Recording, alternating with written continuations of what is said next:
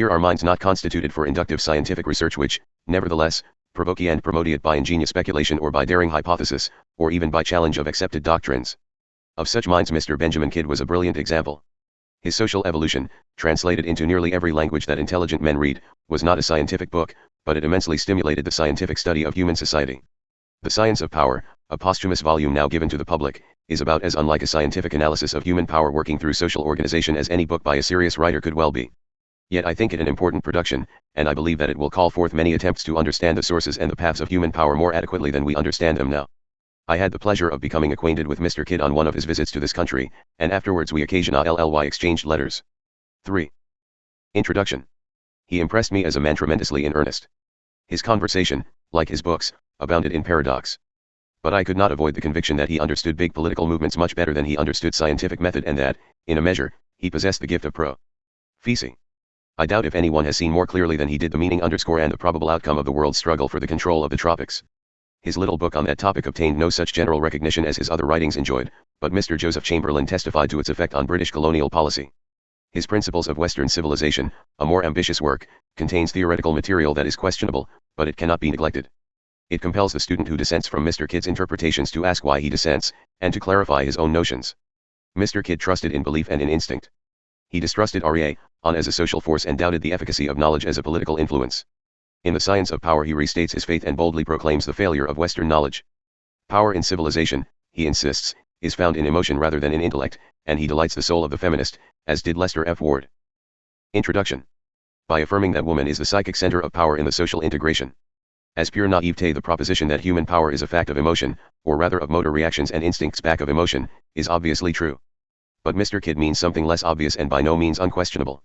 The power that works in the steam locomotive is heat. The power that works in the aeroplane motor is gasoline. But gasoline exploding in the open, or heat radiating without let or hindrance, does not accomplish results. The mechanism through which power is controlled, regulated, and applied is a product of intellect, and Mr. Kidd arrives at an amazing conclusion when, undervaluing the intellectual factor, he propounds as theoretically and practically true the dogma, for such it is, that the emotion of the ideal is the supreme principle of efficiency in the collective struggle of the world. I make bold to challenge this dogma, not to discredit Mr. Kidd, for that is the last thing I should wish to do, but because I believe it to be dangerous as well as untrue. The titanic struggle now raging is indeed an explosion of emotion, on a scale never before witnessed. An emotional white heat, enormous in volume, must be expended by the nations that are fighting to make the world. VL Introduction. Save for decency and liberty, but that power alone will not avail. The war is a life and death struggle between contending intellectual forces. Every last resource of inventive and organizing genius is called upon, and the outcome will be accepted by the world as a demonstration that freedom or autocracy, as the event may prove, produces, discovers, enriches, and commands the better intellects. If the Entente allies win, another contest will lie immediately before us. For what kind of democracy is the world to be made safe, a democracy competent, constructive, and achieving, or a democracy incompetent, destructive, and debasing? Emotional power again will be called upon, but if that is all the consequence that can be predicted now, the world will rue the day that it parted with its kings. If civilization is to be conserved and enriched, America and the British Empire must proclaim and cultivate that universal faith in intellect, which, when all has been said, explains the strength and the beauty of the civilization of France. Franklin H. Giddings. New York, December 1, 1917. Contents. Part I. The Failure of Western Knowledge. Chapter page. J. Tuesday Gathering of the World Revolution. 3. 2 Tuesday Psychic Center of the Great Pagan Retrogression. 43. J. Tuesday Culminating Phase of the Pagan Ethic in the West. Part 2. The Basis of Integrating Power. 4 Power in Civilization KESTS on Collective Emotion, not on Reason 107.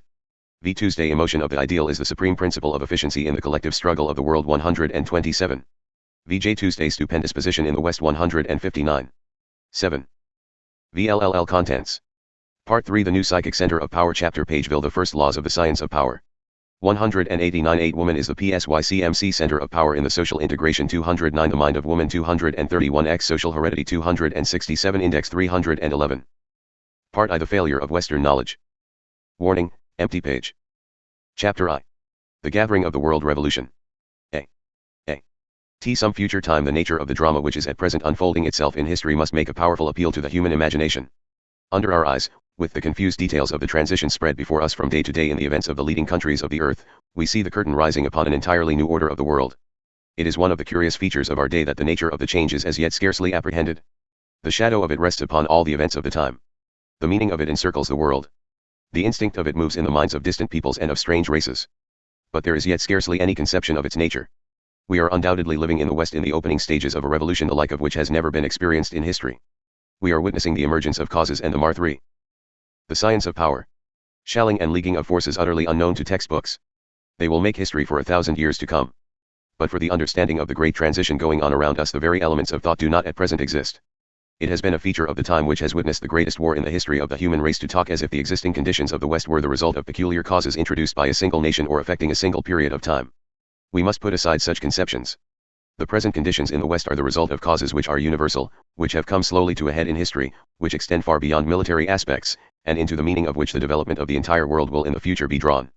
It is a fact, the significance of which has been almost overlooked in the past, that Western civilization has been in a special and peculiar sense founded upon force. All the reasoned knowledge of the West is the science of force in one or other of its phases.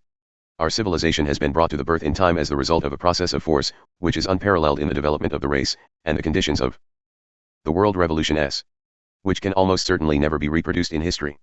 For countless ages before history has view of him, the fighting male of the West has streamed across Europe in successive waves of advance and conquest, vanquishing, exterminating, overwhelming, overmastering, taking possession. The fittest, who have survived in these successive layers of conquest, have been the fittest in virtue of the right of force, and in virtue of a process of military selection probably the longest, the sternest, the most culminating which the race has ever undergone. It is this fighting pagan of the world who has made the history of the West. The civilization which he has produced is the strangest flower in the fields of time. He has introduced into it at every point the spirit of the unmeasured ages of conquest out of which it has come. Into all the institutions which he has created he has carried the spirit of war, and the belief in force as the ultimate principle of the world. But at the same time he has inherited a religion which is the utter negation of force, and which in every phase of his development has remained the outstanding challenge to his conception of the omnipotence of force. He has struggled with this extraordinary inheritance for centuries in the science of power. History. Deep in the inmost recesses of his nature he has continually persuaded himself against belief in it. He has set his science and his philosophies to reason it away. He has gone forth on his business to the conquest of the world, fortifying himself against it and with his spirit resolutely tuned to the doctrine of force. In his national wars he has made the right of conquest the ultimate right of the fittest. In the social struggle he has trained himself to see, in the steel claws of devouring tyrannies closing on the worst, the natural law of efficiency. It is only our lifelong familiarity with the outstanding features of our civilization which has dimmed our vision to its altogether surprising features. As the spirit of the belief, which is the flat denial of the conception of the omnipotence of force, has gradually overmastered the world builder of the West, the results baffle all adequate description. The pagan has captured the world by force. He holds it by force. But the system of ideas in which he is enmeshed flings into sight an unparalleled significance. While his philosophies have argued with it, while his sciences have branded it as foolishness, it has slowly enfranchised the world around him. It is bringing into the rivalries of life on terms of equality with the world revolution. Him every class and substratum of his societies, every race of men on the planet. The problems which are evolving themselves out of the deep are illimitable. The blinding vision of which the West has caught sight has been that there is but one class, and but one color, and but one soul in humanity. It is a vision under which the soul of the pagan world builder flames in rebellion. But it has come to haunt the moods of industrial demos as he hums his ragtime music in the midst of the mills of force which he has erected. The spirit of it moves in the dreams of strange peoples at the ends of the earth. And on the mind of demos and of the distant peoples the effect is the same. It has brought a haunting sense of some meaning, infinite but unexplained, through which our civilization moves towards a fulfillment in which the past may pass forever, and in which new standards of efficiency, that men have not dreamt of, may possibly arise in the world. The male of Western civilization has become by force of circumstances the supreme fighting animal of creation. History and natural selection have made of him what he is. For at least 4,000 years, and possibly for a period 10 times as long, his forebears have represented the science of power, the highest expression of force in the world. Every instinct of the fight, every quality of the rule of force exists in him through an ancestral inheritance measured by the meaning of hundreds of generations of successful fighting. The consequences are felt today throughout every fiber of our civilization. As race after race of the peoples of the earth, as class after class, and layer after layer of their societies have been gradually brought into the struggle under the emancipating influence described, there has resulted a conflict of forces never before known. The problems thereof have become in every field of activity in the West the centers of movements molten with human passion. There has never been anything like the daily sequence of events which is spread before us in the record of civilization during the past half-century. It is a record of a war continuous and intense under every phase of human activity. In the programs of parties, in the relations of nations, in business, in labor politics, in art, in literature, in the whole realm of economic activity, it is war in progress under every conceivable aspect. But this cannot be the meaning of the West. Through it all there runs a sense of new eras, of new values, of emerging types, of widening horizons. The world revolution. Zones, of more spacious ideals of human brotherhood seen through the social emotion. But it is a world of revolution, of sinking temples, of falling idols, of rending veils, of darkening skies under which the gods of force huddle towards vast Armageddons muttering, "We know not fear, while the past moves from under them. If we could only see the age which preceded the Universal War of Nations which began in 1914 as the historian of the future will see it, it would present a surprising spectacle, for we should see this War of the Nations to be no more than an incident in a universal movement, involving every leading form of thought and activity in the West, gradually rising to a climax throughout the world.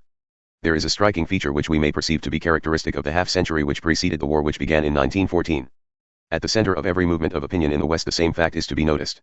There is visible a gradual falling back upon first principles, a retreat all along the line to those conditions of elemental force under which the civilization of the West first came into being. The Darwinian thesis, presented to the Western mind in the middle of the 19th century, had the science of power a remarkable effect on civilization. It presented to the masters of force in the West a conception of the world which they rendered exclusively in terms of force and struggle. It was not science which created the universal fame of the Darwinian conception. It was rather the half-informed pagan mind of our civilization. For centuries the Western pagan had struggled with the ideals of a religion of subordination and renunciation coming to him from the past. For centuries he had been bored almost beyond endurance with ideals of the world presented to him by the churches of Christendom. He had stiffly bowed his armored back to them, but mostly without inward comprehension. But here was a conception of life which stirred to its depths the inheritance in him from past epochs of time. This was the world which the master of force comprehended. The pagan heart of the West sang within itself again in atavistic joy.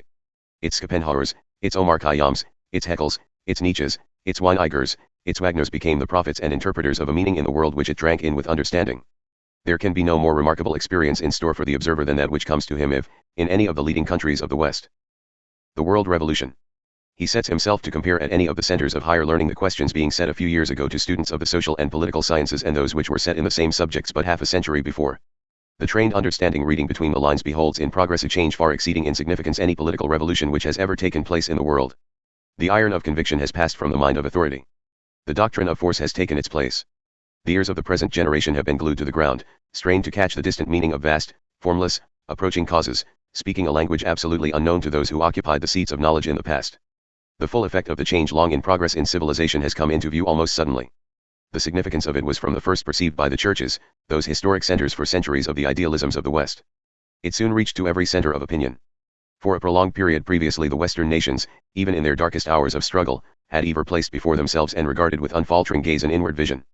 They had conceived our civilization as gradually ripening. The science of power. Through the perfection of principles inherent in it, towards an age of universal peace and balanced harmony among all the nations of the earth. The first startling effect in the West of the recrudescence of the pagan doctrine of the omnipotence of force was upon this ideal. For 15 centuries, since the full adoption of Christianity by the continent of Europe, the scandal and paradox of the world, says the Honorable George Peele, was that European history was a tale of blood and slaughter. But always hitherto this record had been shamed into irrelevancy by the permanence and supremacy of the vision in the background. Within the short space of some 50 years all this has been changed. Those living have watched civilization becoming openly and of set purpose a universal place of arms. Within the half-century, by a process of development marking the intensity of the causes at work, they have seen standing armies, on a scale previously quite unknown, becoming a normal feature of the life of modern communities. The sun has followed its daily course from east to west over the nations of the world standing to arms and preparing for war. The full significance of the change, more. The Future of England, p. 169. The World Revolution. Over, has lain in the fact that now it was preparation for war without any higher vision whatever of peace perduring in the background. For the changes in the direction of thought have been far-reaching and rapid. The state of war became spoken of again among men not as a shame and a rebuke to civilization but as a state of nature. During the first period of the 20th century in the reviews, books, newspapers, parliaments, congresses, and even in the schools of the principal countries, war has been the principal subject of interest. The discussion of war by experts and publicists, the methods by which war is to be carried on, the enemies against whom it may have to be directed, and the objects and policies for which it may have to be waged has gone on continually. As the result of tendencies which in a short space have enveloped the world, settled modes of thought regarding war, which in countries like Great Britain and the United States had been the slow growth of centuries of previous development, have become profoundly modified and altered. Men have come to listen silently, as they would not have listened half a century previously, when they have been told by leaders of opinion that the ultimate principles of civilization, the science of power, do not justify the prophecies since the beginning of our era as to an eventual age of peace and goodwill, that war is the natural condition of man, that it is not an evil but a necessity, and even a good, and that the modern resources of science are not tending to abolish war but only to render it more terrible and destructive by raising to the nth power the possibilities of savagery. The alteration taking place in the nature of the pleas urged in favor of peace has become even more striking and significant. 50 years ago the most prominent feature in the case for international peace was that it was made to rest on the high ground of an immutable moral doctrine. War was held to be a crime against the principle of civilization, a direct challenge to the fundamental conception of Christianity. It was held, therefore, that the higher nations must evolve beyond war, just as the higher individual has been raised beyond crime, through the growth of an internal moral standard producing a feeling of absolute abhorrence. But almost under the eyes of the current generation this view became replaced by another conception. The high inflexible conviction urged against war in the past, that the spirit CF war was a crime, that peace was a moral end to be sought. The world revolution. For its own sake and irrespective of any cost or sacrifice whatever, ceased to be urged. Peace came to be advocated because it was said to be the condition which paid best in civilization. War was argued to be economically unsound, because it was said to be a great illusion to believe that a national policy founded on war could be a profitable policy for any people in the long run. In no phase of the time has the rapid lowering of the standards of opinion in the West been more directly in evidence than in this modification of the principle upon which the demand for peace was based. The degeneracy and futility of the argument which had come to rest the cause of peace on no higher ground than this were deeply and instinctively felt by every mind which understood the nature of the forces on which Western civilization rests. Even in the standards of those who had begun to base the policy of nations upon the omnipotence of force, the demand at least was everywhere for the capacity for sacrifice. The state of international relations in the West for many years before the outbreak of the war which opened in 1914 will be one to cause marvel to students in history in times to come. We have passed so rapidly through such moving events in our time that the existing world has the science of power never seen in focus the period through which we are living. It has never fully realized that the great movements in the West in recent times are but phases of a larger development which in a generation or two has come to envelop the whole of civilization. The gradual lowering of the standards of opinion and conduct has extended to all centers of Western thought and action. But it was at the beginning most clearly visible in international relations. One of the most influential of British liberal journals, writing some years before the war, described in a vivid article the altogether extraordinary conditions which for a considerable period had come to prevail in European diplomacy. It seemed, the journal urged, as if civilization in Europe in the highest environment of culture had returned to conditions of primitive savagery. The crudity of the purposes, the danger of the aims, the thinly veiled barbarisms of the methods which were coming to prevail amongst diplomatists, were forcibly described. Speaking of the conditions surrounding the diplomatists who were guiding modern affairs at the points of contact of the principal nations of the West, the journal with great seriousness continued. The world revolution. We see them pulling wires, stealing marches on each other, laying long and crafty plans which almost invariably miscarry, and missing obvious events which throw all their designs into confusion. And on one side or the other there is a perpetual exploiting of the inherent loyalty and patriotism of their countries in quarrels which are mere combativeness for no purpose. In international relations, in short, the minds of the men of leading and culture who were guiding the affairs of the West seemed to the journal in question to have returned so near to a state of primitive barbarism that the journal gravely wondered why the immense majority in the nations did not assert themselves and sweep it all away. 1. Whatever these symptoms might imply in their more immediate relations, there could be even then no mistaking their import in the deeper aspects of history. The West was getting down to the first principles of force. The powers which had command of force were, with a sure instinct, preparing for a stage in which strength would be measured again in the West in those conditions of primitive force which the West understood. But the times were evidently pregnant with a wider meaning than this. It was a period more. 1 Westminster Gazette, October 31, 191 I. The science of power. Elemental still, in which some new, vast, and fundamental conditions were assembling in the world, presently to emerge into full view in another era of civilization. When we turn from these external symptoms to the social conditions existing within the frontiers of the nations before the outbreak of the War of 1914, the spectacle becomes more arresting.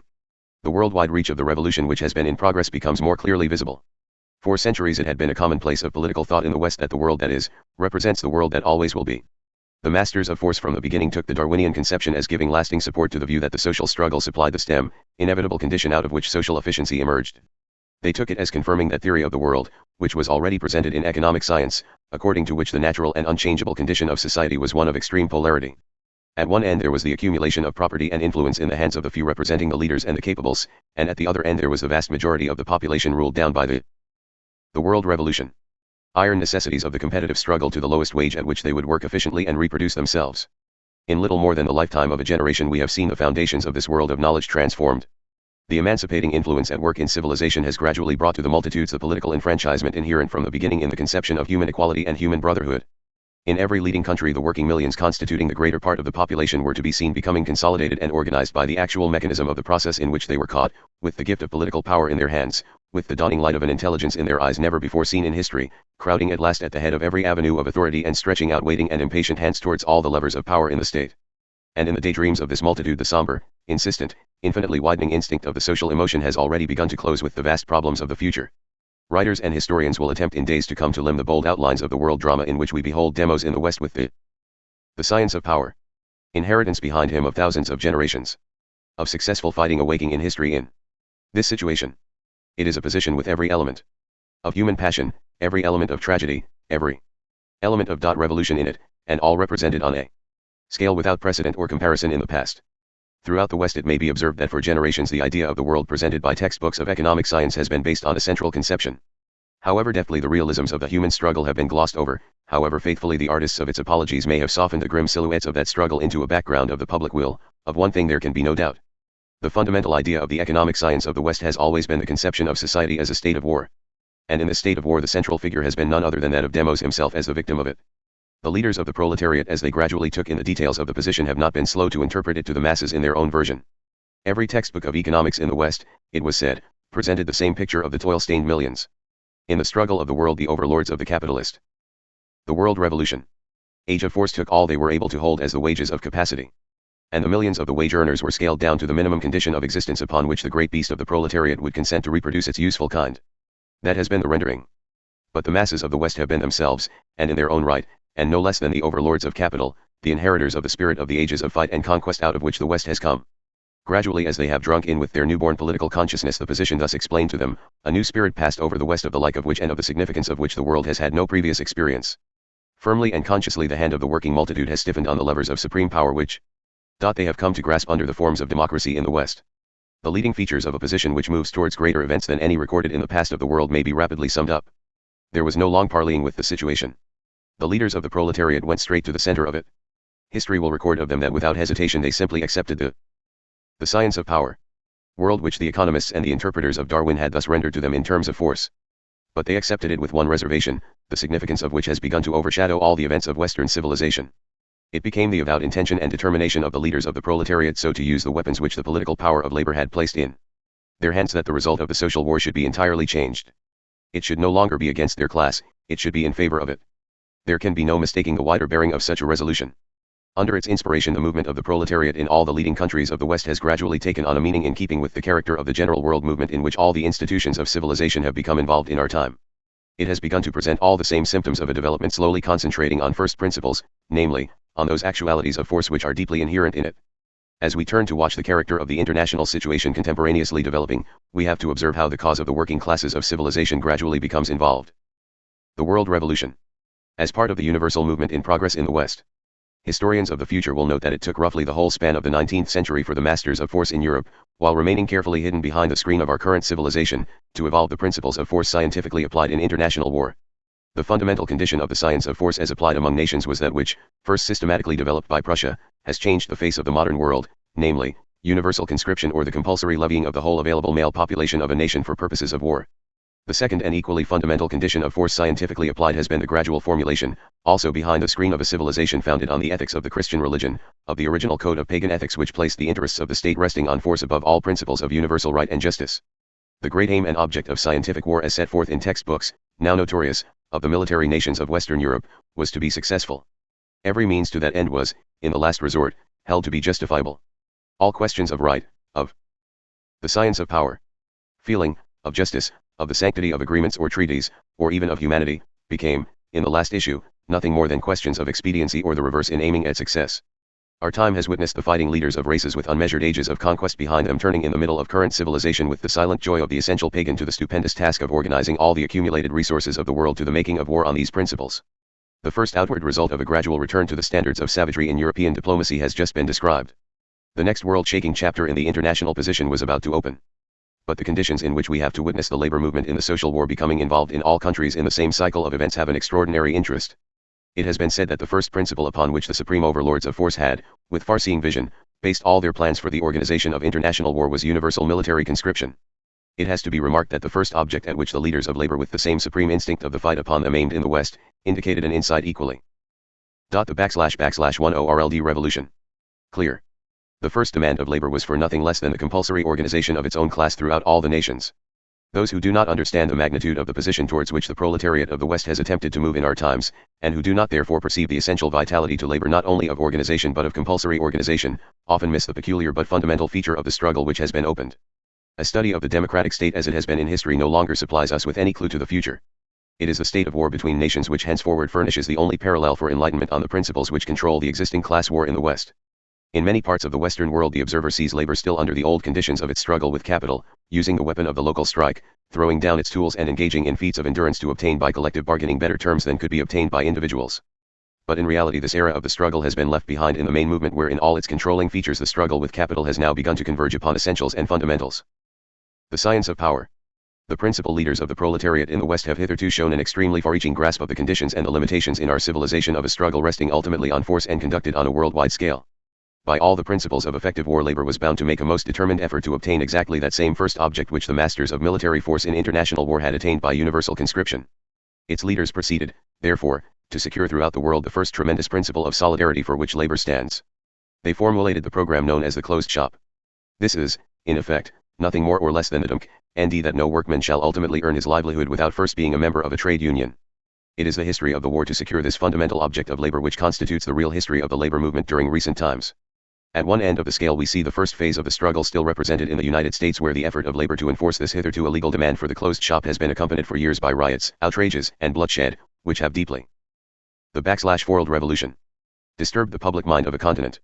At the other end of the scale the struggle is represented in Great Britain by the example of the cotton trade, where in the most highly organized industry in the world the principle of the closed shop is to be seen emerging at last as a successfully established objective of labor. The world has, indeed, actually witnessed in recent times the operatives of this industry, having successfully insisted in the full daylight of legality that capital shall employ no workers who are not members of their union, proceeding completely to hold up the premier manufacturing industry of civilization for such a period as the exigencies of their warfare demanded. The interval between these two stages in securing this, the cardinal position of the labor movement in the West, has represented a large part of the internal history of the leading nations of the world for a generation. The struggle has been in progress throughout Europe and America. It has furnished the principal events for a considerable period in the politics of countries like Australia and New Zealand. And it has everywhere presented the same features of a universal struggle in which a movement representing worldwide and fundamental interests in civilization is. The science of power, tending to fall back upon the prime and elemental conditions of force underlying it. As the conditions of force governing the struggle have rapidly developed, it has become visible how vital, how far-reaching, and how true to type has been the military instinct of labor. The principles of the democratic state from this stage forward begin to be pressed one by one into the background.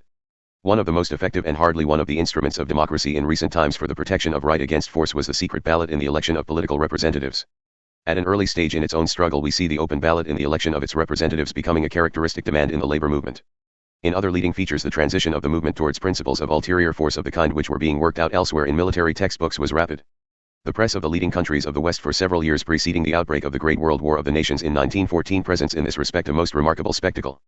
Its leading organs are to be seen registering the opinion that a new era of civilization was arising under the prevailing conditions. Hitherto 1. The World Revolution 29. Of the most pronounced of all aspects of legality in the West had been the accepted sanctity of agreements. But in the course of the labor struggle it began to be a subject exciting profound feeling that in the agreements made by organized labor on the one side, and organized capital on the other, this principle was often no longer observed. The Times, surveying in England the labor movement for a number of years, laid great stress on this remarkable feature, maintaining that in a long series of crises legal contracts deliberately entered into by labor had been continuously violated as if they had meant nothing at all. In these violations of agreements, moreover, remarkable features were pointed out. They were all ultimately condoned. The enormous voting power of labor in the state rendered any other action impossible. A still more striking feature, showing the retreat on the ultimate principles of force which was taking place, was the nature of the defense coming to be urged for these breaches of contract by labor. The proletariat, in a state of war, it was said, had often no option but to accept for the time being the terms of capital. But, as it began to be characteristically put on 1. Times, January 26, 1912, and March 27, 1912. The science of power. Behalf of labor, a defeated nation may have to sue for peace, and if the conquerors exact hard terms a defeated nation will, at the first favorable opportunity, repudiate such terms, and so with the men. Here it will be seen we are face to face with the standards of international war, where all conditions of legality have come to rest on force. We are, indeed, in the presence of that last argument already being advocated under many forms in the official military textbooks of the Central States of Europe, in which expediency had become the sole criterion of conduct directed to the end of success in war at any cost whatever. There need be no desire to attribute to the responsible leaders or to the body of the rank and file of the labor movement in the West a conscious intent or consent to this lowering of standards. Enormous forces of quite a contrary direction were, indeed, behind the labor program. What we are watching is rather the labor movement as a whole becoming enveloped in the irresistible tendencies of the universal movement in cf. When a class issue of any importance is raised, might makes right always and everywhere, quoted from a syndicalist handbook written by Charles Watkins, and endorsed by Tom Mann. Vide the 19th Century, September, 1911, The Labor Revolt and Its Meaning, by J. Ellis Parker. The World Revolution. Civilization which was now everywhere falling back rapidly on the actualities of force inherent in it. As syndicalism developed in the next stage it brought into clear view the ultimate features of this position. In syndicalism, the controlling factors in the great class war of civilization were defined with firm grasp in the program set out in 1912 in the leading organ of the movement in England. The demand for the nationalization of industry, so prominently displayed in all the earlier pronouncements of socialism, was, in that program, shifted definitely into the background. Syndicalism, it was asserted, has ceased to put its trust in the state.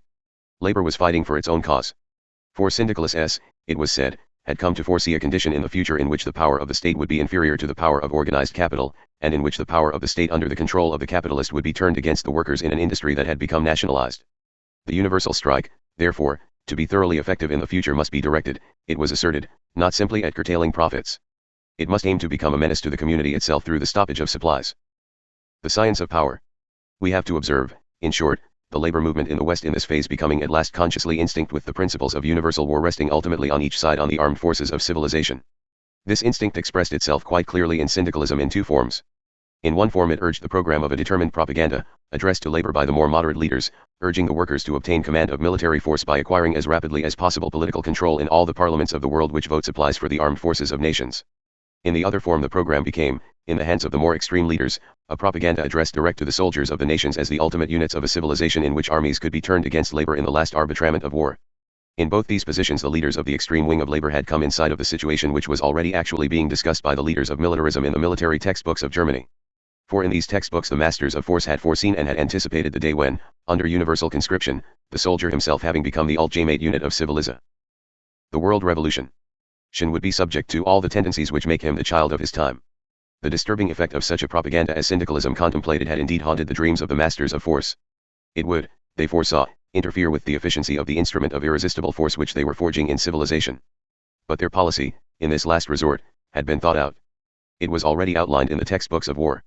It was to smash the whole fabric of that spiritual life in the soldier himself equally with that of the enemy, for they had counted upon the necessity in both cases which ran counter to the policy which demanded success as the supreme object of war.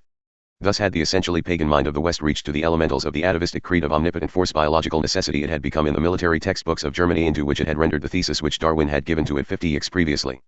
The German war book, Kriegsbrauch im Landkrieg, J. H. Morgan's translation. 2. For the teaching as to smashing the spiritual life of the enemy compare the German war book, Kriegsbrauch im Landkrieg, translated by J. H. Morgan, M.A.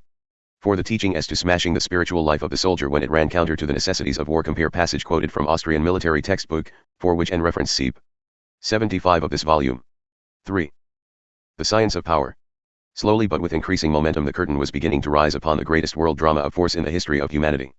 It is necessary to turn now to watch other aspects of this movement in civilization, into which all local phases, national and social, have rapidly been drawn. The causes which have driven labor to organization within recent times have been irresistible. But causes, operating with a similar intensity, have at the same time been driving capital into a position in which all the landmarks of the past are one by one disappearing from view.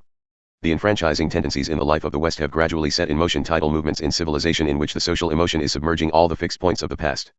But there is no indication whatever on the thought or activity of the time that the power-holding interests in civilization have any clear grasp of the situation in which they are involved.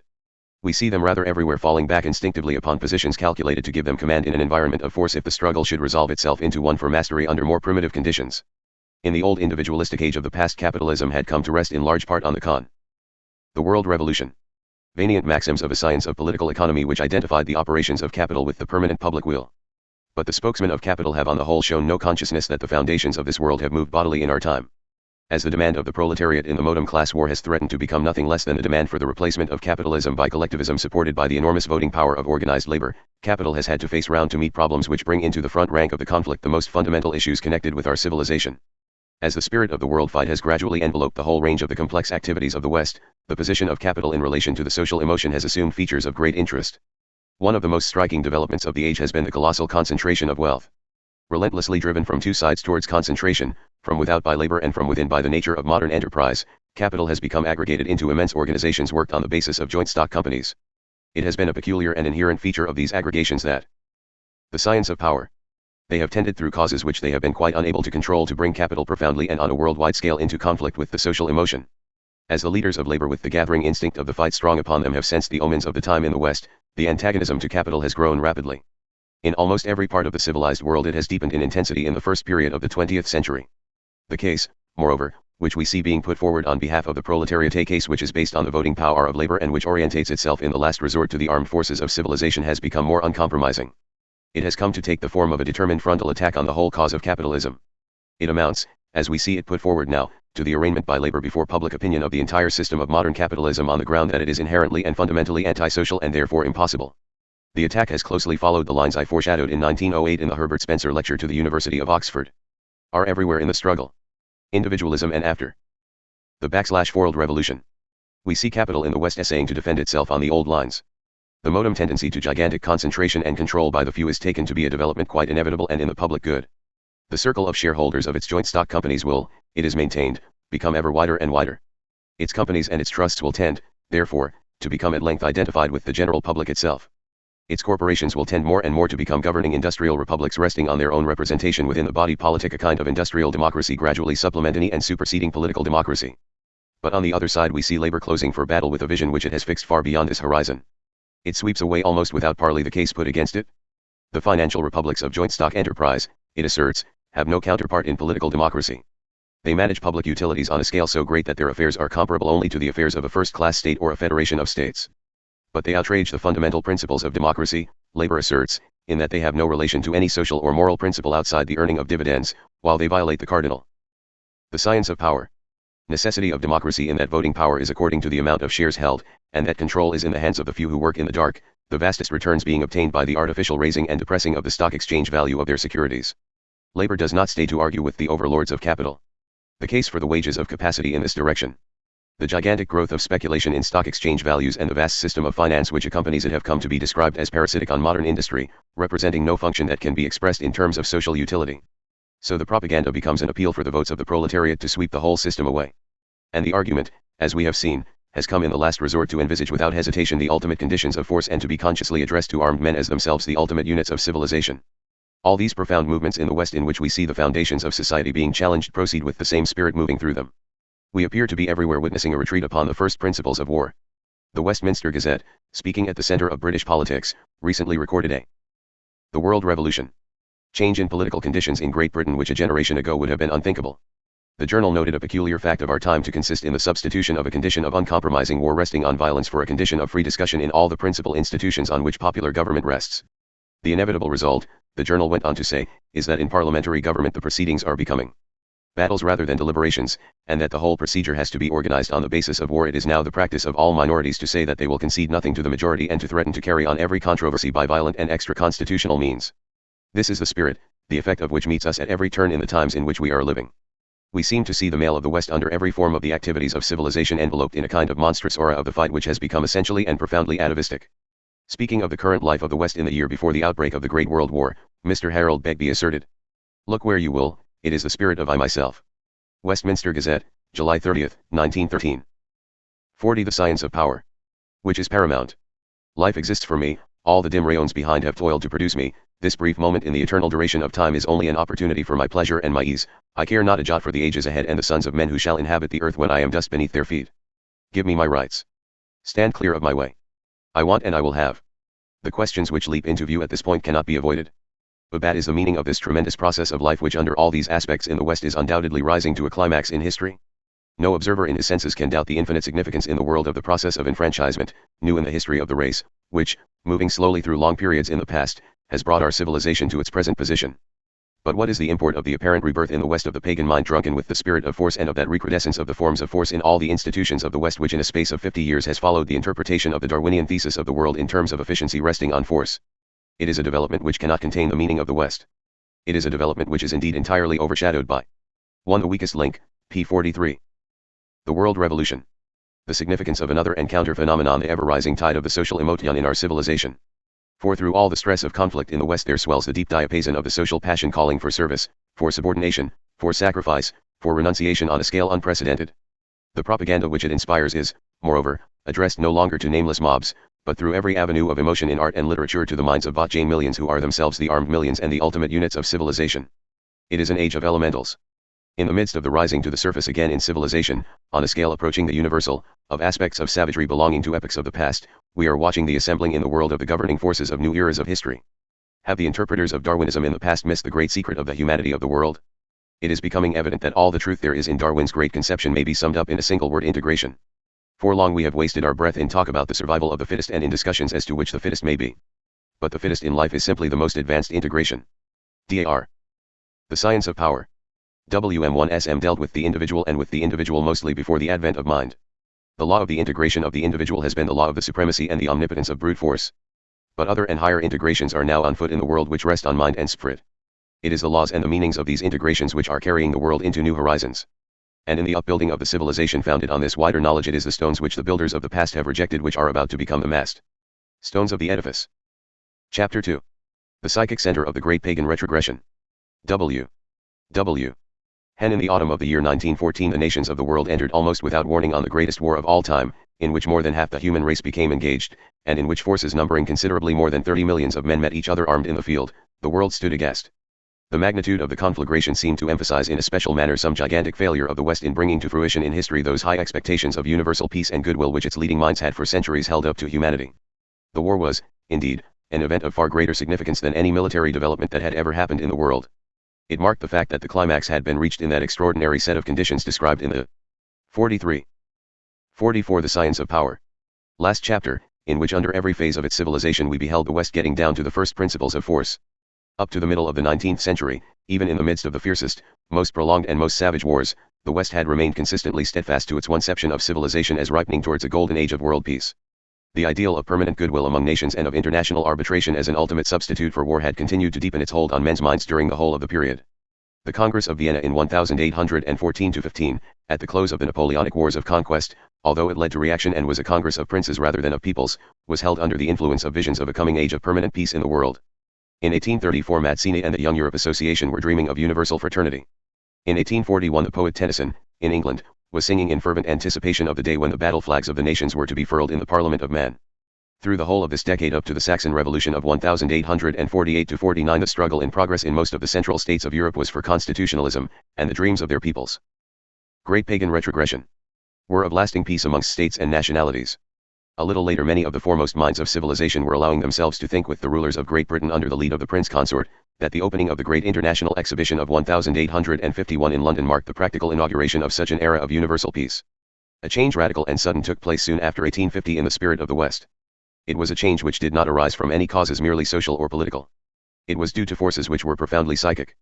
It is necessary to understand these forces, for it is in the psychic development which preceded the World War of 1914, that we have to witness the almost incredible spectacle of the entire organized system of that knowledge of the West, which is essentially the science of force, passing gradually to monstrous forms of extravagance and failure, and at length to irretrievable bankruptcy in Western civilization. By far the most important event in the history of the modern West is that of the publication in 1859 of Darwin's Origin of Species. There is no precedent in the history of the human mind to compare with the Saturnalia of the Western. The Science of Power. Intellect which followed the publication of this book. Speaking of the event in his presidential address to the Royal Society in London in 1905, Sir William Huggins said of the instantaneous revolution it produced. The accumulated tension burst upon the mind of the whole intelligent world with a suddenness and an overwhelming force for which the strongest material metaphors are poor and inadequate. In a way to which history furnishes no parallel the opinions of mankind may be said to have changed in a day. The change, moreover, produced by the Darwinian hypothesis was not simply one of detail. The revolution seemed to involve the reversal of a position fundamental in Western thought which, to use Sir William Huggins' simile, like a keystone brought down with it an arch of connected beliefs that for centuries had formed part of the permanent life inheritance of the civilization of the West. Darwin's presentation of the evolution of the world as the product of natural selection in never-ceasing war as a product, that is to say, of a struggle in which the individual efficient in the fight for his own interests was always the winning type touched the profoundest depths of the psychology of the West. The idea seemed to great pagan retrogression. Present the whole order of progress in the world as the result of a purely mechanical and materialistic process resting on force. In so doing it was a conception which reached the springs of that heredity born of the unmeasured ages of conquest out of which the Western mind has come. Within half a century the origin of species had become the Bible of the doctrine of the omnipotence of force. The hold which the theories of the origin of species obtained on the popular mind in the West is one of the most remarkable incidents in the history of human thought. The first effect of this presentation of the existing world as the result of selection through struggle and merciless war was immediate. Everywhere throughout civilization an almost inconceivable influence was given to the doctrine of force as the basis of legal authority. This effect had two deeply marked phases. In countries like England and the United States the striking resemblance which the doctrine of the survival of the fittest in the war for existence bore to those doctrines of political economy which had come to prevail in business and commerce was immediately recognized. Almost every argument of the origin of species appeared to repro. The science of power. Sent a generalized conception of the effectiveness of the war of competition. The positions resting on the social war which Maurice, Ruskin, and a crowd of writers had condemned, but which Bentham, the Mills, and the influential school of English utilitarians had long been attempting to realize in the political state, seemed to have become justified at a stroke. The central thesis of Darwin appeared as nothing less than a culminating scientific condemnation of all the labor programs of the West conceived in a spirit of socialism. The prevailing social system, born as it had been in struggle, and resting as it did in the last resort on war and on the toil of an excluded wage-earning proletariat, appeared to have become clothed with a new and final kind of authority. Darwinism seemed to the rulers of civilization to have lifted the veil from life and to have disclosed to the gaze of the time the self-centered struggle of the individual ruthlessly pursuing his own interests, and pursuing them as in the competition of business to the exclusion of all other conceptions, and to have revealed this individual as the basal fact of the world in evolution. This was the first phase of the effect of Darwin's conception on civilization. But although Darwinism was a product of the English-speaking Great Pagan Retrogression peoples, it was neither in England nor in the United States that it passed rapidly into the second phase of its influence. In this phase on the continent of Europe, the extraordinary position was soon reached in which Darwin's theories came to be openly set out in political and military textbooks as the full justification for war and highly organized schemes of national policy, in which the doctrine of force became the doctrine of right, and in which force in a manner which had not been known for centuries was openly made the basis of all legal authority. As the prestige of Darwinism increased and as the new ideas became entrenched in the handbooks of popular science and in systems of revolutionary criticism, it was almost as if the desert and the jungle had begun to voice themselves in human thought. The world beheld the champions of force gradually becoming again in their own right the supermen of systems of popular philosophy. In solemn treatises of social science it saw them emerging as efficients. In political science lectures they began to appear as we who have the right because we have the power of systems of national policy. The doctrine of the supremacy and the omnipotence of force became the doctrine of absolute right expounded as the law.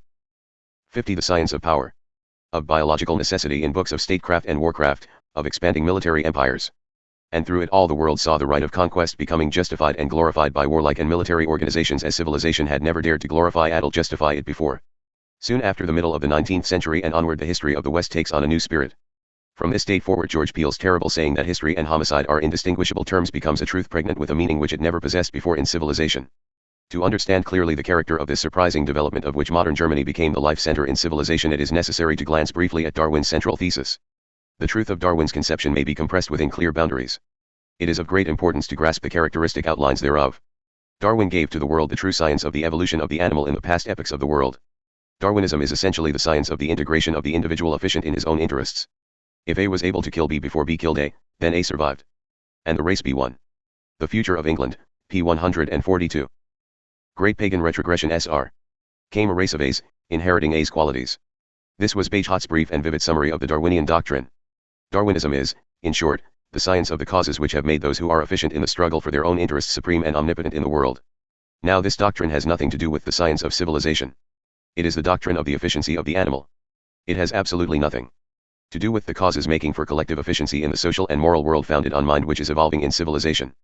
Darwinism represents indeed the very antithesis of the principles of that social integration which is taking place in civilization. The dividing line, moreover, is absolutely fundamental. For the first principle of evolution in the world of the efficient animal of Darwinism is the supremacy and omnipotence therein of individuals or groups of individuals efficient in their own interests. The first principle, on the contrary, in the evolution of the social world of civilization lies in the subordination of individuals. The ascending history of the human race is indeed nothing else than the progressive history of the sacrifice of the individual efficient for himself to the meaning. 1. Physics and Politics, p. 188. The science of power. Of that collective efficiency which is being organized in civilization gradually merging in the universal. The progress of humanity has, therefore, over and above every other feature this meaning. It is the epic of the vast, tragic, ennobling, immortalizing, all-conquering epic of renunciation. The story of creation up to and including human savagery is simply the story of the supremacy in the world of physical force organized in the life of the efficient individual or the efficient group or the efficient state. But the story of evolution above savagery is nothing else than the story of the gradual rise to supremacy in the world of those psychic forces organized in civilization which are subduing individuals or aggregations of individuals efficient in their own interests to those universal principles which are making for the limitless efficiency of civilization. It happens through all this that there has never been since civilization began any reconciliation between the morality of the individual efficient for himself and the morality of evolving civilization. There never will be any such reconciliation to the end of time. The two things are inherently incompatible. The meaning which underlies all forms of progress in advanced civilization is that Great Pagan Retrogression. It represents the great spiritual integration of mind which has raised the conception of right to the plane of the universal by projecting the sense of human responsibility outside all theories of limited interests whatsoever which rest merely on force. It has made right independent of and superior to all interests of the individual, the group or the state, resting on the successful application of force, on whatever claim or mission they may be based, on whatever scale they may be represented, by whatever force they may be backed. The contrary doctrine that right rests on the successful application of force in the individual was broken when the day of the highwayman passed in civilization. The organized form of the same doctrines in the state that no right is above the state, and that the state has no standard but that of power and expediency resting on omnipotent force, has been the standing challenge to liberty and progress in every phase of the tremendous struggles which make the history of civilization. Now if we take up any of the superficial philosophies, or false systems of social science of which the world is full, we have the clue at once to their unsoundness. It may be distinguished immediately. Bernhardi, Germany, and the Next War, Chapter V. The science of power. 8ly, that they have all one unmistakable mark on them. They represent endeavors to construct the science of evolving humanity without the subordination of the individual to the universal, and therefore without the iron ethic of renunciation. They are all hopeless attempts foredoomed to failure, to set out the mere science of the animal efficient in his own interests as the science of civilization. A name may be given to all these sham cults of civilization. They are all essentially pagan. The pagan was originally a villager, the worshipper of local and therefore of false gods. He was the antithesis of the universal. The modern definition of paganism may be put clearly and briefly thus. The pagan man is the man whose standard of right does not extend beyond his own interests. The pagan state is the state whose standard of right does not extend beyond its own interests.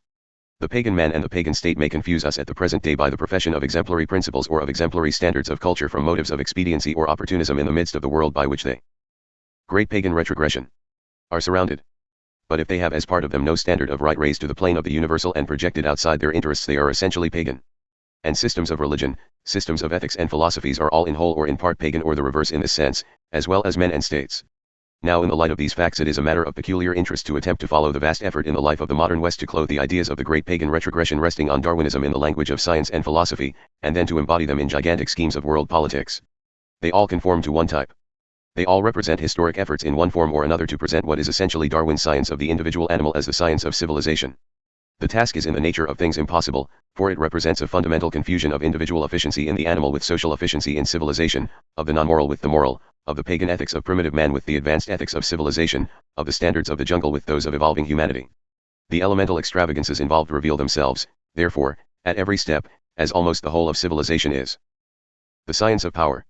Gradually brought under the influence of these attempts. It was Prussia first, and then the whole of Germany, which became the seat of this development. The center of Darwinism in Germany was in the writings of Haeckel. But Darwin's theories and Haeckel's ideas were absorbed and utilized by a most powerful group of authors and men of action who, from various standpoints, perceived how closely the Darwinian doctrines of efficiency resembled the doctrines of efficiency resting on force, in which they had for long endeavored to embody their own conceptions of the national policy of modern Germany.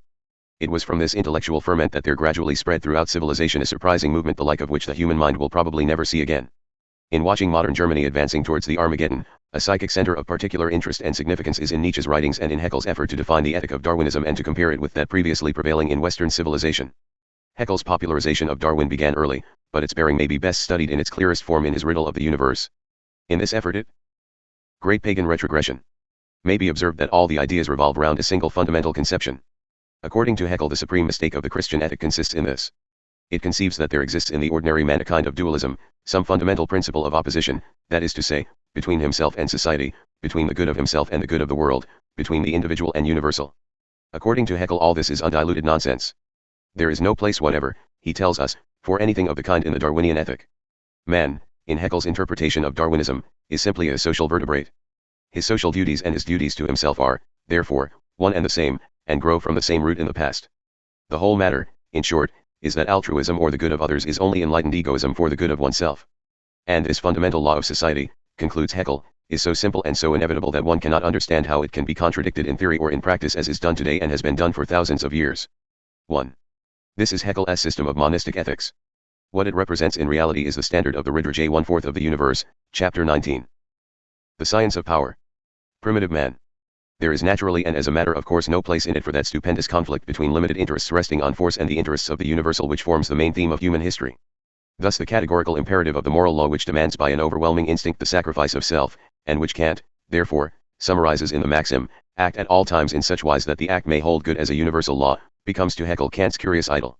1. Similarly, the command of the founder of Christianity, love your enemies, bless them that curse you, do good to them that hate you, and pray for them that despitefully use you and persecute you, is pronounced by Haeckel to be as useless in practice as it is unnatural.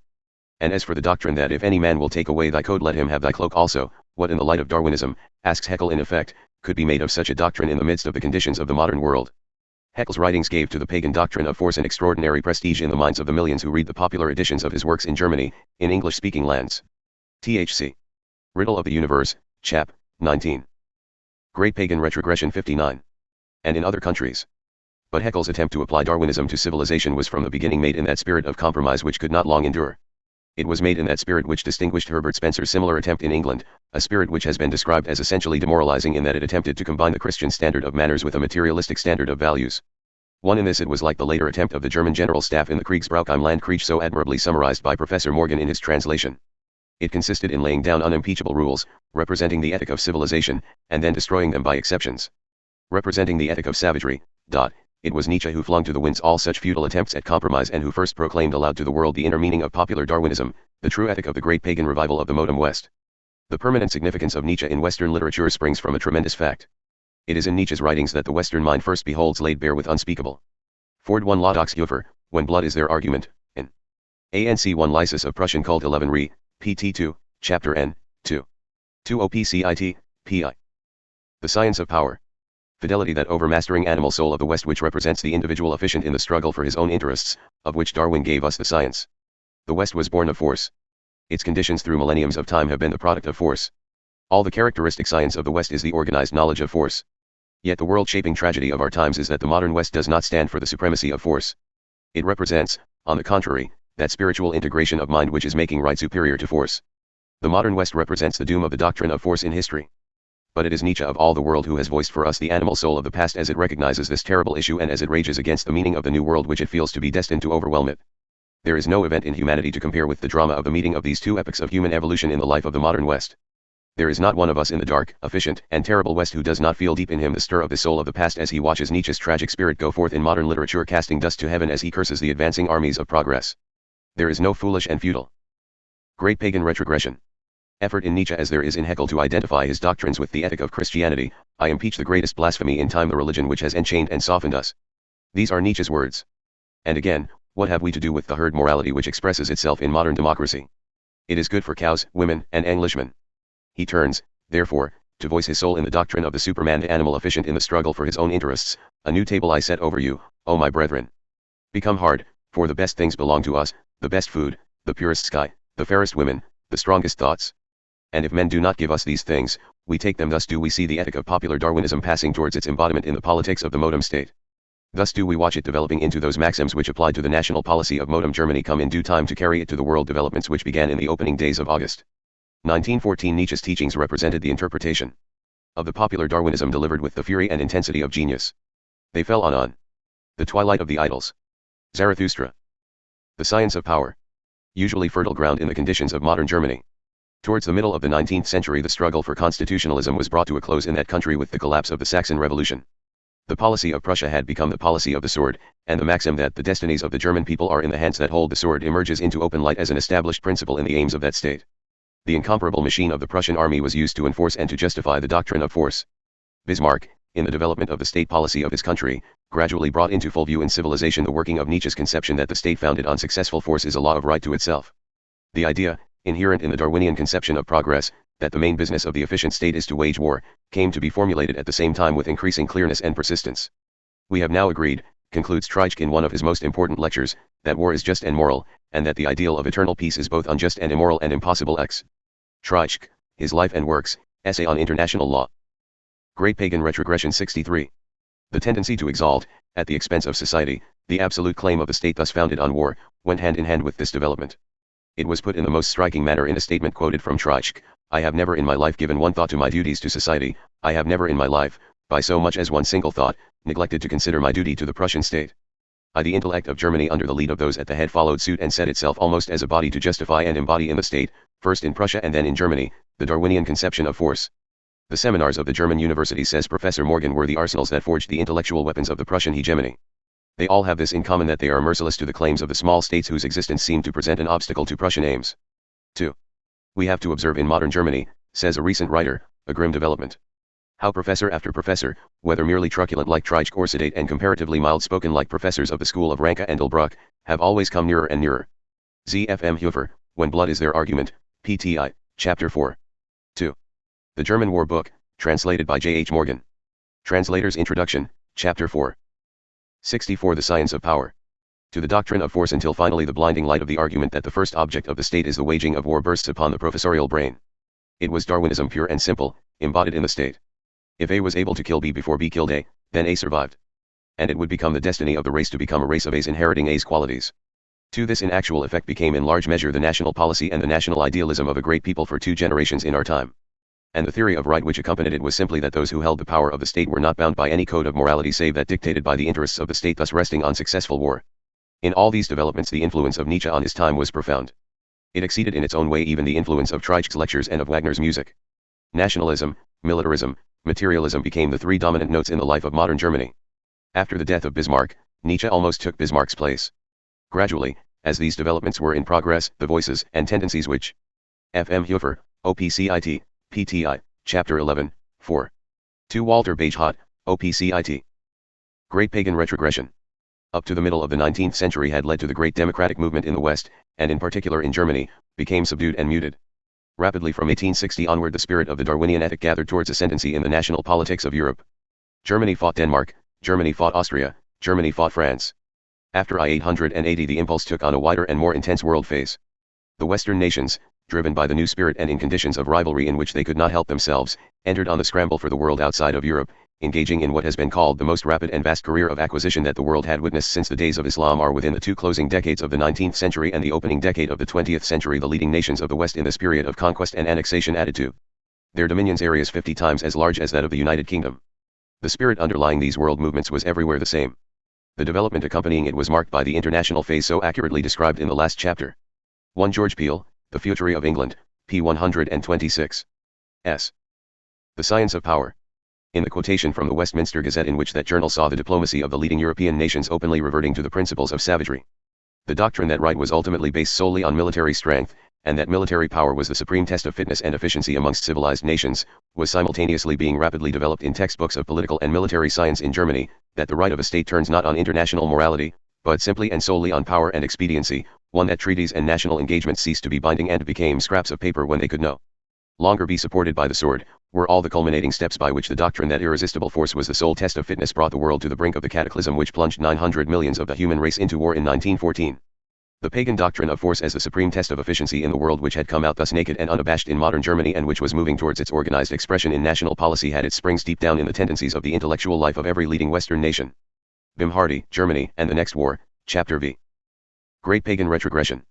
There has been nothing in the history of the human mind in the past, there will probably be nothing in the history of the human mind in the future, to compare with the phases of the intellectual movement which in other countries of the West contemporaneously accompanied the phases of the political movement in which the doctrine of the efficient Darwinian animal became embodied in the world policy of modern Germany. Almost every reading mind of the West which attempted, under the influence of the Darwinian hypothesis, to apply the doctrine of evolution to human society became affected in the same way. Darwin's science of the animal efficient in his own interest was conceived to be the science of civilization itself. In every case the conception gave rise to some monstrous form of extravagance. In the military state in Germany where Darwinism from the beginning took a political direction, its culminating phase was found to be in its application to Weltpolitik.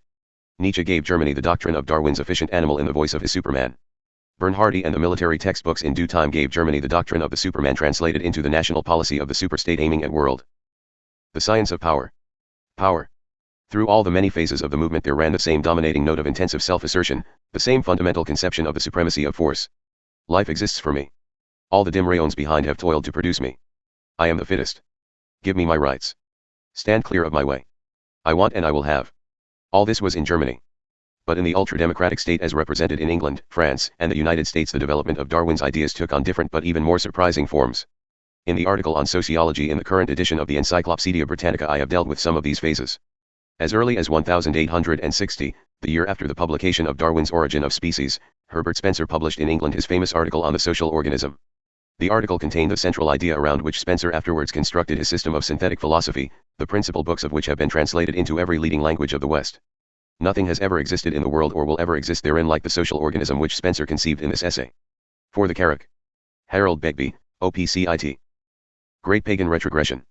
Terroristic feature of the social organism of human society, as Spencer described it, was that it is an organism in which the interests of the individuals comprising it can never be subordinated to any supposed interest of the whole. Extraordinary as the fact may seem, this conception is actually put forward by Spencer in all seriousness.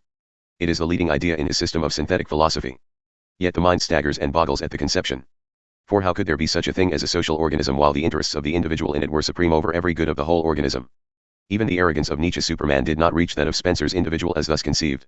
In ages to come, as men watch the phenomenon of the passing at this time to gigantic catastrophe in the history of the West of the whole system of the knowledge of the West which is founded on force, interest will center in the extraordinary intellectual position thus being developed in England by Spencer side by side with the political development taking place in Germany.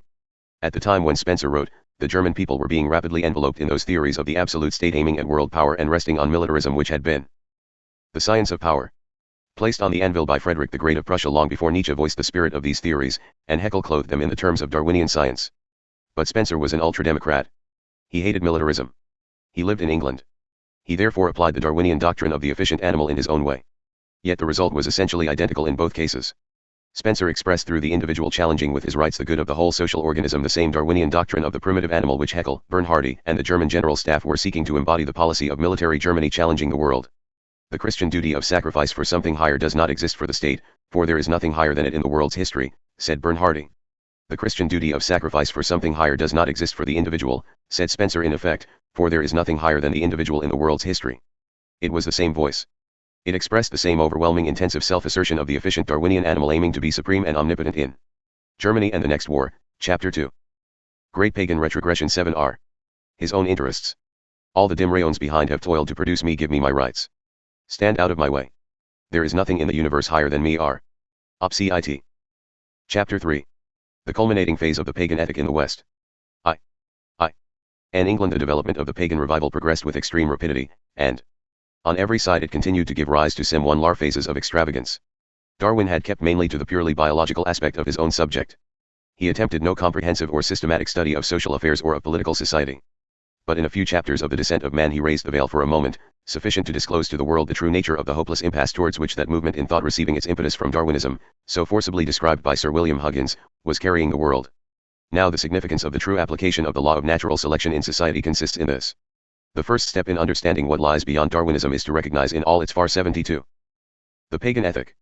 Reaching import that the human evolution which is proceeding in civilization is a social, not an individual integration. The individual of the primitive ages of the race, when A killed B before B was able to kill A, and left his descendants, was the individual efficient in his own interests. He was the individual of whom Darwin gave us the science, of whom Nietzsche Superman gave us the voice, of whom the empire of pagan Rome gave us the culminating stage in history, and of whom the war textbooks of modern Germany gave us some of the maxims revived in terms of the modern military state.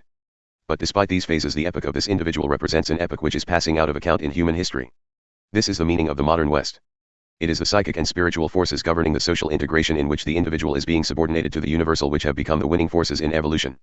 There is not, however, the slightest foreglimpse of the principles of this wider science of evolution in Darwin.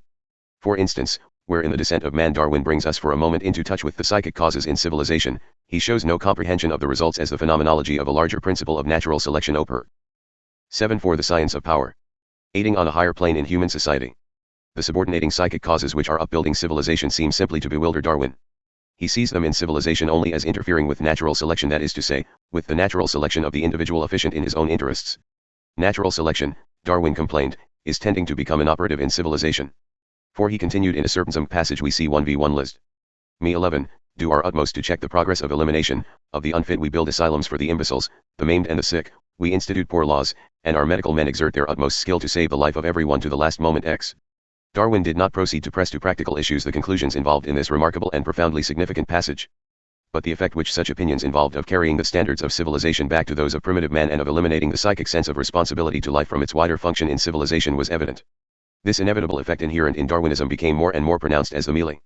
Darwin, Descent of Man and Selection in Relation to Sex, Chapter V. The Pagan Ethic. Terrorism of Europe began openly to base itself on the theories of the origin of species. The reversion to the standards of the jungle as the basis of natural selection in civilization soon became clearly visible in all the literature of the modern military movement in Europe.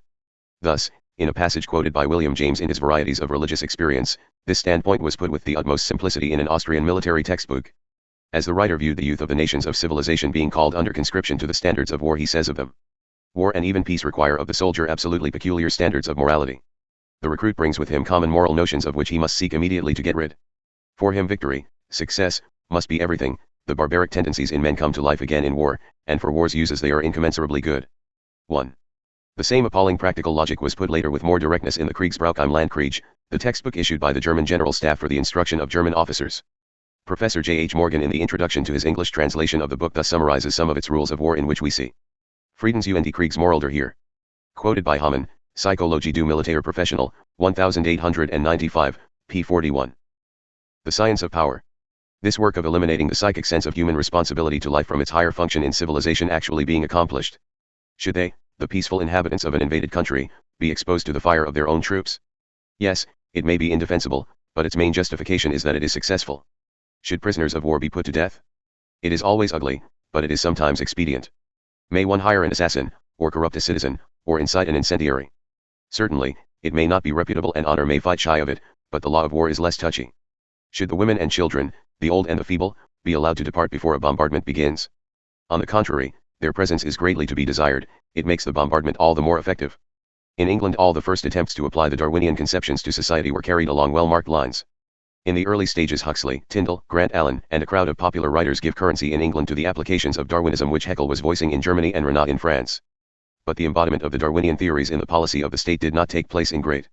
The German War Book, being the usages of war on land, issued by the great General Staff of the German Army. Translated by J. H. Morgan, M.A., Professor of Constitutional Law, T. University College, London, p. 2. The Pagan Ethic. Britain. The movement as a whole reached in England its high water mark in phases of wider extravagance but all of which preserved their own peculiar characteristics. One of the last and greatest of Darwin's contemporaries in Great Britain was Darwin's relative, Sir Francis Galton. In the opening years of the 20th century Galton, who in 1907 was my predecessor in delivering the annual Herbert Spencer Lecture to the University of Oxford, embodied in the lecture for that year one a conception which he had communicated shortly before to the Sociological Society in London, for applying Darwinism to the world on a grand scale. It is a conception which will assuredly live long in the history of thought. There is nothing in any literature of the world quite like the scheme which Galton propounded for applying the standards of Darwinian efficiency to humanity. In its own particular way it exceeded in boldness even that conception developed in Germany by Clausewitz, Treitschke, Sibyl, von der Goltz, Bernhardi, and their group, for applying the standards of the Prussian military caste to civilization. Galton's scheme for improving the world formed the counterpart from probability the foundation of eugenics. The Science of Power. The point of view of English individualism of that which Treitschke and Bernhardi desired to achieve through the methods of the Prussian military state. For what Galton by his method aimed at, although it was not a type of the state, was nothing less than the scientific breeding on a universal scale of the Nietzschean Superman. There have been those who have imagined that the greatest revolution in the history of humanity still lies implicit in Galton's conception could it only be applied to the world by the methods of the German General Staff. Galton called his new science eugenics. Its object, in his own words, was to deal with all the influences that improve the inborn qualities of the race and develop them to the utmost advantage. The author has as clear a view of his requirements as the German General Staff had of theirs. He found no difficulty whatever with his standards of the best specimens of the race. Even the animals in the zoological gardens, he said, might be expected to know the best specimens of their class. This remark was the keynote of the scheme. In connection with the research fellowship in the University of London, endowed by Galton in 1904 for the promotion of eugenics, the subject was defined as the study of the agencies under social control that may improve or impair the racial qualities of future generations, either physically or mentally. The Pagan Ethic. The best qualities to be bred from would, he intimated, include those such as health, energy, ability, and the like, in particular, the aptitudes required to obtain supremacy in the struggle for success in the various professions and occupations. It was in the purest form the Darwinian science of the selection of the individual efficient in the fight for his own interests. For Galton did not propose to be troubled with any of the difficulties to which codes of ethics had given rise in the past of the world. He had as short a way with moral standards as the Kriegsbrauch im Landskrieg. In the scientific breeding of the race, morals, Galton said, would not be considered. He simply proposed to leave moral standards out of account altogether as involving, to use his own words, too many hopeless difficulties. This in all its gaunt simplicity was Galton's proposal. Its object, it will be observed, was the scientific breeding of humanity. Its method was by the improvement of the inborn qualities of the race. Almost the first question which comes naturally to the mind to ask on being confronted with a scheme so far-reaching as one for the improved breeding of civilized humanity is, what were Galton's qualifications in putting forth the Science of Power? Ward a proposal which went to the roots of every ideal involved in civilization? As the result of his earlier observations and researches, Galton had been one of the leading upholders previously of that doctrine recently so mercilessly dealt with in the history of the world and now generally discredited, to the effect that the difference between the higher races of civilization and the less developed races of men was one of marked intellectual inferiority on the part of the less developed races. In some of Galton's published researches, as, for instance, those concerning the mental faculties of uncivilized races in South Africa, he went so far as to compare disparagingly the mental faculties of a highly intelligent race like the Damaras with those of the dog. In these researches and subsequent writings, Galton seemed to be quite unconscious of the fact that this assumed great intellectual superiority of civilized man over the less developed races had no existence. Like Darwin, Galton had no clear comprehension as to what efficiency in civilization really consists in. He did not see that the superior efficiency of the man of the advanced races was superior social efficiency, and that this came to him almost exclusively through narrative of an _ explorer in tropical South Africa. The Pagan Ethic. The social inheritance, a complex material and psychic inheritance which did not necessitate or indicate anything whatever of the great intellectual superiority which Galton supposed to be inborn in the advanced races. 1. Yet it was Galton, with no higher equipment of knowledge than thus indicated and the subject in the past of so misleading an illusion about a matter so fundamental, who now proposed to enter upon the stupendous task of reconstructing civilization by the scientific breeding of the race. As might be expected, Galton's conception of civilization in such circumstances was so elementary that there was no place in it for moral standards or for any of those problems of the responsibility of the individual for the universal which have distracted the human mind since the dawn of knowledge and in which center all the meaning and all the laws of the social integration which humanity is undergoing in civilization. I was present as one of the members of the I have dealt with this matter at length in Social Evolution. Galton subsequently perceived his original belief, as to the interval between the man of advanced civilization and the savage being mainly one of inborn mental or intellectual difference, to be untenable, but in correspondence, and in conversations I afterwards had with him, I recognized how strongly he remained to the end of his life under the influence of ideas associated with his first conception. 8. The Science of Power. Council at the meeting of the Sociological Society, in London, at which Galton first made the scheme public.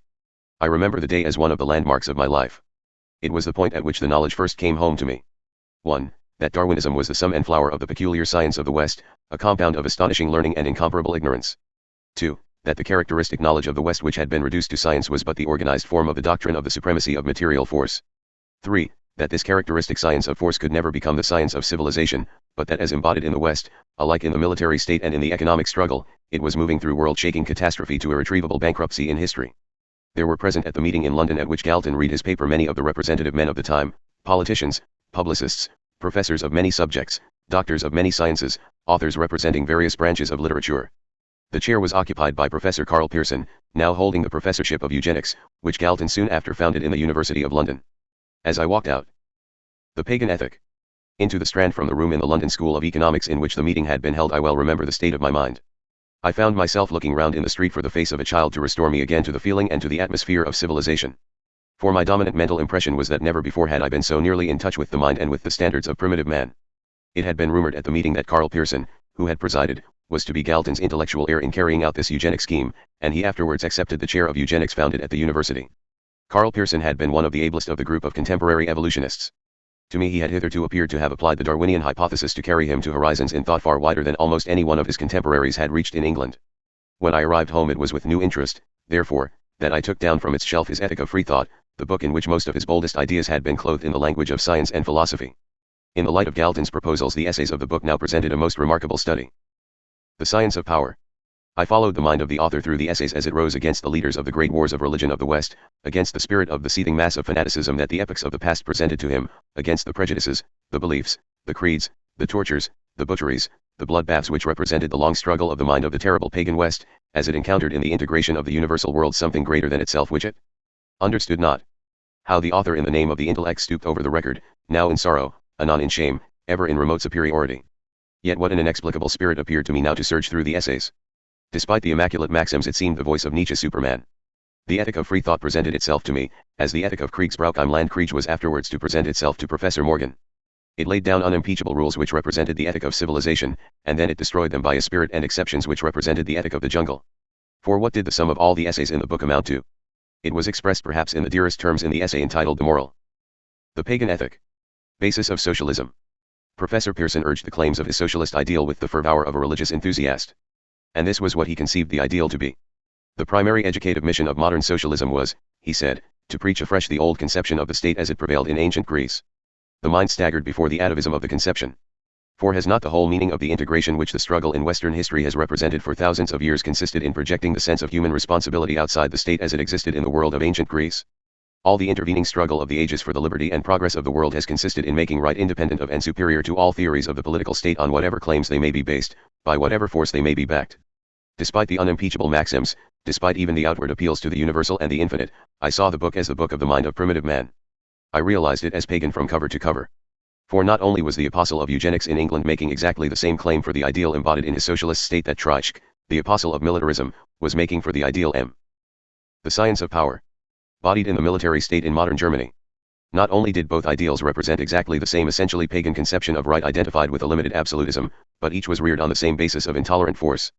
Bernhardi has given the world the ethic of his supreme military state. No one stands above it. Its might is supreme right. The whole of its ethic turns simply and solely on power and expediency. And so also in Karl Pearson's ethic of his socialist state. Our ideal as socialists, he tells us, is this, society embodied in the state. No one stood above the state also. For socialists, said Karl Pearson, have to inculcate that spirit which would give offenders against the state short shrift and the nearest lamppost. Every citizen must learn to say with Louis XIV, Elitas est moi, these are his words. Nothing more. From the apostle of eugenics in his ideal socialist state short shrift and the nearest lamppost for the offender at the hands of the bystander. From savagery onwards every excess of the human mind has tended to be surpassed when it brings force to support these limited absolutisms of its own conception. But Karl Pearson seemed to have outbid all precedents, even those of the Ethic of Free Thought, p. 307. The Pagan Ethic. Terrible drama of the Anabaptists of Munster, in his intolerance of offenders against the standards of his own ideal state. Even the zealots of the Inquisition gave the right of trial. Even the lynch law of the backwoods sometimes gave the offender a jury of his peers. In the passage quoted above, I have given Professor Pearson's exact words. It is necessary thus to repeat them ipsissima verba. For it is not improbable that future generations will find it difficult to believe that such things could be in our time. We can imagine that to those who come after it may appear almost incredible that men could stand in the modern West and, in the name of culture and science, give currency thus to standards and conceptions which represent the childhood of the world and give utterance to them, apparently unforeseeing the bankruptcy and catastrophe in history of the intellectual movement from which they sprang. As these manifestations of the great pagan movement in the West ran their due course in Great Britain, the incidents of the drama on other sides continued to display the same vast spire of extravagance. The year before the outbreak of the World War in 1914, the Bishop of Winchester, reviewing the outlook in civilization, the science of power. One emphasized in a striking manner and with a high degree of insight the nature of the principles upon which the characteristic civilization of the West had been based in history. The meaning of the movement which had produced Western civilization the bishop summarized in a number of principles which may be briefly reduced to two, as follows.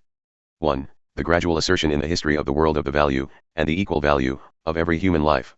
2. The gradual rise to supremacy in the history of the world of the principle of sacrifice and service over force. The Bishop of Winchester upheld the ideal inherent in these two movements as a touchstone to distinguish the vitality and permanence of every current social and political development in civilization. It was a true view which represented an accurate summary of the meaning of history, and it embodied roughly in outline the fundamental law of evolution which lies at the base of Western civilization.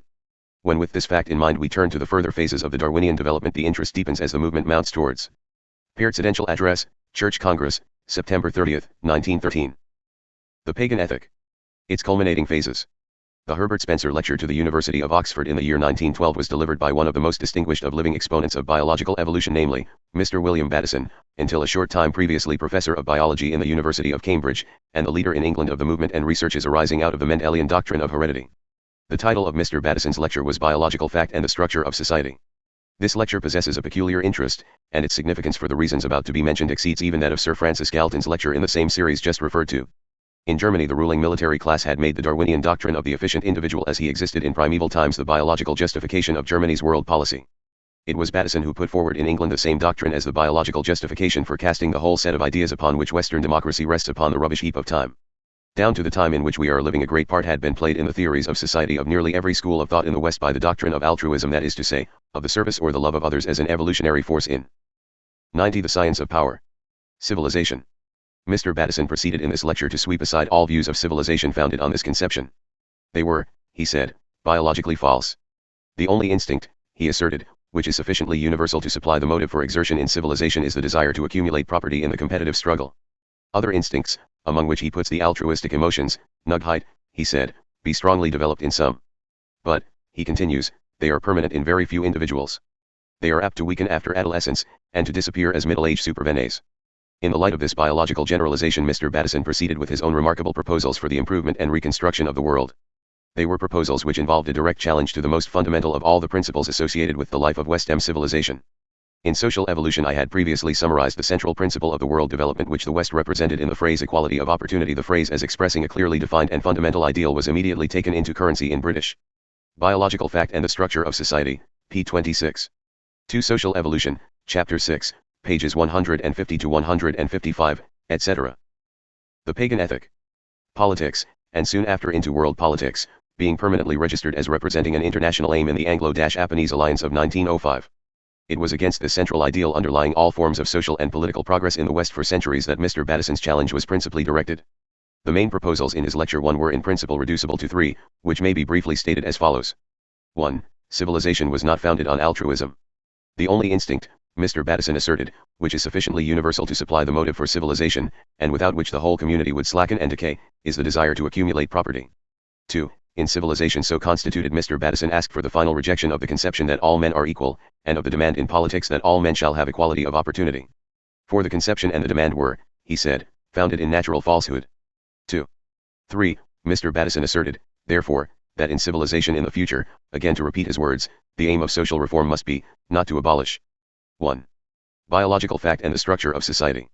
2. OPCIT, p. 28. 92. The science of power. Class, but to provide that each individual shall so far as possible get into the right class and stay there, and usually his children after him. 1. As we regard these proposals carefully, they almost take our breath away. For it will be observed that what Mr. Bateson demanded in the midst of one of the oldest and most influential centers of learning and culture in the West was, in effect, nothing less than the stultification of the characteristic principles which have brought the whole modern world of the civilization of the West into existence. He demanded in particular, it will be observed, the stultification of that fundamental assumption of equality with which the Bishop of Winchester identifies Western progress and which underlies every characteristic demand and program of Western democracy. The details with which Mr. Bateson supplemented his proposals, such as Mendelian segregation rising to the sterilization of certain classes of criminals, were all in keeping with the spirit of these two demands. Now the characteristic mark in history for all time of the modern Prussian school of militarism will be recognized to be this. Its professors gradually convinced themselves and then a whole people that the principal business of the state is 1. OPCIT, p. 32. The pagan ethic. The making of war. They took the Darwinian standard of efficiency as it prevailed in the Chiel/Eod of the world, and boldly applied it to politics and war, imagining this primitive conception to represent the science of efficiency in civilization. They returned thereby to the standards of the pagan spirit of the West, and made force successfully applied in aggressive war the basis of right in civilization. So far all has been clear. But there was a second and wider conception involved in this doctrine of war as the principal business of the state which Treitschke first and then the leaders of modern Germany deliberately adopted. Wars of conquest are but exceptional incidents in the life of civilization. The second and more significant conception was that it is the economic exploitation of the world under the conditions of modern business and commerce which constitutes the permanent conditions of war. What Mr. Bateson did in effect in these circumstances was to put forward the same biological justification for aggressive war organized in the economic activities of civilization as the Prussian military school did for aggressive war organized in the military activities. And in applying this justification, Mr. Bateson proposed to put all the characteristic doctrines of Western democracy on the scrap heap. The science of power. The practical significance of this departure, it will be observed, lay in the proposed application to the world of a more dangerous and more wide-reaching embodiment of the pagan doctrine of right than any that had ever been made before in history. In the conditions described in the first chapter, the world of the West was a hotbed ready to receive this extended doctrine of war. Germany had accepted in full the doctrine that underlying her economic activities was the permanent state of war. But the observer had only to regard the leading political issues in any important country of the West to see that in all countries alike the organization of the world in business and commerce is gradually coming to be treated by all parties as an actual state of war. It is evident, moreover, that the acceptance by a strong nation of the view that her economic life represented a permanent phase of war was bound to compel other nations to adopt standards in which this fact was recognized. The same driving necessity began thus to operate in the economic world as in the military world under the phase of universal armaments. In such circumstances I was in close consultation with Mr. Joseph Chamberlain at the period when he abandoned the traditional free trade policy of Great Britain, and he often discussed this point of view with me. The pagan ethic. Large and growing section in most of the leading countries in the West had come to regard the external shock of nations in military war as only the last and external phase of the internal form of the economic and social war. In recent times it was even to be observed how the opposition parties in most countries were ready to accept a modified form of this view.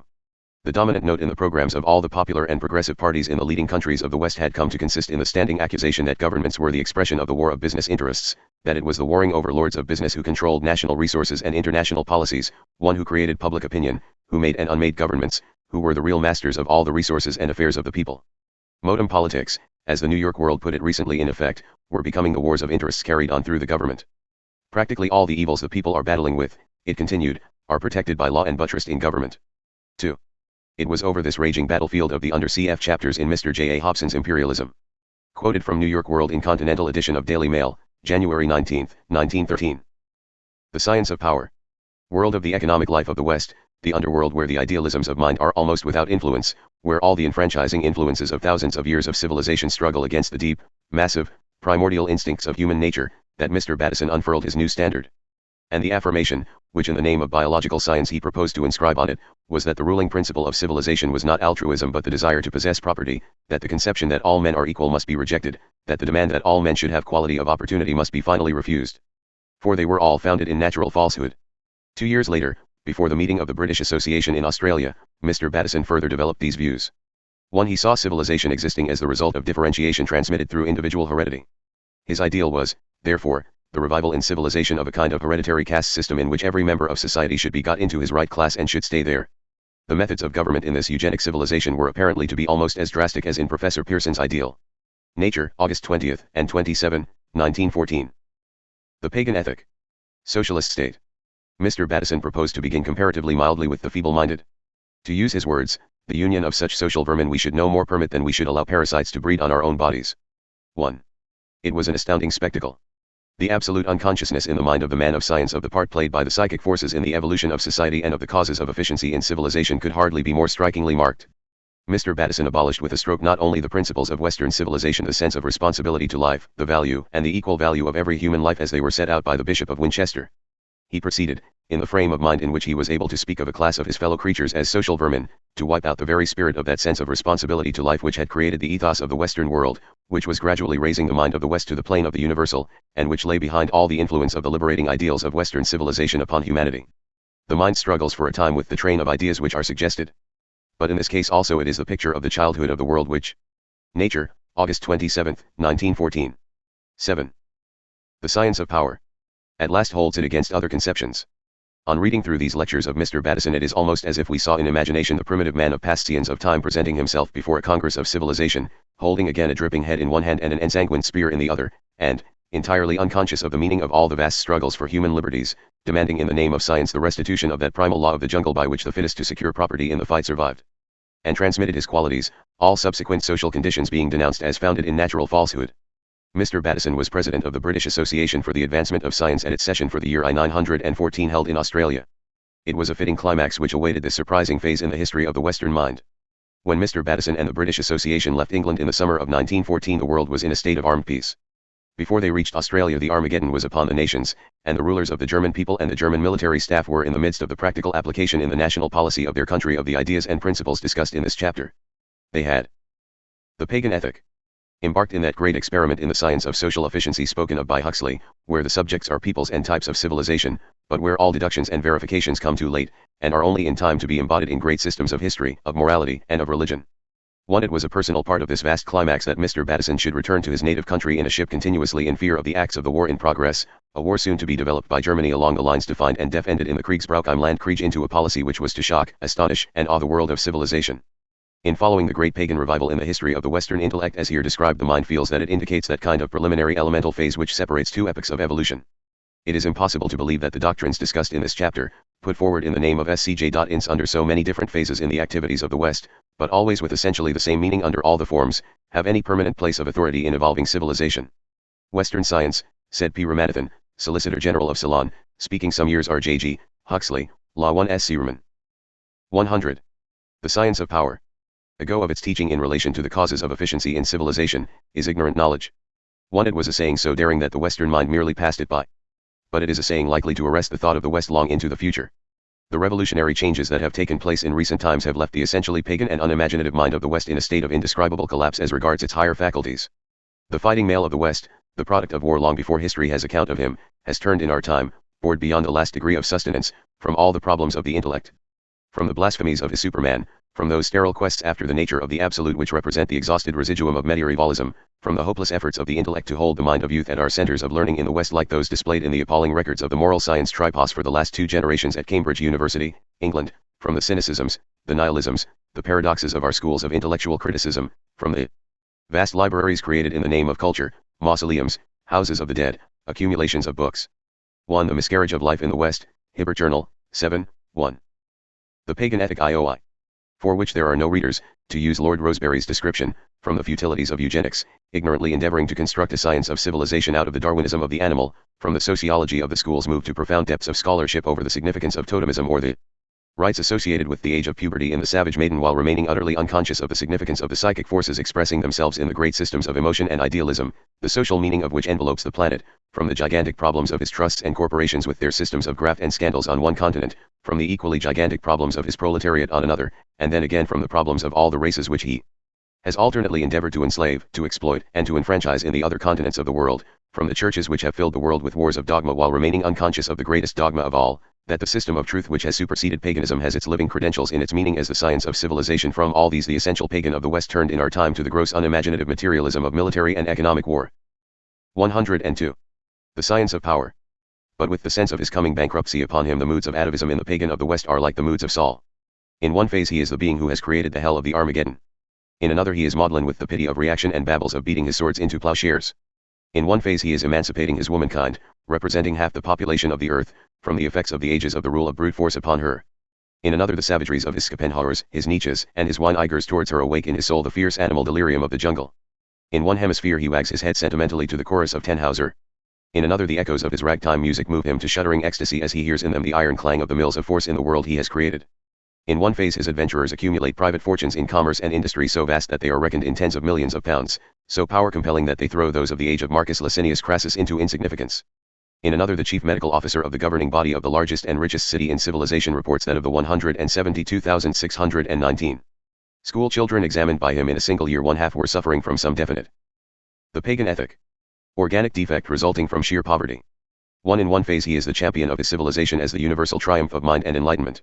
In another, in the highest intellectual nation of the West, the silent verdict of the people on the conditions in which they lived at the outbreak of the World War of 1914 was that they had gradually ceased to bring into being as many children as were necessary to the community. Annual Report, 1910, London County Council. CF Times, April 2, 1912. Warning, empty page. Part 2. The basis of integrating power. Warning, empty page. Chapter 4. Power in civilization rests on collective emotion, not on reason. And setting out to write the chapters M this section and those which follow, I feel that I am engaging in the presentation in brief outline of the system of knowledge which must in the order of nature become the basis of a new type of civilization.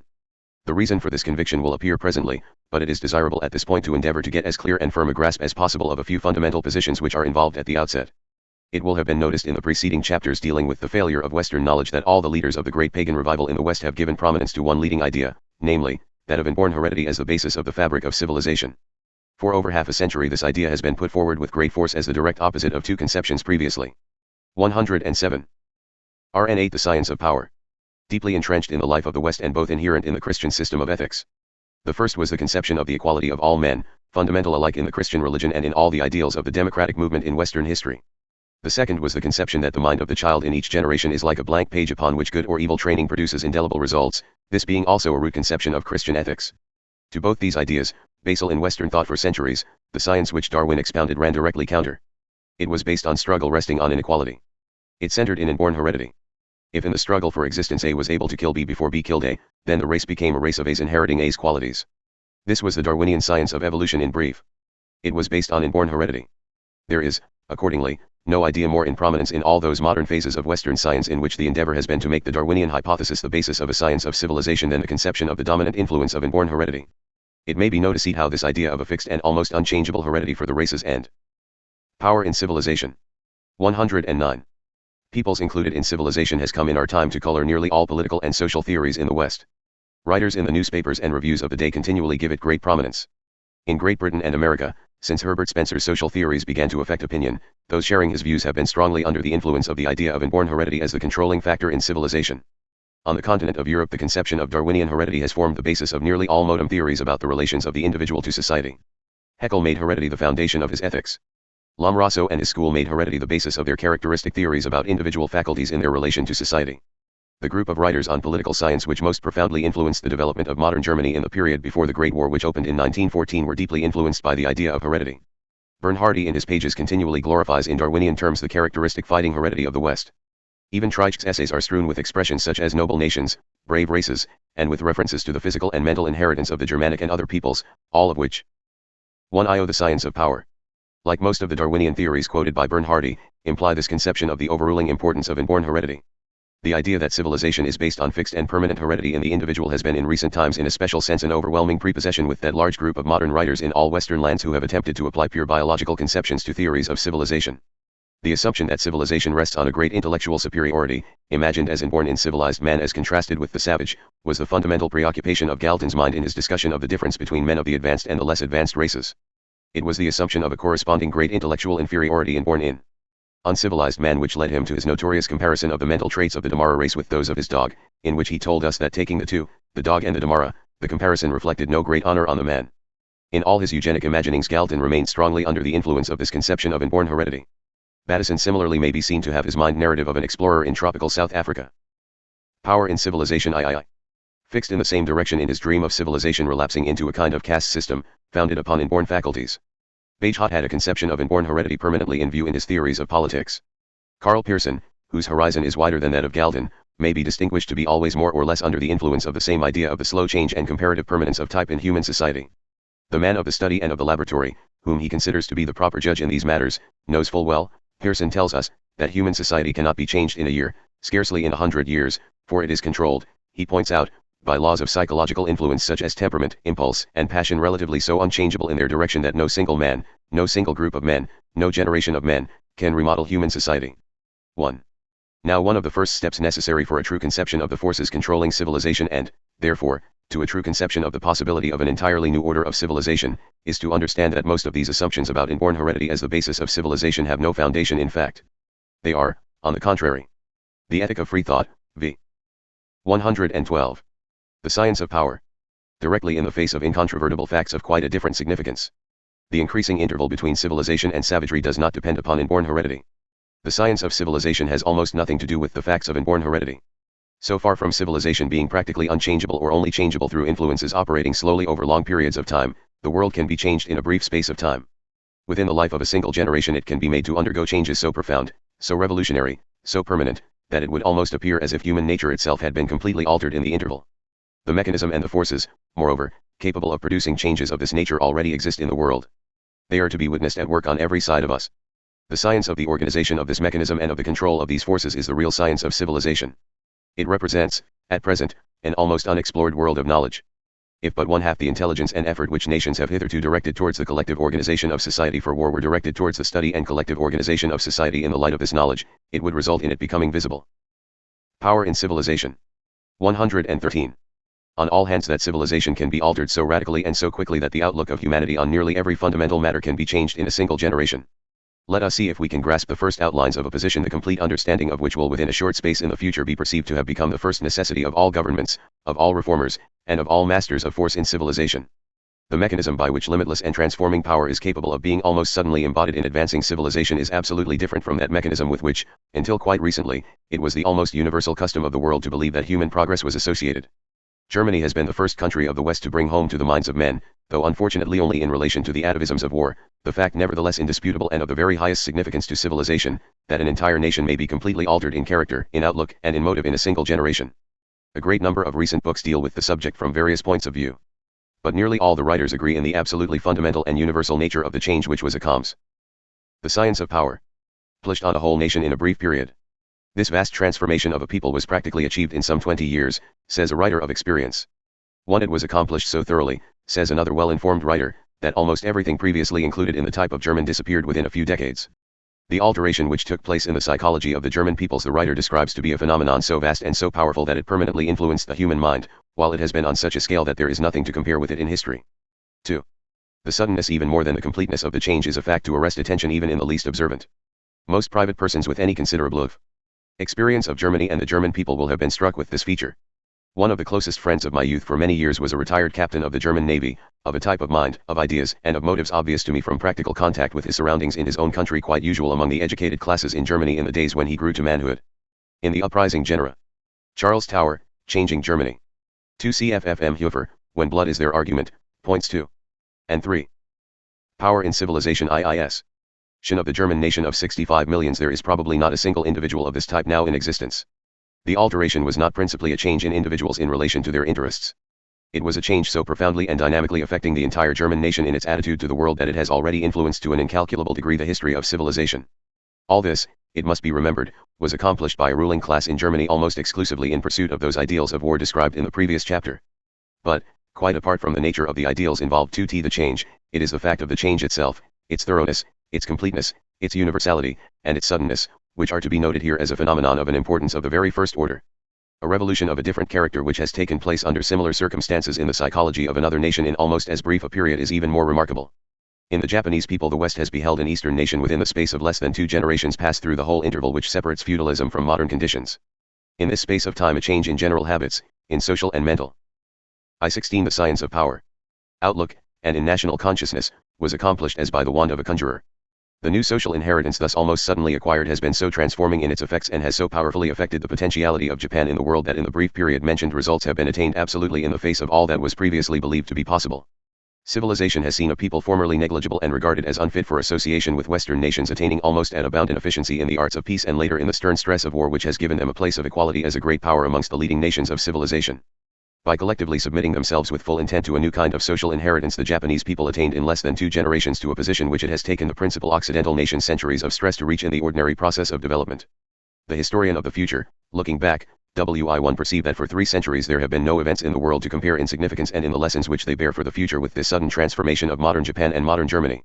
A new science, a new order of ideas, a new kind of knowledge of which the power in civilization 2.7 very elements are still almost unknown has come within the vision of civilization.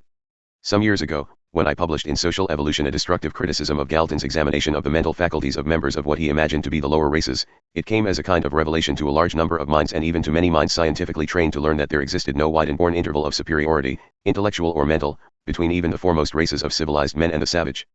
The efficiency which civilization possessed over savagery rested, I asserted, on a basis quite other than that which had been hitherto almost universally assumed. It was in this connection that I put on record at the time a prediction which must now be referred to.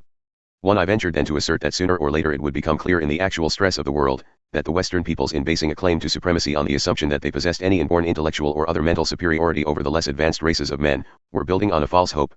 All the promise of the intellect in the past in this respect was destined, I foretold, to end in disillusionment. Civilization. Social Evolution, Chapter 9, p. 244 and following.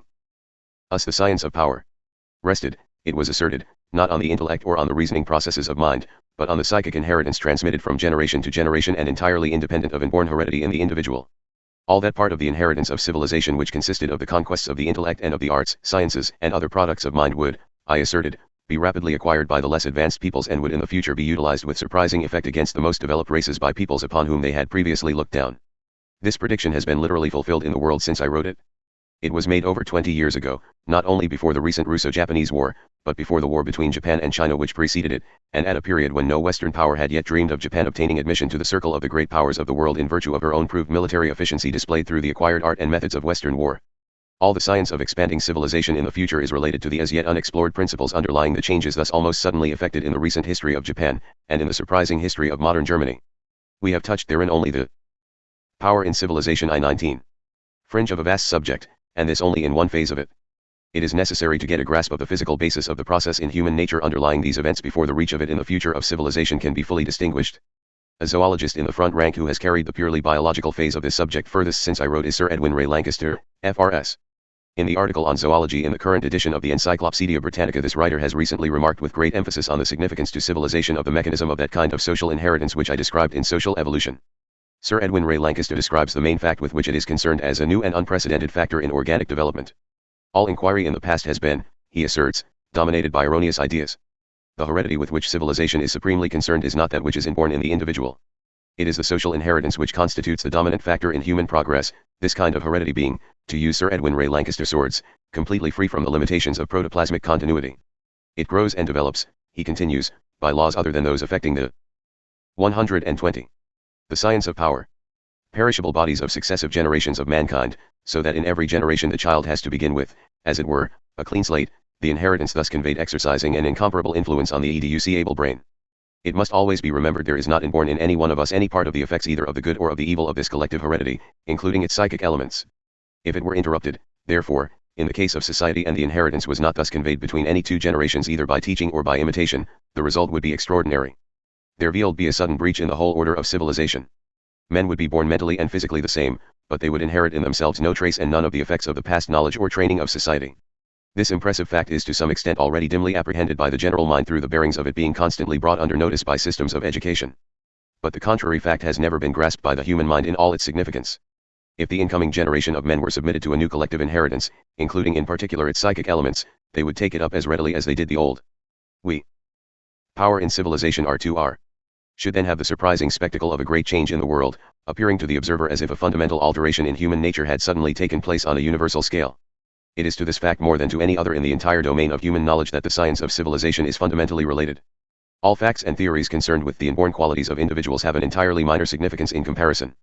To obtain control of the mechanism of this collective heredity which, as we shall see presently, is principally psychic in its main elements, is the coming problem of civilization over which the mind of the world will be engaged for long into the future. Now the immense potentiality of this collective heredity as the cause of efficiency in civilization is due to two things, one of which carries us considerably beyond the extended horizon of Sir Edwin Ray Lancaster's striking outlook. It is due, in the first place, to that accumulation of recorded knowledge in the social inheritance which this writer had mainly in view. But it is due, in the second place, and far more distinctly, to the creation and transmission as part of the collective heredity of that psychic element which consists of IDs and idealisms that rest on emotion, and which 122. The science of power are conveyed to the young under the influence of psychic emotion. These have a different physical basis in human nature from the laws of the reasoning process of MMD with which the textbooks of the West have hitherto been mammally filled. But this psychic inheritance civilization is the most influential of all elements in the collective heredity. The importance of it is profound, and far exceeds that of inborn heredity in the individual. It is capable of bringing into existence orders of men permanently endowed with characters, feelings, standards of conduct from the influence of which they can never free themselves, and the distinctive mark of which is the power of renunciation and sacrifice which they create in the individual. In the future it will be seen clearly that all Western knowledge is passing in through a profound revolution. In the past Western intellect has been exclusively concentrated on that phenomenon in time which may be described as the emergence of the efficient individual. The science of this efficient individual is founded on reason. Reason is essentially the knowledge of material force and not the knowledge of the world as it is. It is the far-flung science, that is to say, of the causes which enabled A to kill B before B was able to kill A in the environment which has power in civilization. 123. Veiled in the past of the world. The higher controversies in Western knowledge for half a century past, in which minds like those of Bergson, Bradley, James, Balfour, Ward, Schiller, Lang, Lodge, McTaggart, Tolstoy, McDougall, and a multitude of others have taken part, have one clue that runs through all the various positions developed therein. They all represent that phase of modern thought in the West in which the effort is being made to separate the psychology of the individual integration from the psychology of the social integration, this last merging in the universal and the infinite. It is with the laws of the integration of the individual efficient in the struggle for his own interests that nearly all the scientific textbooks of the West have hitherto been filled. From physiology to ethics, from economics and political science to psychology, this is so. All this system of knowledge is passing to the rubbish heap of time as the science of civilization. It is in the social integration that man must reach his highest efficiency. The laws of the social integration are psychic in character, and they must in the nature of things control the evolution of the human mind and all its contents. The laws of this has been the most striking fact in evidence in the pages of periodicals like Mind and the Hibbert Journal for a considerable period. The science of power.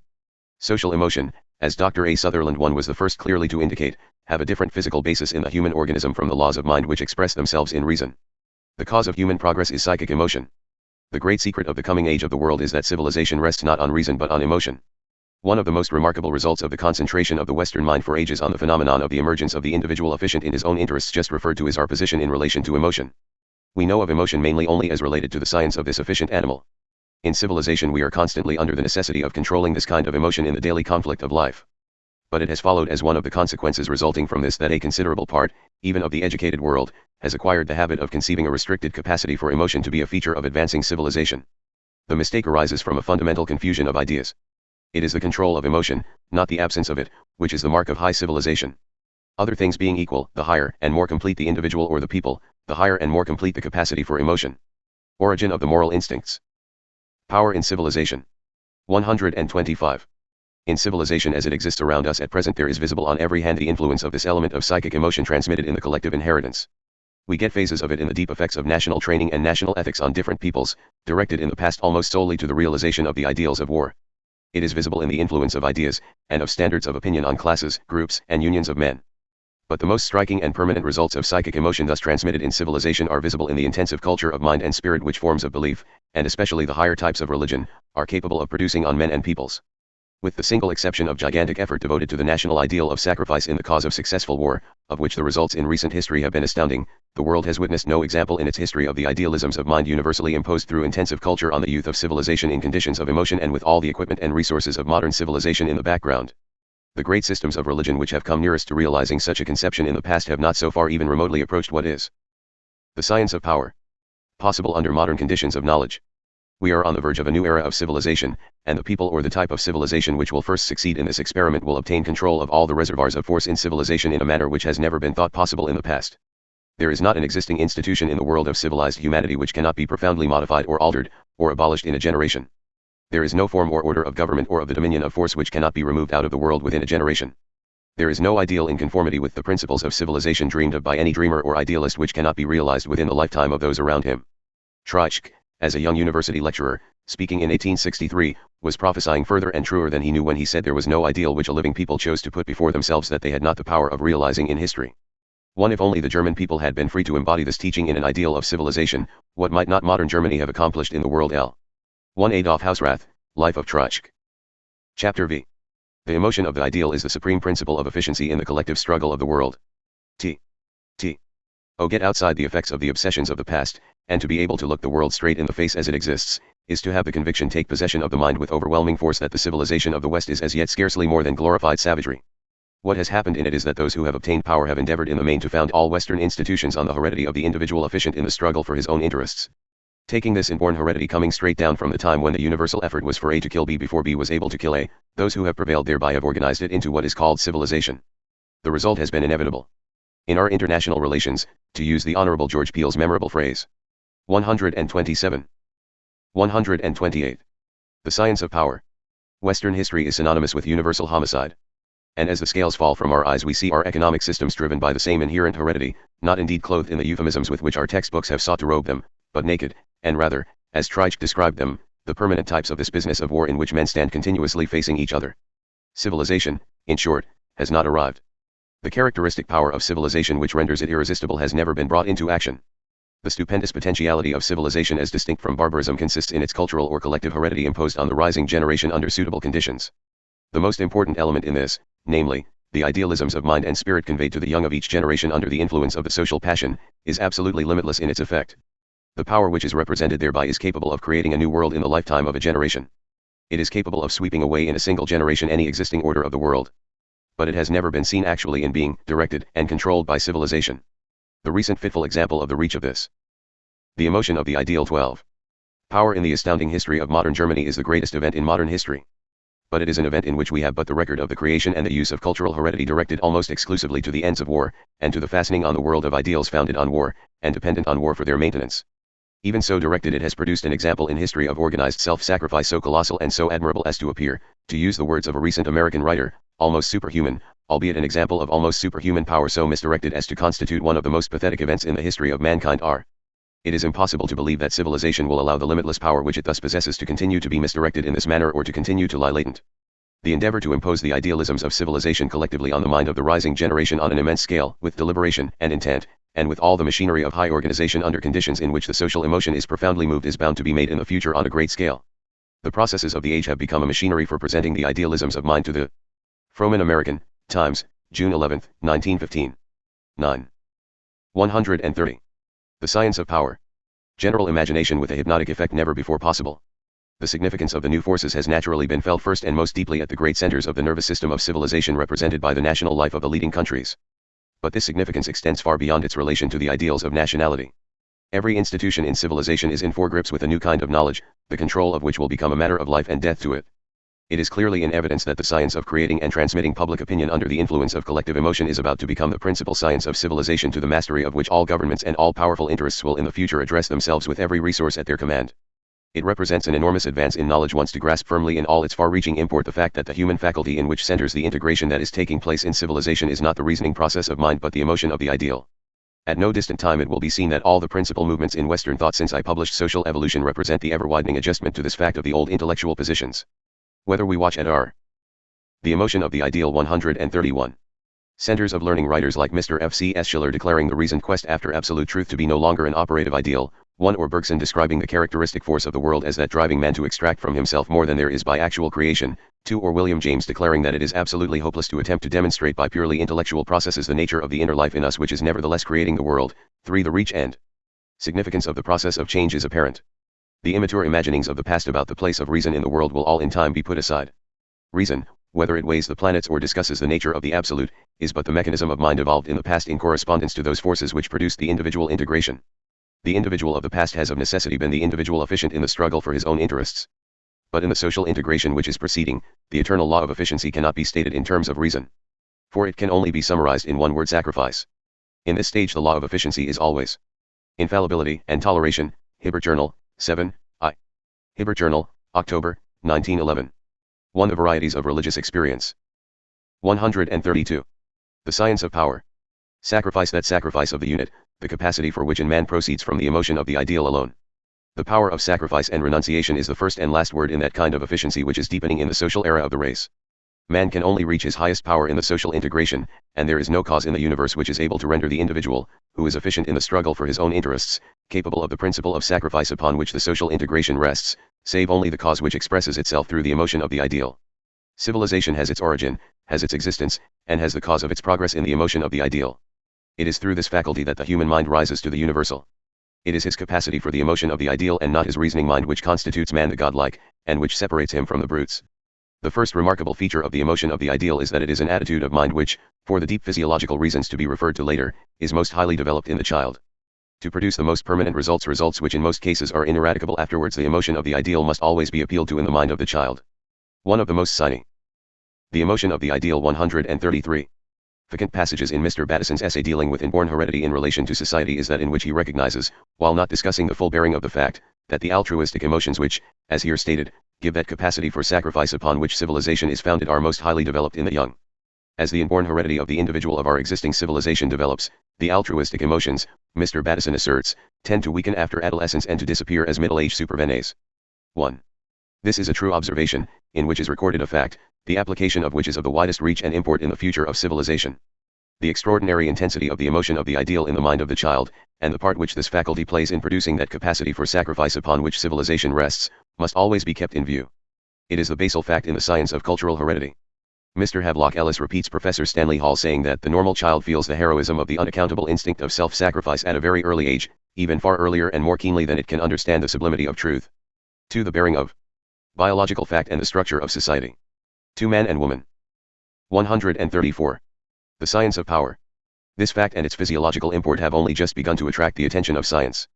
But knowledge of it has for long governed the direction of development in the higher movements in art, in religion, and in all great literatures.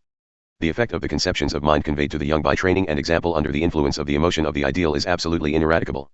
It gives a permanent direction to character which can never be altered. It creates in the individual a capacity for sacrifice in the service of those ideals which rises above self-interest and which is entirely independent of the reasoning faculty of the human mind. In recent times the control of this limitless power through the direction of the emotion of the ideal in the young has been seen directed in its most characteristic forms to national ends. It has given in this connection the astonishing examples of sacrifice which have been witnessed in the Great World War that began in 1914. Throughout this war the capacity for sacrifice in men has been exhibited on an unparalleled scale under the sternest conditions. It has been seen continuously enabling great aggregates of men, amounting in total to millions, to meet resolutely almost certain death in mass formation in the emotion of the ideal 135. Service of Germany. It produced the same examples of sacrifice on a stupendous scale in the case of other countries engaged in the war. It gave civilization the example of millions of men enrolled by Great Britain and her peoples by voluntary enlistment going to meet death in the service of their cause with a cheerful and considered judgment on a scale which under such conditions is without any precedent in history. But in all these cases it would be found on inquiry that the strength of the devotion compelling to sacrifice for the ideals of nationality owed nothing to the inborn heredity of the individual, but had its spring and origin in the first instance in the collective heredity imposed on the rising generation under the influence of the emotion of the ideal powerfully awakened by teaching and example at some stage in the mind of childhood. An indirect influence of the capacity for sacrifice thus created is to be witnessed far beyond that stage described by Battison in which the altruistic emotions tend to weaken and disappear. A powerful effect is to be seen in its influence on general opinion. For however selfish the general outlook may become, men still, as William James has asserted, tolerate no one who has no capacity whatever for heroic sacrifice. No matter. 136. The science of power. What a man's frailties otherwise may be, if he is willing to risk death in the service he has chosen, the fact consecrates him forever. 1. It has already been said that the work done by Germany in the creation and by the imposition on the rising generation of the collective idealisms of her nationality is the greatest event in modern history. It is a record, it is true, of immense power misdirected to atavistic ends. But this fact does not take from its significance. The true application of the lesson which it contains has yet to come within the full vision of civilization. It is exactly the lesson which I prophesied in the Herbert Spencer lecture to the University of Oxford in 1908 that modern Germany had to deliver to the world. It has become a lesson which must now, as a matter of life and death, be applied by civilization as soon as it is apprehended. It is, for this reason, of vital importance to concentrate attention on the mechanism of the process as it is to be seen actually in being. In that process in modern Germany by which the psychology of a whole people was changed in a generation, the fundamental fact to be grasped is that the seat and center of the vast experiment. The Varieties of Religious Experience, Lecture 14, p. 364. Individualism and After, pages 30 to 31. The emotion of the ideal 137. Throughout the whole period of accomplishment was in the mind of the young. It was the German educational system which created the psychology which carried modern Germany into the World War of 1914 with all its far-reaching consequences. The giving of definite direction to the German educational system was, moreover, the work of but a few persons. It was in the main the achievement of but two persons, of Adalbert Fock, Prussian Minister of Education up to 1879, and of the Emperor William II. In most countries the leaders of great national movements are looked for amongst the intellects that have been prominent in the various national activities and in the national systems of culture. But in Germany in this work it was different. In Prussia it was to the teachers of the elementary schools that the state looked first for support in its attempt to create the idealisms of German nationalism and to impose them on the young. After these it looked to the teachers of the higher schools and then to the university professionate. It was only in the last phase that the adult mind of the nation was considered. Soon after his accession the Emperor William II personally addressed the elementary and upper school teachers of his realms and laid before them 138. The science of power. His ideas as to the necessity of concentrating the mind of the young on national ideals through the scheme of education which was immediately afterwards imposed on the nation. In the address and in the scheme the idealization of war, the idealization of the German nation as resting on war, and the idealization of the part played in each by the House of Hohenzollern occupied a prominent place. The spirit of this speech and of the measures which followed it was carried afterwards into every detail of education by the whole organized power of the state in Germany. The effect on the rising generation in Germany of this Auswärtige Kulturpolitik, which may be translated to mean in practice the continuous presentation of national conceptions to the young mind of Germany under the influence of the emotion of the ideal, was profound. It is necessary to try to imagine, however imperfectly, what actually took place. The ideals which were set up were continuously impressed by teachers on the mind of the young of a whole people from the earliest age. We must get rid of the common and superficial notion that these ideals of German nationality could be visible to outsiders of other nations as they were visible to the German people. For the power of the whole experiment lay in the emotion of the ideal. 139. The German system touched the springs of mind at its deepest psychological centers in always presenting the national aims closely associated with that conception of sacrifice and duty to which the emotion of the ideal is inseparably allied in the mind of the young. The leading ideas underlying the German educational system bore in nearly all their features a strong resemblance to those propounded earlier by Mazzina to his countrymen. Mazzina's clarion cry of the ideal re-echoes throughout it. The bearing, moreover, of Mazzina's profound distinction that education is addressed through emotion to the moral faculties in the young and instruction to the intellectual, and that the life of a nation is always in its education, was everywhere apprehended by the German mind.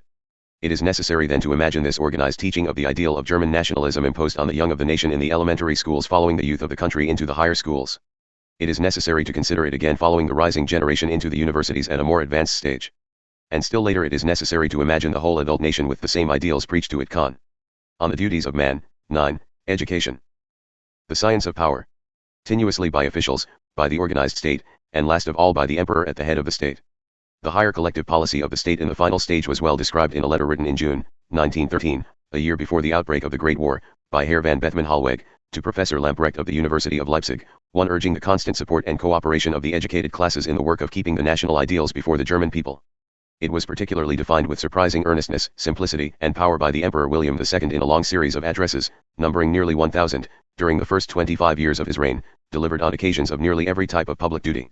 The aim of the state throughout this work was everywhere to orientate public opinion through the heads of both its spiritual and temporal departments, through the bureaucracy, through the officers of the army, through the state direction of the press, and last of all through the state direction of the entire trade and industry of the nation, so as to bring the idealism of the whole people to a conception of and to a support of the national policy of modern Germany. 1. German Ideals, Times, December 13, 1913. The emotion of the ideal. 141. It is the emotion of the ideal that we have in view through all this stupendous making of history in modern Germany as it has influenced the world. It was the conception of duty and the capacity for sacrifice evoked in the mind of the young at an early stage through the emotion of the ideal on which the whole fabric was based and in which the vitality of the whole conception lay. This fact already remarked on as regards the schools is particularly in evidence in the Emperor's speeches on almost all matters. In the Emperor's addresses to the recruits of the army and navy on the occasions of the annual swearings-in and in his addresses to the army there was mingled even with that note of appeal to the primal instinct in man, which on one occasion drew severe condemnation from Tolstoy, the continuous note of the necessity for sacrifice, duty, discipline, devotion, iron obedience in the service of national ideals. On wider public occasions side by side with the extraordinary mixture of the ethics of Nietzsche and Hegel with the ethics of Christianity was still the inculcation of the spirit of the effort and the sacrifice needful in the service of the national ideals which constituted the most. The Emperor's speech, Potsdam, November 23, 1891. On swearing in recruits. The science of power. Characteristic note in the Emperor's addresses to us, the German people: great ideals are a lasting possession. The fostering of the ideal is the greatest work of culture. It is impossible to overestimate the influence of the emotion of the ideal in such a case. It is the effect of the capacity for sacrifice which it produced that resounds through the history of modern Germany. Even as applied therein to the realization of the lowest and coarsest aims of war, the effect in organized form is such as to support fully the description used by the American writer already quoted of almost superhuman. If the national ideals which were placed in the foreground had not been atavistic and had been in line with the meaning of evolving civilization, it is not too much to say that there is nothing which modern Germany could not have accomplished in the world by the means that were employed. The conclusion upon which the mind must be concentrated is that it is inevitable that civilization will look in future to the emotion of the ideal employed under such conditions for the accomplishment of its aims. The science of the function of the emotion of the ideal in the social.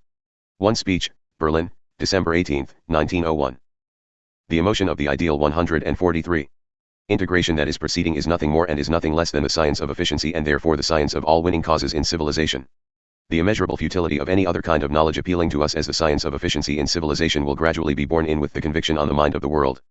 Once we have grasped the elemental difference between the cause of efficiency in the individual integration resting on self-assertion and the cause of efficiency in the social integration resting on selflessness, the fundamental importance of the emotion of the ideal as a cause of human progress becomes steadily visible. It is the principles of the child mind in their relation to the capacity for sacrifice in the individual which underlie the ascending curve of efficiency in every social institution of the race.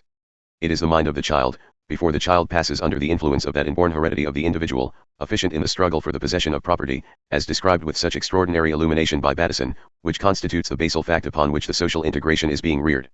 Every organized force in civilization, from that of political parties and of the national life of 144. The science of power. Peoples down to those represented by the vast hidden underworld of finance which wraps and enfolds all things, is grasping this fact by the fundamental instinct of its life that the emotion of the ideal has become the first cause in the world to be reckoned with under modern conditions. It was the emotion of the ideal, similarly applied through the collective inheritance imposed by the nation on the rising generation, and applied so as to bring into existence the strong sense of duty and the capacity for sacrifice with which it is always intimately allied in the minds of the young, which created that other utterly unforeseen and incalculable phenomenon of the modern world, namely, the newborn power of Japan. There is still no Western nation outside of Germany which has so clearly apprehended the significance in the future of the fact that the science of the emotion of the ideal is the science of power in civilization. In all her recent dealings with China it may be noticed that behind the more sensational events that excite the attention of politicians, it is the struggle of Japan for the mind of the young and for control of the schools, through which the young of the rising generation can be influenced under the conditions desired, which occupies consistently the attention of the leaders of the Japanese nation. The emotion of the ideal 145. That the result to be obtained in civilization by the method of influencing the world through the social inheritance as here described reduces to insignificance those possible by any eugenic scheme whatsoever founded on the inborn heredity of the individual, is a conclusion which comes to the mind with great strength of conviction. The prolonged concentration in the past of the intellect of the West on the comparatively unimportant part played by the inborn heredity of the individual in human evolution, instead of on the immense function of the cultural heredity of society imposed on the mind of the young of each generation under the influence of the emotion of the ideal, is one of the most remarkable, as it is one of the most pregnant, facts in the history of mankind. It is a cause which has undoubtedly for long retarded the delayed development of civilization.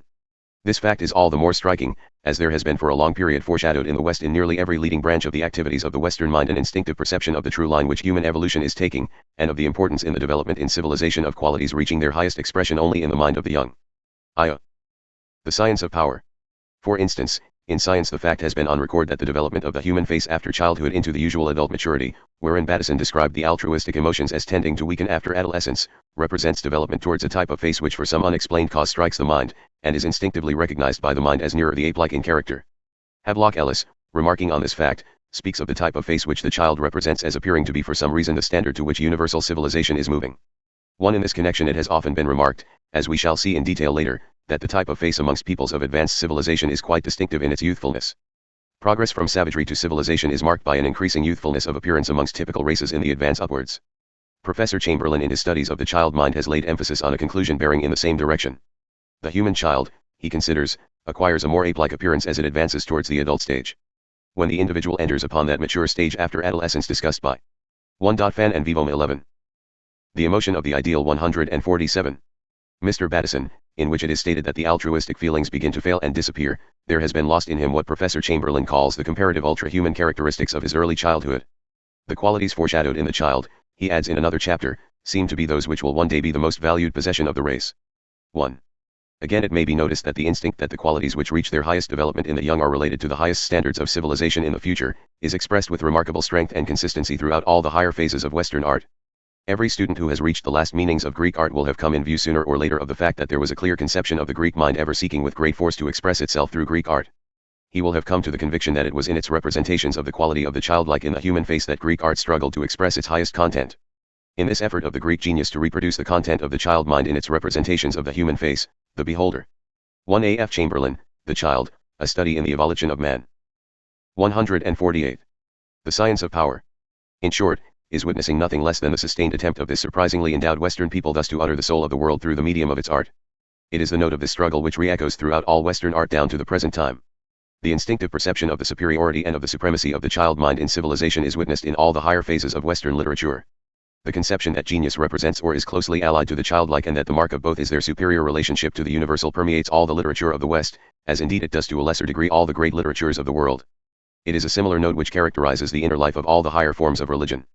Except ye become as little children ye cannot enter the higher life or see with the higher vision is the sustained expression of this fact in the Christian religion. The evolutionary bearing of these phenomena cannot be mistaken.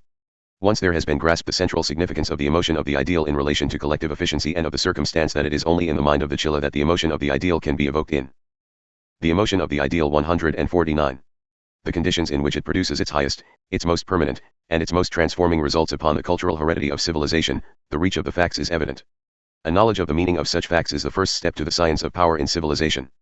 For what we are really watching in the phenomena described is the gradual emergence into view of what has become the principal cause of collective efficiency in the era of the social integration of the world.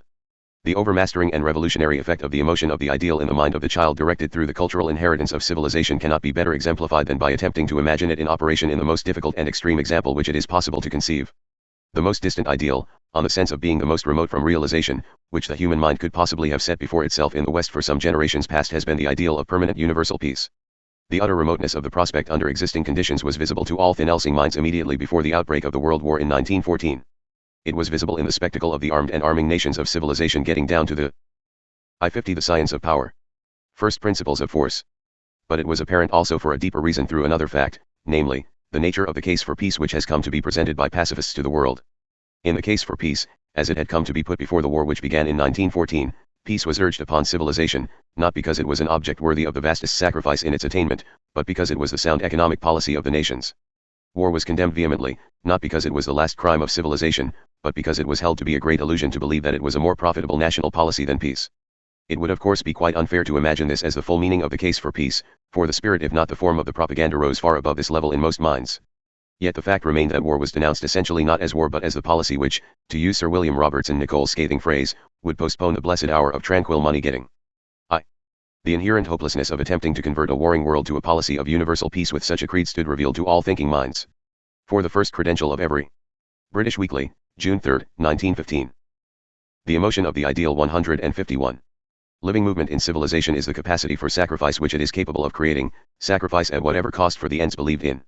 Even the creed of war demanding as it has continuously done the greatest sacrifice of which human nature is capable for its cause, was immeasurably nobler and greater than the creed of peace as thus declared. Now it is evident that no doctrine of interests can ever abolish war. In civilization where the first principle of life is sacrifice, any utilitarian creed of conduct whatsoever founded on the greatest material interest of the existing individual is always and essentially what Mr. Arthur Balfour once luminously defined systems of opinion of this type to be parasitic. It may flourish in the midst of the other life around it, but it has no roots of its own and it will wilt in the first stress of realism. Nothing can supersede war in civilization except some cause strong enough to overwhelm and control that inborn heredity of the fight in man which has come down in him from all the ages of the past and which has been carried by him in particular into every institution of Western civilization. Can such a cause ever exist in the world? To imagine it universally operative between nations. 152. The science of power. There one's no answer but to come to a cause now operative between men within the civil law of civilization. To the average man it scarcely ever occurs to imagine the reason why the ordinary law-abiding, honor-respecting citizen whom he meets in daily life observes the law of civilization and never dreams of becoming a swindler or a highwayman. To the mind which is simply shrewd the overruling reason seems to be that in civilization a well-organized system of society resting on law, which rests in turn on irresistible force, makes such a course unreasonable by rendering it a venture foolish and unprofitable in the extreme for any person to attempt to break the law. That honesty is the best policy just as peace is urged as the best policy is regarded as a quite obvious and sufficient reason for pursuing it. Yet how utterly wide of the truth such an answer would be. The ordinary law-abiding citizen does not break the law and does not become a swindler or a highwayman. But not for any cause which rests on any reasoning of this kind. He does not break the law simply because it is impossible for him to do so. It would be impossible for him to do so if there were no self-interest of this nature to warn him, and no irresistible force to overtake. The emotion of the ideal 153. Him, and no organized system of society to punish him. He cannot break the law, not because he fears civil punishment, but because he knows beyond doubt that however successfully he might hope to attempt it, however great the gain which he might expect to secure from it would be of no use to him. For he would have lost by the act all that makes life worth living in losing the internal standard of himself which he carries in his mind. At some stage of his career, in short, the average individual of civilization whom we meet on every side of us has passed permanently under the influence of the emotion of the ideal. It was conveyed to him by teaching or example through the cultural inheritance. And he has, thereby, passed irrevocably into another world. He can never free himself from the influence of that internal standard which has been set up within him. It will pursue him to the end. Thompson invoked it as the hound of heaven. I fled him, he groaned in his anguish, down the nights and down the days, I fled him down the arches of the years, I fled him down the labyrinthine ways of my own mind. But in vain. Never can the individual escape the pursuer, never can he revert to be the man he would otherwise have. 154. The science of power. Become. Even the lowest and meanest individual is in such circumstances capable of the most surprising degree of sacrifice before he will prove entirely unfaithful to that unseen internal standard which he carries in his inner mind. This miracle takes place around us in the world on a universal scale in every generation. There is no way the human mind can conceive in which war can be abolished amongst nations except by a similar miracle. Universal peace can only be secured in one way, by raising the mind of civilization, through the emotion of the ideal conveyed to the rising generation by the collective inheritance, to a plane where the barbarism of war would be so abhorrent to it that the degradation of engaging in it would take away from a people that principal motive of self-respect which makes life worth living. Given clear vision in the general mind, this cultural inheritance, utterly impossible as it might seem, could be imposed on civilization in a single generation. Only in a condition of the world in which such a collective inheritance would be imposed on the mind of each generation is it possible to conceive international law ever becoming endowed with the same irresistible authority among nations as the civil law now possesses amongst men. The emotion of the ideal. 155. Only in such circumstances is it possible to conceive material force reduced to that legitimate function among nations which it now occupies in civil life, namely, the protection under the direction of civilization of the higher and more developed standards of the race against what would then become the criminal standards of the less evolved societies of men. It is evident on reflection that there is no goal to which the emotion of the ideal thus directed is not capable of carrying the human mind. Fitfully and ignorantly as it has been employed in the past, it is the cause which has been behind all the progress of the world. It is capable of accomplishing any purpose to which it may be steadily directed over long periods of time. It is the nature of the inner vision which it brings into being that it leaves the possessor never satisfied with the world as it is, and that it drives him through every degree of effort to endeavor to realize his ideal. Evoked under suitable conditions in the mind of the young, it is able to render the successive generations of men upon whom it acts fixed of purpose, capable of the most surprising labors, and sufficient to otherwise impossible measures of self-subordination and self-sacrifice. It is in this cause of the emotion of the ideal. 156. The science of power. That we have undoubtedly the springs of all power in the modern conditions of the world. It is no exaggeration but a sober statement of fact to say that it is capable of sweeping out of civilization in a single generation any institution, or any order of society, or any inheritance of the past. Although it has never been organized in the science of civilization on a vast scale in modern conditions, it has been the cause which every leader of men has employed in the past. Every deep-seeing mind of the race, from the founders of its first religions, from Plato in his groping after the meaning of the soul in the Phaedrus, from the prophets of Hebrewism and the leaders of Christianity down to the seers of the current age, has felt the illimitable significance of the emotion of the ideal in the development of the world. It is the characteristic cause of the social integration, the cause which Mr. Compton Leith attempted to define to us in Sire Nica when he described it as a passion more powerful in man than any animal desire. The science of this cause is the science of power in civilization. The manner in which it constructively works in the individual mind is well described by James in his textbook of psychology, although he did not touch those wider collective. The emotion of the ideal. 157. Aspects to be discussed later in Chapter 9. A leader writer in the Times too recently accurately described the emotion of the ideal, when he spoke of it as giving that inward call in the human mind under the influence of which every human institution has the power of prophesying to us its finer self so as to make us forever discontented with its present state.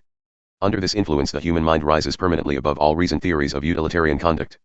It is thus that the higher religious beliefs of the world have permanently influenced successive generations of men to seek to reach those apparently unattainable inward ideals of perfection which it is characteristic of every living religion that it sets before its adherents. It is thus that Professor Gilbert Murray saw the Greek mind in the development of the Greek epic endeavoring to cast off in history the brute inheritance of the past of the race. 3. It is thus we behold the passion of the absolute in the soul of the poet and the artist challenging the world for an ideal which has never yet been realized.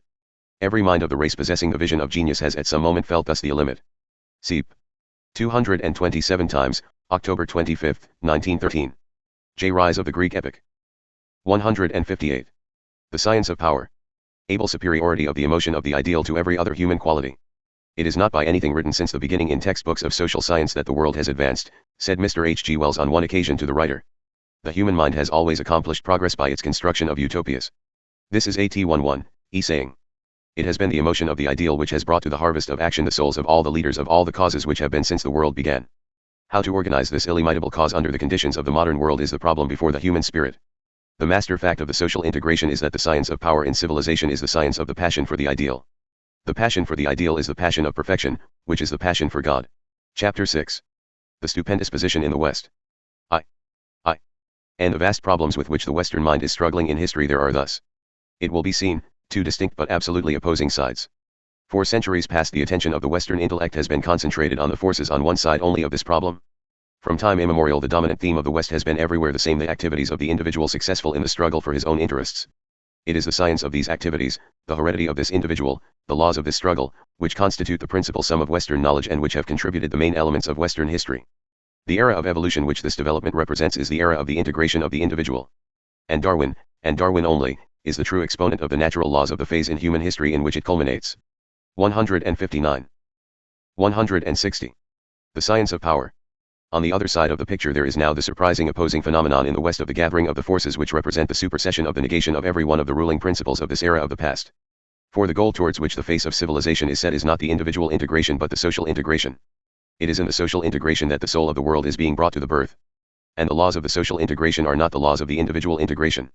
It is not in the heredity inborn in civilized man, so accurately described by Bateson, but in the immeasurably more important cultural heredity imposed on civilized man by civilization itself through the action of the emotion of the ideal on the young of each generation that we have the cause of efficiency and the seat of power in the future of the world. This is the basal fact which underlies all phases of the life of the West. The powerful and universal interests of civilization are already instinctively conscious of it. They may be observed on every side staging themselves, often with the strangest Caliban-like movements, into the particular attitudes which represent this knowledge. Throughout the West all institutions in which power is. Position in the West. 161.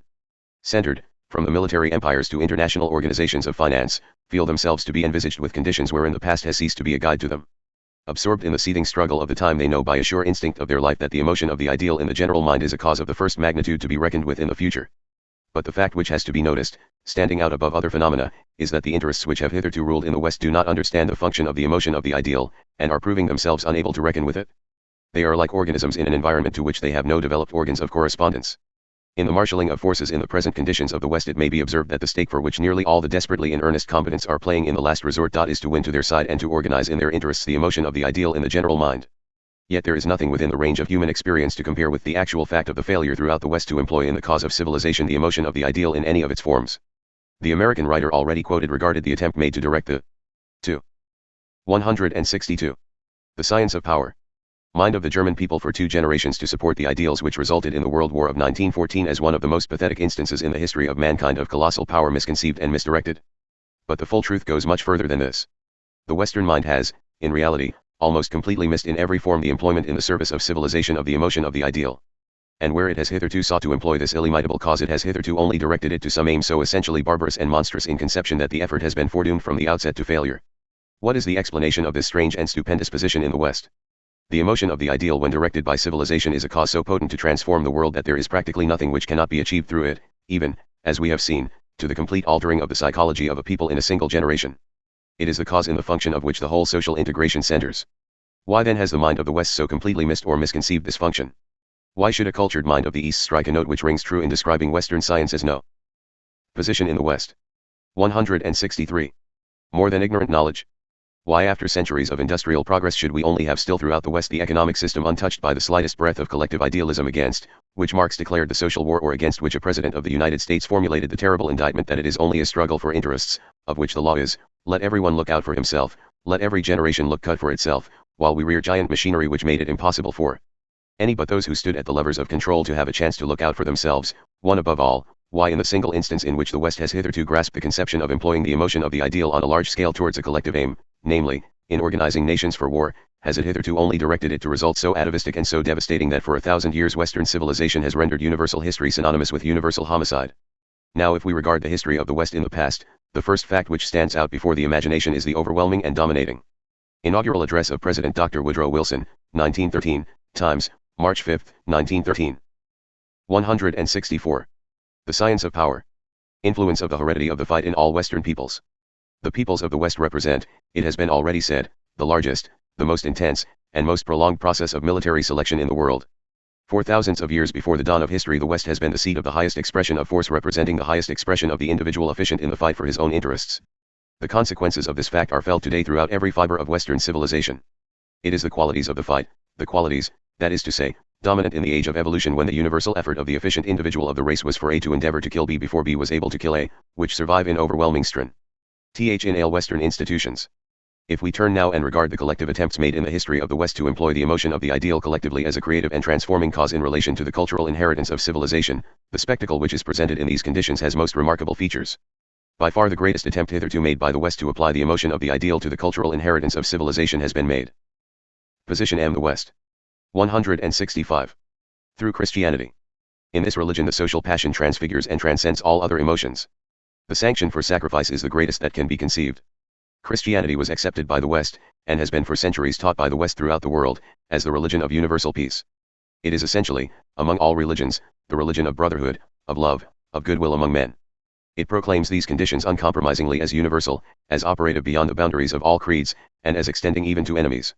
It recognizes neither race nor color nor nationality in the presence of the all-subordinating ideals which it uplifts. The essence of these ideals, as it was recently described with great insight and accuracy in a leading article in the Times, is the fact of what was apparently the most complete and terrible of world failures becoming, because of that apparent failure and only through it, the most incredible triumph over all the powers of the world. Yet the result, if it could only be seen by a mind absolutely free from the prepossessions in which we are steeped, is one which would stagger the imagination. The terrible dominating Hered.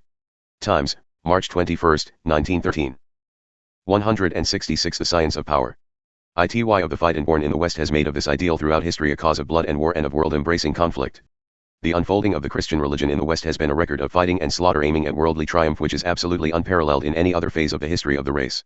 In all the developments in which we see the West endeavoring to present to the human mind the tremendous ideals of the Christian religion, one aim seems almost invariably at some stage to become dominant in the fighting mind of those who have held power in the West. In the development of its churches, of its creeds, its nationalities, of its theories of the state in relation to civilization, the West has continuously made interpretations of the interest or of the aims of the Christian religion, or of some system of national policy proceeding from them, the occasion for entrenching itself in absolutisms always resting on force, always organized by force, and always aiming directly or indirectly to impose themselves by force on other people. The principal theme of the history of the West is the theme of these universal wars of slaughter carried on by nations and peoples in the name of the principles of the religion of universal peace. Position in the West. 167. In these conflicts, despite all appearances to the contrary, right, truth, and justice have been almost without exception, just as in the pagan world, made to rest in the last resort on successful force. The combatants on each side proclaim the principles of Christianity to be part of their cause. And after their victories they carry the battle-stained banners of their wars even into the churches and temples of the Christian religion exactly in the manner of the pagan systems of old, in which truth and right were no more than local expressions of successful force. Western civilization throughout history has professed to be the civilization founded on Christianity. Yet almost every development of the West has been based on war, and has taken place with the menace of war or the fact of war accompanying and pervading it. The terrible individual heredity of the fighting male of the West is so blinding to the mind in all its effects that the violent contradictions of standards which it provokes mostly pass absolutely unnoticed. Men of culture, and even the actual leaders and teachers of Christianity, seem quite unconscious of the spirit of a contradiction which in actual fact exceeds anything that has been witnessed in the world under any other. 168. The Science of Power. Standards. The spectacle of the West, for more than 1,000 years under the influence of the inborn heredity of the fight in its ruling classes, devastating the world with war in the name of the religion of universal peace, will beyond doubt strike the mind of the world in the future as probably the most monstrous phenomenon in the history of humanity. The spirit of the fight which accompanies and produces this contradiction pervades all phases of Western life, political and economic alike. It has sterilized for centuries every attempt to apply the emotion of the ideal in the service of civilization. Any detached mind which takes its way through the notable charters, speeches, bulls, greater state documents, and social pronouncements in which the vital decisions of the West have been put on record, will receive this conviction with overwhelming strength. The influence, moreover, of the blighting cause which has prevented the West from utilizing the function of the emotion of the ideal in the service of civilization has never been more powerful and more all-pervading than in the time in which we are living. For 2 generations past the dominant feature of the history of the West has been nothing else than the struggle of the comparatively small position in the West. 169. Class who have held military power in modern Germany against the soul of the world. History has produced no more striking set of documents than those in which the phases of this gigantic conflict are recorded. And there are no more characteristic documents in this collection than the public utterances made during his reign of the Emperor William II.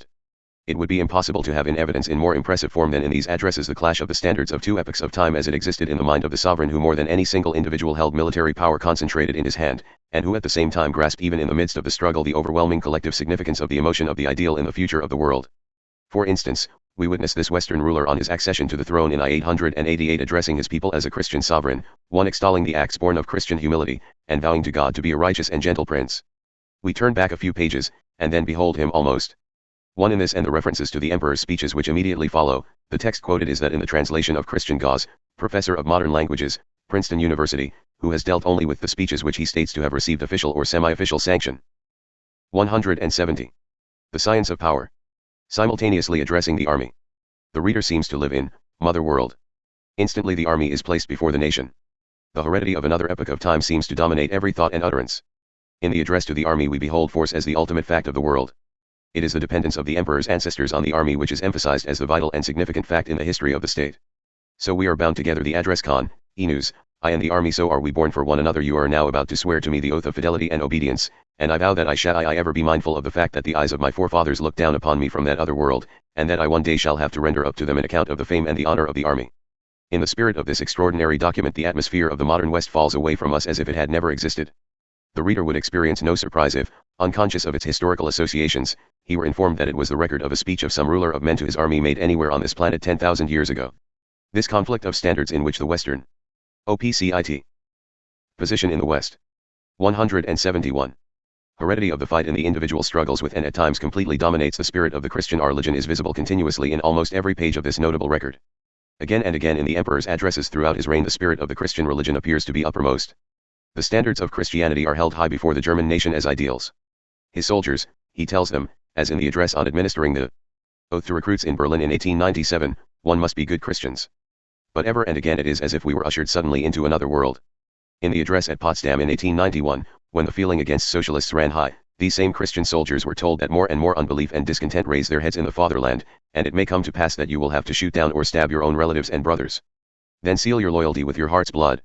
This was the pronouncement which roused Tolstoy to describe as an abyss of degradation the condition which the recruits reached when they promised obedience. And he called the world to witness the paralyzing self-contradiction and self-stultification of the West, when men Christians, liberals. 1 OPCIT OPCIT. 172. The science of power. Cultured men of our time, all of them are not only not provoked by this insult, but do not even notice it. 1. The heredity of the fight allied to uncontrolled power in the mind of the West is capable of producing results so extreme that without the facts in evidence they could scarcely have been conceived. In his address at Bremen in March, 1905, on the mission of Germany, the emperor put aside on behalf of the German nation all dreams of empty world empire. I have made a vow, he continued, never to strive for an empty world dominion. For what has become of the so-called world empires? Alexander the Great, Napoleon, all the great warriors have swum in blood. The world empire of which I have dreamed shall consist in this, that a newly created German empire shall first of all enjoy on all sides the most absolute confidence as a quiet, honorable, and peaceful neighbor, and that, it shall not be founded upon acquisitions won with the sword, but upon the mutual trust of the nations who are striving for the same goal. Point 2. The pronouncement in which we seem to see the spirit of Christianity uppermost must be kept in view to gauge to the full the extent of the position of self-stultification in which the West is locked. OPCIT. OPCIT. Position in the West 173. For it proceeded, it must be remembered, from the absolute ruler of the nation which was compelled by its ruling classes to play Germany's part immediately after in the World War of 1914, with all its consequences to neighboring states and to the whole world, the state whose diplomacy and policy was being almost at the same time defined by its military writers like von Bernhardi as resting not on the most absolute confidence on all sides, but, as it was frankly expressed in Bernhardi's words, simply and solely on power and expediency. It was the utterance, moreover, of the supreme military head of the nation, whose general military staff issued soon after for the instruction of German officers the Kriegsbrauch im Landkrieg, in which every ethic of the German state at war is made to turn similarly to power and expediency applied in the most terrible conditions of war. For to quote again Professor J. H. Morgan's summary of some of the Kriegsbrauch im Landkrieg rules of war. Should they, the peaceful inhabitants of an invaded country, be exposed to the fire of their own troops? Yes, it may be indefensible, but its main justification is that it is successful. Should prisoners of war be put to death? It is always ugly, but it is sometimes. 174. The science of power. Expedient. May one hire an assassin, or corrupt a citizen, or incite an incendiary? Certainly, it may not be reputable and honor may fight shy of it, but the law of war is less touchy. Should the women and children, the old and the feeble, be allowed to depart before a bombardment begins?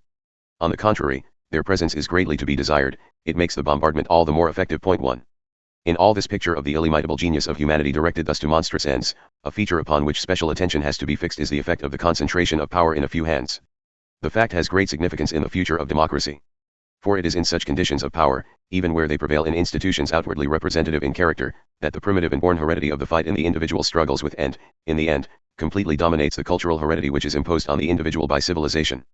After Christianity, nationality has been the principal institution through which the West has sought to apply the emotion of the ideal on a collective scale in the service of civilization. But the inborn heredity of the fight in vast strength has everywhere throughout the West carried the VIDP 75 position in the West. 175. Expressions of nationality into similar forms of combativeness. In the result we see nearly every function of nationality amongst Western peoples diverted, just as in the pagan world, to some expression of exclusiveness, with the ultimate fact of war in the background.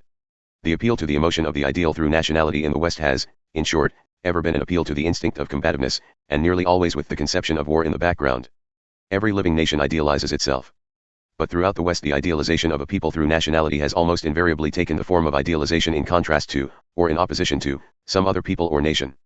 Western history displays an ascending curve of slaughter as it rises to the Armageddon of 1914, which furnishes an example of the instinct of combativeness expressing itself through nationality that would be absolutely incredible if we were not familiarized with it and if we had received it as the record of some savage order of the world. Even within national frontiers, the influence of this heredity of the fight pervades all forms of the national consciousness of the Western races. When we see a leader like Mazzini dreaming of the 176. The science of power. High ideals of the Italian nation in its relations to the wider fellowship of humanity, we behold him driven by necessity inherent in his environment, still thinking and reasoning in terms of combativeness and force. What we have to do to establish the new order, he tells his fellow countrymen, is to overthrow by force the brute force which opposes itself today to every attempt at improvement. And what we see Mazzini thinking in Italy in the first half of the 19th century is precisely what the Westminster Gazette sees the leaders of democracy thinking nearly a century later in England, when it deplores the fact that the internal politics of the British nation are becoming battles rather than deliberations, and that it has become in our time the practice of all minorities to threaten to carry on every controversy by violent and extra-constitutional means, even when Parliament has decided against them.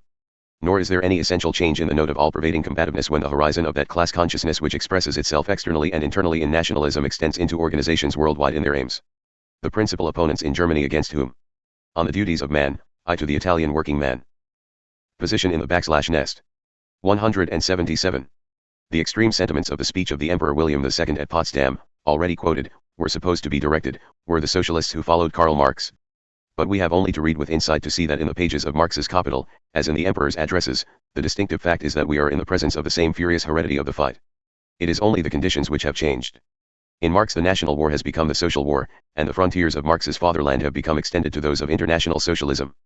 But we are still only in the presence of the primitive Darwinian man whose heredity Bateson so accurately described to us as furnishing only one universal motive of action, namely, that which drives him in the struggle with somebody else for the possession of property. And when we come from Marx's program of socialism in the pages of Capital to Professor Karl Pearson's program of socialism in the Ethic of Free Thought, it continues still to be the same spirit. Professor Pearson draws in academic seclusion in England the picture of his new order of society under socialism. And then the frantic heredity of the fighting male of the West takes possession of his soul. To those who offend against the laws. 12. 178. The science of power. Of public property in Professor Pearson's new order of society it is to be, to use his actual words before quoted, short shrift and the nearest lamppost. The rules of the Kriegsbrauch im Landkrieg could hardly furnish a more characteristic example of the spirit of the Darwinian man. The self-stultification of the West is, in short, as complete and as absolute at the hands of the socialistic professor in England as Tolstoy considered it to be at the hands of the Christian emperor in Germany. And the tragic irony of it is that, in this case also, Tolstoy would have had equal cause for saying that persons of culture, liberals, even the fellow men of free thought whom Professor Pearson is addressing, are not only not provoked by the insult, but do not even notice it. The history of the emotion of the ideal in the West, in short, has been the same in all its principal manifestations. When controlled by those who have held power, especially when power has been concentrated in few hands, it has ever tended to be directed by and dominated by the qualities of the primitive heredity of the fight. In the propagandas of parties and the marshalling and organizing of the great forces of the day, the orientation of all the arguments, of all the position in the West. 179. Is instinctively, as just observed, towards the emotion of the ideal in the general mind. But the failure of this effort in every form is one of the most marked features of the time. It is a fact that the mind of the West, on the whole, has completely failed to understand the emotion of the ideal. It has not grasped either the nature, or the magnitude, or the management of its function in the future of civilization. The only medium through which it has hitherto attempted to utilize collectively this transforming cause of the future in imposing the cultural inheritance of civilization on the general mind, on a universal scale, has been through the primitive and characteristic instinct of combativeness. The level at which the argument proceeds in any great question of the day in the West is, therefore, above everything remarkable. It is almost as if we saw continuously the leaders of civilized men making an appeal before an audience of savages. It is the same kind of emotions which are being stirred, the same feelings of combativeness which are being aroused, the same kind of arguments which are being used. Every device, every ruse, every absurdity, even to grotesque distortions of the truth, are pressed into service to move or excite the feelings of combativeness. 180. The science of power. It is a wonderful sight. As party government has developed in the West under democratic institutions, a new world of literature and art has come into existence in the press to supply all the machinery of this appeal to the instinct of combativeness. Every capable editor understands that in all the leading questions of the day the most effective appeal to the multitude is the emotional appeal through the spirit of combativeness. An appeal to the pure instinct of the fight or to that class consciousness upon which combativeness is based, and which man shares with the animal world, is known to be the most direct and effective means of moving the general mind on public questions. In such circumstances, The standards of effectiveness which have come to prevail in the press of Western countries in the midst of the struggle of commercial and financial interests on the one side and the war of political parties on the other, are altogether remarkable. Until recently in the West the press had been, after the organized institutions of Christianity, the greatest agent in moving the world through the emotion of the ideal. Its activities have been one of the main ultimate facts upon which Western liberties have rested. Its spokesmen have exercised in the past position in the West an influence exceeding 1,000-fold that of the orators of the PNYX in ancient Athens in creating and sustaining in the imagination of the multitude the ideas through which the cultural inheritance of civilization was imposed on the people. But the conditions of the past have been profoundly altered as the press has passed, like all other institutions, under the sway of the dominant forces of the time. Mr. R. Donald, the editor of the London Daily Chronicle, speaking recently in Great Britain as president of the Institute of Journalists, described in a remarkable address the great revolution which the British press has undergone in this respect in less than a generation. The leading feature of the change, as stated by Mr. Donald, is that the press had been commercialized on a gigantic scale. The central fact of this transition is that corporate ownership of the joint stock type is superseding individual ownership of the idealist type. The effect of this, coupled with other changes, was, he said, to place enormous power to sway public opinion in the hands of a few people. It was an inherent feature of these agglomerations, he continued, that they were controlled by exactly the same forces which. Times, August 19, 1913. 182. The science of power. Operated in other fields of financial and commercial activity. Under the old system the proprietor preferred less profit to compromise with principle, but under the new the culminating aim is necessarily the payment of dividends. Dividends, said Mr. Donald, must be earned even if principle is to suffer in the process. The conditions under which the work of publicity is done in the midst of this raging war of interests, both external and internal, in which the press itself has become centrally engaged, have been described recently in striking and earnest language by more than one experienced observer. A writer in the British Review put in moderate language the party feature of it as seen from the outside in saying that the public is becoming uneasily aware that a fair presentment of the truth is not the main object. Mr. Chesterton, writing as an experienced journalist, has described the struggle as he saw it from the inside in the press itself. He sketched in a few bold and vivid strokes the work as it proceeded in the office of an effective newspaper. In the conditions which prevail, Mr. Chesterton saw the directing mind continually abolishing truth as Turner abolished a tower because it did not suit him. British Review, December, 1913. Position in the West. 183. He described him, as it were, the arch-creator of fact, with the great instrument of publicity in his hands, daily plunging a whole people into darkness, as Rembrandt would plunge a whole picture into darkness to bring out a purpose. He saw him as master artist of his time, at work upon events effacing and disguising the lineaments of affairs as Whistler would efface the face of a woman so that more important matters should not be interfered with. 1. This description of the inside conditions of the press as they prevailed in one of the freest countries of the West in the first quarter of the 20th century is of the profoundest interest.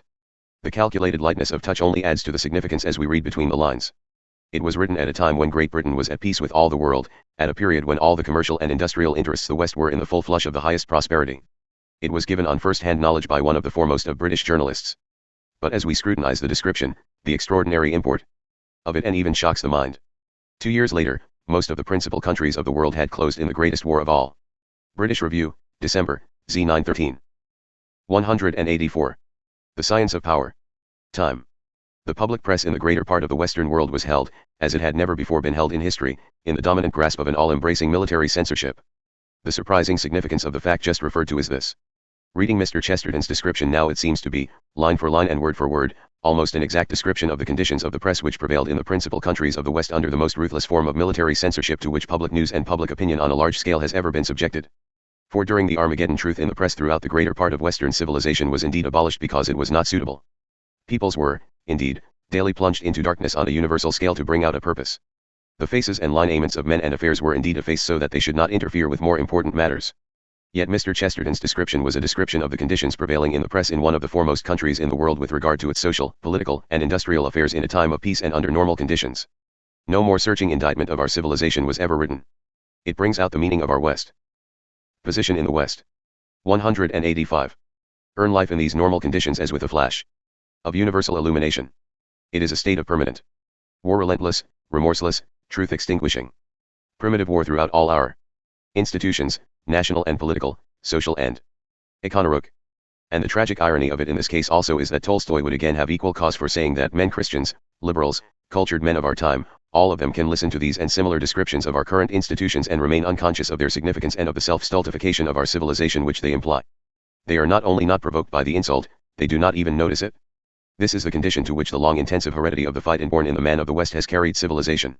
It is the culminating phase of the epoch of the individual integration, the epoch, that is to say, of the ascendancy in the world of the individual efficient in the struggle for his own interests. The future lies in the social integration. The social integration rests on organization. And in this organization the seat of efficiency and the center of all power in the future is in that cultural heredity which civilization imposes on the individual through the emotion of the 186. The science of power. Ideal. There is practically nothing which cannot be accomplished through the emotion of the ideal in civilization. There is absolutely no aim, which civilization chooses to set before itself, which it is not possible for civilization to achieve, even to the sweeping away of this existing world and the creation of a new world in a brief space of time. The great question of the age, the question to which all others are subordinate, is, where are we to look in the new order for the psychic center of this cultural heredity of civilization? Part 3. The new psychic center of power. Warning, empty page. Chapter 7. First laws of the science of power. W. And the mind of the West comes to grasp in all its far-reaching applications. The fact that the science of power in the social integration is the science of directing the collective will over long stretches of time to definite ends through the emotion of the ideal, it will be the first step to a new order of civilization. It is desirable therefore to look in the face some of the controlling facts which lie behind this cardinal position. In concentrating attention on the subject of power, it is necessary for me to ask the reader's attention at this point for a matter which is fundamental. From the beginning of knowledge, the human mind has been exercised in seeking the answer to the question what is truth? Strange as the fact may appear, this question has carried the West into many long eras of stress and violence. Throughout all the changing phases of these PE 189. 190 The science of power. Riods of development, there has been a position which has never been permitted to present itself in the full light of day to the minds of the combatants, namely, that truth is inseparably related to power. Men did not consciously allow themselves to consider this most basal of facts that in the science of the developing world, power is the clue not only to human action but to all the principles of knowledge. The academic system of ideas and arguments about the nature of truth which the Western mind had reared for centuries was in reality broken to pieces by bringing into sight the actuality which lay behind a statement that formed the heading of one of the chapters of social evolution. This statement was to the effect that in the social integration there is no rational sanction for the conditions of progress. It was the assertion of the essential relationship of truth to power, and to power only, which was expressed in this simple form of words, that constituted the claim to attention. The perception of that relationship sent something like a thrill of recreation through the dry bones of the philosophies of the West. In the half-articulate period which followed the publication of Social Evolution, the leaders of the new movement in Western thought which took First Laws of Science of Power 191. The name of pragmatism, feeling the connection between truth and power that had been brought into view, ventured hotfoot upon definitions of truth that swept the builders and definers of dialectic systems of truth into a state of amazed defense. And well it might be so. For pragmatists began forthwith to define truth in a way in which the conception of power alone was visible. They proceeded to define truth as that which works, that which is expedient, that which has value, and so on. The time has come when I must respectfully ask pragmatists to give me that right of way which is my due. The beginning of this development has not been with them. These definitions of truth have a lasting value in the history of knowledge. But they are in the nature of things tentative and incomplete attempts, the natural product of that period of transition which followed the uncovering of the position which I had brought into view. I must in my own way carry this philosophy of power to the further issues that are involved in it. I, therefore, ask the reader not to be startled if I proceed to give him the answer to the question what is truth? And to follow it up by asserting that it is a complete answer and that the development of knowledge 2000 years. 192. The science of power. Hence, or 20,000 years hence, will only have served to establish the conviction that it is the final answer. Truth is the science of power. To this axiom may be added a second equally fundamental. Evolution in all the phenomena of life follows the line of maximum power. When Christ, claiming to be the exponent of truth, stood before Pilate's judgment seat, apparently a man utterly beaten and defeated, the cultured Roman asked him the question, what is truth? Christ, it is recorded, answered him nothing, so that Pilate marveled. The position was complete. Nothing could be added to it. For the true answer was utterly beyond Pilate's comprehension. The center of the greatest power system which has arisen in history stood before him and he knew it not. For Pilate did not and could not understand the science of power as it had passed over from the individual to the social integration. There have been 3 stages in the definition of the science of power in the West. In the first stage of it Newton in the Principia set forth the laws of the material universe in terms of force. In the second stage Darwin defined the laws of the First Laws of Science of Power 193. Individual integration in life in terms of power. The third stage is that in which we are now engaged, in which the laws of the social integration in life are being defined similarly in terms of power. To understand the application of the doctrine of power to the current personal and collective activities of the modern world of civilization, it is desirable to have a firm grasp of a few leading principles. The 2 most essential matters are to understand the distinction to be made between force and power, and 2. To understand the nature of the fundamental difference between the controlling law of the individual integration and the controlling law of the social integration. Now force and power are words continually used loosely and often as interconvertible terms in the West. In this chapter, and in future, they will be used by me strictly in the sense in which they are here defined. Force or energy is the characteristic or constituent quality of the material universe. Its modes may be changed, but the quantity thereof in the universe cannot be taken from nor added to. C.J. Newton's Principia, Introduction to Book 3. Or the example referred to by Karl Pearson, Ethic of Free Thought, p. 32. 13. 194. The Science of Power. The distinction between force and power is fundamental. 3. Power is the capacity for utilizing force or energy by integration, that is to say, by organization so as to produce more intense or higher results in one place than would otherwise be possible. 4. Power is the characteristic or constituent quality of life, as force is the characteristic or constituent quality of the material universe. Life in all its forms is a process of integration, that is to say, of organization of force or energy. The mind which brought us to the fundamental law of evolution in life, as Newton brought us to the fundamental law of the material universe, was Darwin's. Darwin and Herbert Spencer gave us the first law of evolution in life in stating the principle which is summarized in the expression survival of the fittest, or, in another form, natural selection. Both these formulae have been radically criticized. To say that to survive is to be the fittest is merely to tell us that to be the fittest is to survive. To say that life progresses by natural selection is merely to tell us that life progresses in the manner in which it does progress. So the first laws of science of power 195. Criticism run. Something essential is said to be missing. As a matter of fact, both formulae are lacking in an essential element. The axiom or law of progress which supplies what is missing in Darwin's conception and which expresses the characteristic meaning of integration in life so as to bring that meaning into line with the principle set out in Book I of Newton's Principia must be put as follows. 2. Integration in life follows the line of maximum power. The principle of the survival of the fittest or natural selection coming to us from Darwin and Spencer is, it will be observed, a less complete expression of this law of maximum power. The feature of life is its two phases of integration governed by quite different applications of the law of maximum power. First, there is the individual integration.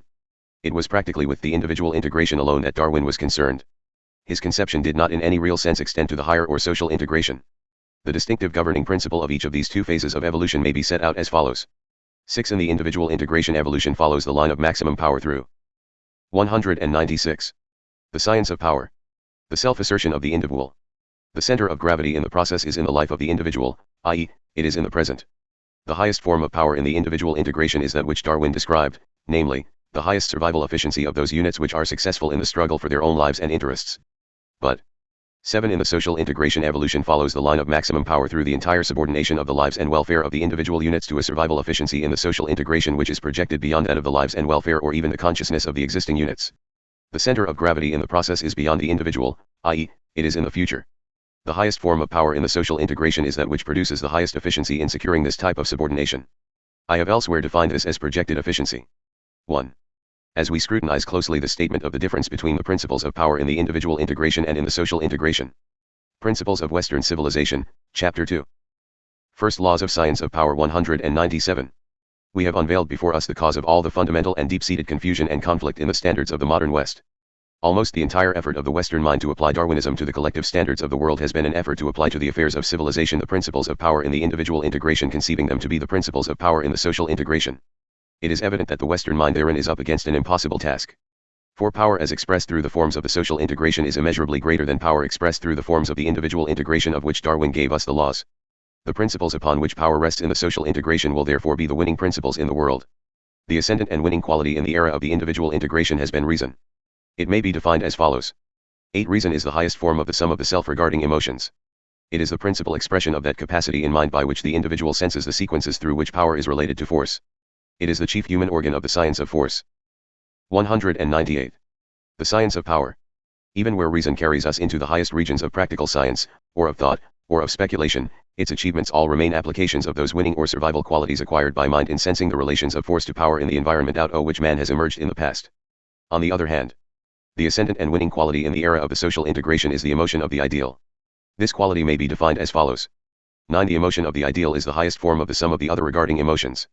It is the principal expression of that ultra-rational capacity in mind through which the individual senses the sequences through which individual power is related to social power in higher integration. It is the chief human organ of the science of power. When these two statements, 8 and 9, are carefully scrutinized and compared, it will be perceived that there is a far-reaching significance in the different manner in which power is transmitted by heredity in the social integration as compared with the individual integration. This may be expressed as follows. X. In the individual integration, the heredity. First Laws of Science of Power 199.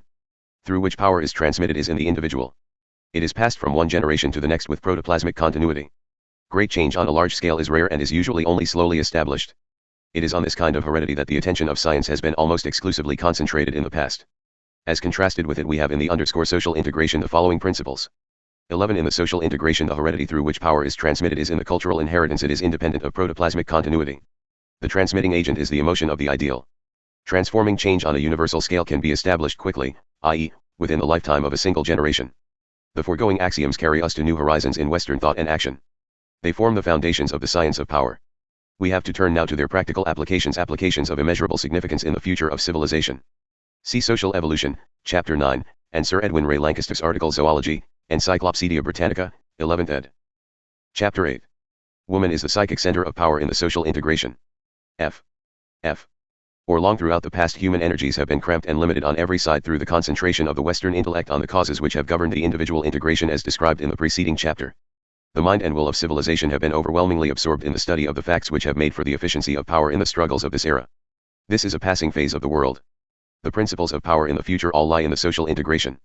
And in the social integration, the fact of first sine plus colon dot cans is that power centers in emotion. The social integration is related in all its phases to that supreme capacity in the collective mind which senses and directs power, namely, the emotion of the ideal. One of the strangest facts of our time is this. The West knows practically nothing of the science. 200. Woman, the psychic center. 201. Of emotion. It knows scarcely anything, that is to say, of emotion in its most important manifestations which are in the social integration. If one takes up any of its leading textbooks on psychology at the present time, it is to encounter the strange spectacle of every Western writer on the subject, with the prominent exception of Mr. William McDougall and a small group, thinking and theorizing about the facts of emotion almost as if emotion related only to the individual. Emotion is considered as some relatively inferior quality in the individual, closely associated with the animal past and mainly connected with functions which man shares with the animal world. The science of emotion in its collective aspects is practically a sealed book to the West. Throughout the stages of the Great World War, for instance, it was a matter of daily occurrence, in the Western press and particularly in the press of Great Britain, to see the German peoples contemptuously referred to as the most emotional race in Europe, as if this description at once decisively relegated them to a category of inferiority. Of course the German people were emotional. The stupendous lesson in power which Germany was giving the world was in all its phases and issues a lesson in the illimitable and incalculable. 202. The science of power. Power of emotion. Under our prevailing standards in the West, we continually think of the control of emotion as if it indicated absence of emotion. So entirely contrary to fact is this misconception that it may be taken as a maxim of civilization that other things being equal, the higher the capacity of any individual or of any people, the higher the capacity for emotion. It is emotion only which can in its collective applications direct the general mind in the long sequences through which power must express itself in the social integration. It is through the emotion of the ideal, and through this cause alone, that the collective will can be concentrated and directed over long periods of time to particular ends. It is through emotion only that the present can be subordinated to the future and the organized will of civilization transmitted from one generation to the next through the young. It is through the emotion of the ideal that any collective aim whatsoever that the organized imagination of a people may set before itself in civilization becomes possible of achievement, and this in an incredibly brief interval of time. Where are we to look for the principal source and reservoir in the future of this supreme capacity? It will be the seat of all power. It will be Woman, the psychic center. 203. The ultimate cause of dominant efficiency in the coming struggle of the world. The answer to this question is the most striking which it has ever been the lot of a writer to give. There can be no doubt as to what the reply must be. It is not in the fighting male of the race, it is in woman that we have the future center of power in civilization. This, strange and paradoxical as it may appear, is the first lesson in power which emerges in history from the Great World War of civilization in the second decade of the 20th century. If we look at the history of the fighting male of the race in the vast struggle for power which formed the past history of the world, the significance of certain facts begins to stand out with great distinctness before the mind. The existing world in every phase of its life has been the culminating stage of the prolonged drama of individual efficiency. It is the flowering stage in every institution of the qualities which have made the individuals who are supremely efficient in the struggle for their own interests the centers of all systems of power and the masters of the world. It represents the age when interests have been short-circuited into the hands of those who have power to hold them by force and when the instant need. 204. The science of power of individuals and institutions has been either absolutely or relatively for A to be able to kill B before B is able to kill A. Now it is evident that in all power systems in this stage of the human world the fighting male has been, in the nature of things, the ultimate source and origin of supreme power. He has been the maker, the doer, the creature of the instant and urgent need from the beginning of things. All the qualities based ultimately on his sex have been in the fighting male of the race those of instant realization. It has been the imperious condition of his efficiency in the struggle for power that there should be no tomorrow in him like today. The idealisms of the long sequences, the long drawn out dramas of renunciation and sacrifice, have never in reality had more than a pallid meaning for the man of the fighting races of the West. For this reason there is no practical business people of the West in which the typical male in his inner heart does not despise idealism and all the characteristic emotion on which idealism rests. At the back of the male mind of every fighting and business people the spirit of the pagan rules and the philosophy of Omar Khayyam is enthroned. In the course of my life, in which my experience has been considerable, I have never known an English woman the psychic center. 205. Man who really believed any of the dogmas of the Christian religion through his reason. In all cases the individual held to them as part of an inheritance which has been imposed on him from without by causes in which his reason had had no share. In the integrating systems of power in the world this basis of things is being swept away. In the social integration where power rests on the causes described in the last chapter, the story of humanity is becoming with increasing intensity the vast tragic drama of duty, of sacrifice, of renunciation. All the winning systems of power in the social integration are those in which the center of gravity is outside the limits of the individual's own consciousness, and in which, in the long sequences of cause and effect, the units are subordinated to a meaning far beyond that of their own lives and interests through the emotion of the ideal. Reason, in reality, is quite unable to carry any of us from the principles of the individual integration into the principles of the social integration. The individual dies that the world may live, cannot really be expressed in any terms of the individual's reason. Are you willing to be damned for the glory of God, is a question which cannot be answered in the affirmative by any process of reason. But when human nature staggering upwards with its 206. The science of power. Face towards the infinite and universal gives this answer, it has simply reached the highest expression of power. These systems of power in the social integration do not rest on reason. They appeal to no facts, the facts have not arrived. They answer nothing to argument. They are power itself. They rest on emotion. And through the emotion of the ideal, man therein has hitched himself to omnipotence. Now if we turn from the fighting male of the race to the other half of the world which is represented in woman, the effect on the mind of principles is very striking as we begin to perceive their reach. At the back of human consciousness, as the literatures of nearly all peoples bear witness, there has always lurked a conception of woman's mind as being, in circumstances which men have never allowed themselves freely to imagine, a power of incalculable magnitude. Save in the expressions of it, which arise directly out of its relations to the opposite sex, woman's mind at the present time, even in the highest systems of human culture, remains the mystery of the race. Throughout the whole span of the human era, the development of the mind of woman has represented one fact of absolutely supreme significance, namely, that there has been expressed in it the woman the psychic center 207. Struggle of the interests of the future against the ascendancy in the present of those power systems, which arise from the activities of the male mind, which rest on force, which by the categorical necessity of the fight must always be directed to sectional and short-range objectives, and which from an outlook thus inherently limited to the need of the present and under the control of reason seek always to impose their own conceptions under the name of the absolute upon every form of human activity. These systems of power, characteristic of the individual integration, have ever sought to exploit woman in all her capacities as no other being has been exploited in life. Out of this struggle the mind of woman has emerged. It is like the emerging mind of civilization itself in the upward stress of progress. Woman is indeed the actual prototype of all the great systems of religion, of morality, of law, upon which integrating civilization rests. For in all these the controlling meaning in which their development has centered has been this same struggle for the interests of the future against the systems of force seeking to exploit and overwhelm in the present the interests of the future which were represented in them. In the individual integration, of which Darwin 208. The science of power gave us the laws, the clue to power in all the qualities and all the institutions of the winning types lies in one fact. The heredity through which power is transmitted is in the individual. The center of gravity in power is, therefore, in the present. The line of maximum power which evolution is following is the individual efficient in the struggle for his own interest, the efficient individual, that is to say, whom Nietzsche described to us as acknowledging no authority but his own will and no morality but his own interests. Everything in this individual has been controlled and is still controlled by interests centered in the present, and by the necessity, actual or implicit, in all his institutions for A to be able to kill B before B is able to kill A. In the social integration the clue to power is quite different. The heredity through which power is transmitted is not in the individual. It is the social or cultural inheritance. Evolution continues to follow the line of maximum power, but it is the characteristic principle of the social integration that immensely greater power centers in those systems which while remaining efficient in the present at the same time subject the present to the future. The center of gravity of power in the social integration is therefore always in the woman the psychic center, 209. Future. The control of the long organized sequences of cause and effect through which evolution thus follows the line of power in the social integration can be only attained in one way, by emotion directing action through the cultural inheritance over long periods of time to ideals beyond the lives and interests of the existing individuals. It is woman who, by the necessities of her being, has carried within her nature from the beginning in its highest potentialities the ruling principle of this new era of power. By her history in evolution, by her function in relation to man, by her position in relation to the future generation, woman has ever been the creature of fruition in the future as contrasted with man. The driving principle of woman's nature at all its highest levels has ever been by pure physiological necessity the subjugation of the present with all its imperious demands to a meaning beyond herself and beyond all visible interests in the present. By the necessities of evolution every strand of woman's deeper being has vibrated to this meaning for untold ages. The fighting male is through the nature of his history the creature of those short-range animal emotions which are becoming of less importance in advancing civilization. Woman, on the contrary, through her history has 210 The science of power ever been the creature of the long-range emotions through which the instant needs of the present are subordinated to the meaning implicit in the long sequences of cause and effect through which maximum power expresses itself in the social integration.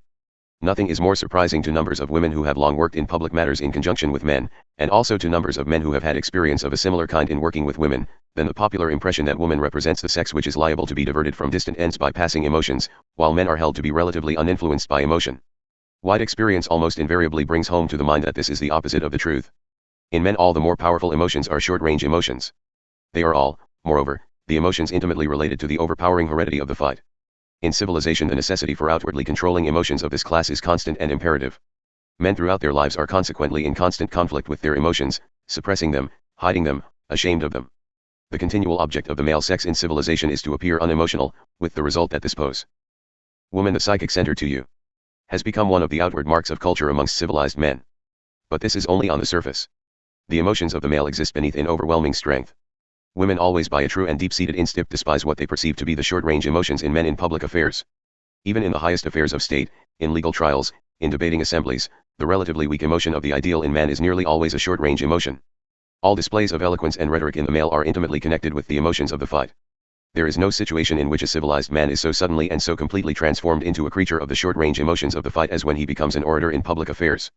The gesticulations of eloquence, the beating and thumping motions of emphasis, the flashing eye, the excited visage in which the expressions varying from the sublime to the sinister rapidly succeed each other, are all characteristic of early man in the ecstasy of the emotions of the fight.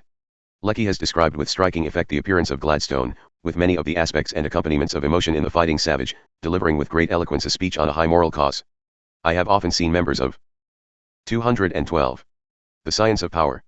The native fighting races of South Africa, like the Zulus, after drugging themselves with narcotics, wrought up to the highest flights of rhetoric in which suddenly jumping on their feet they deliver to empty space long periods of fiery eloquence and declamation, all imbued with the passion and colored with ideals of the fight. Even in the service of the highest causes it is the short-range emotion of the fight which most powerfully drives men. I was once present at a private meeting at a crisis in British politics when leaders were being chosen. The name of one leader, now a prominent statesman, was put forward with strong and impressive recommendations by a member present. The most urgent qualification of leadership mentioned was that he was a man capable of reaching any goal in action if only he were excited by the spirit of combativeness, which it was pointed out was powerfully present in the case in question. In pursuit of principles, and in the quests of the intellect in scientific research, it may also be observed continually that it is the emotions inherited from the environment of the hunt, the chase, and the fight which most powerfully operate in the male mind, and this even in the highest regions of abstract knowledge, as compared with the psychology of the male. Woman, the psychic center 213. So strongly developed in all the fighting races of the world, the psychology of woman is absolutely distinct. It is separated from that of man by meanings which are poles apart from those just described.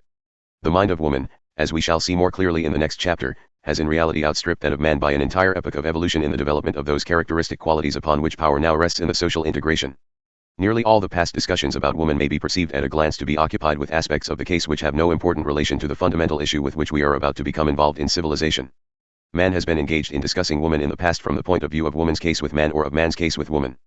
But civilization is not ultimately concerned in a fundamental way with either of those issues. The central problem is the relation of woman, not to man, but to the needs of society. In this matter developing civilization is being driven by causes which are inherent in a direction which is inevitable. Evolution will follow the line of merimum power. It is this question of power which will ultimately control everything. And the significant fact towards which we have to turn is 214. The science of power. That the qualities through which maximum power must express itself in the long sequences of the social integration, the qualities, that is to say, for which civilization cries aloud now with the living hunger of a type in evolution, are precisely those which are most characteristically represented in the mind of woman. They are the qualities by which woman instinctively subjects the present to the future through sustained emotion, accompanied by a power of sacrifice in the service of the ideal which greatly exceeds this capacity in the male sex. When we turn for the case about woman from this point of view of power, the facts deeply impress the imagination.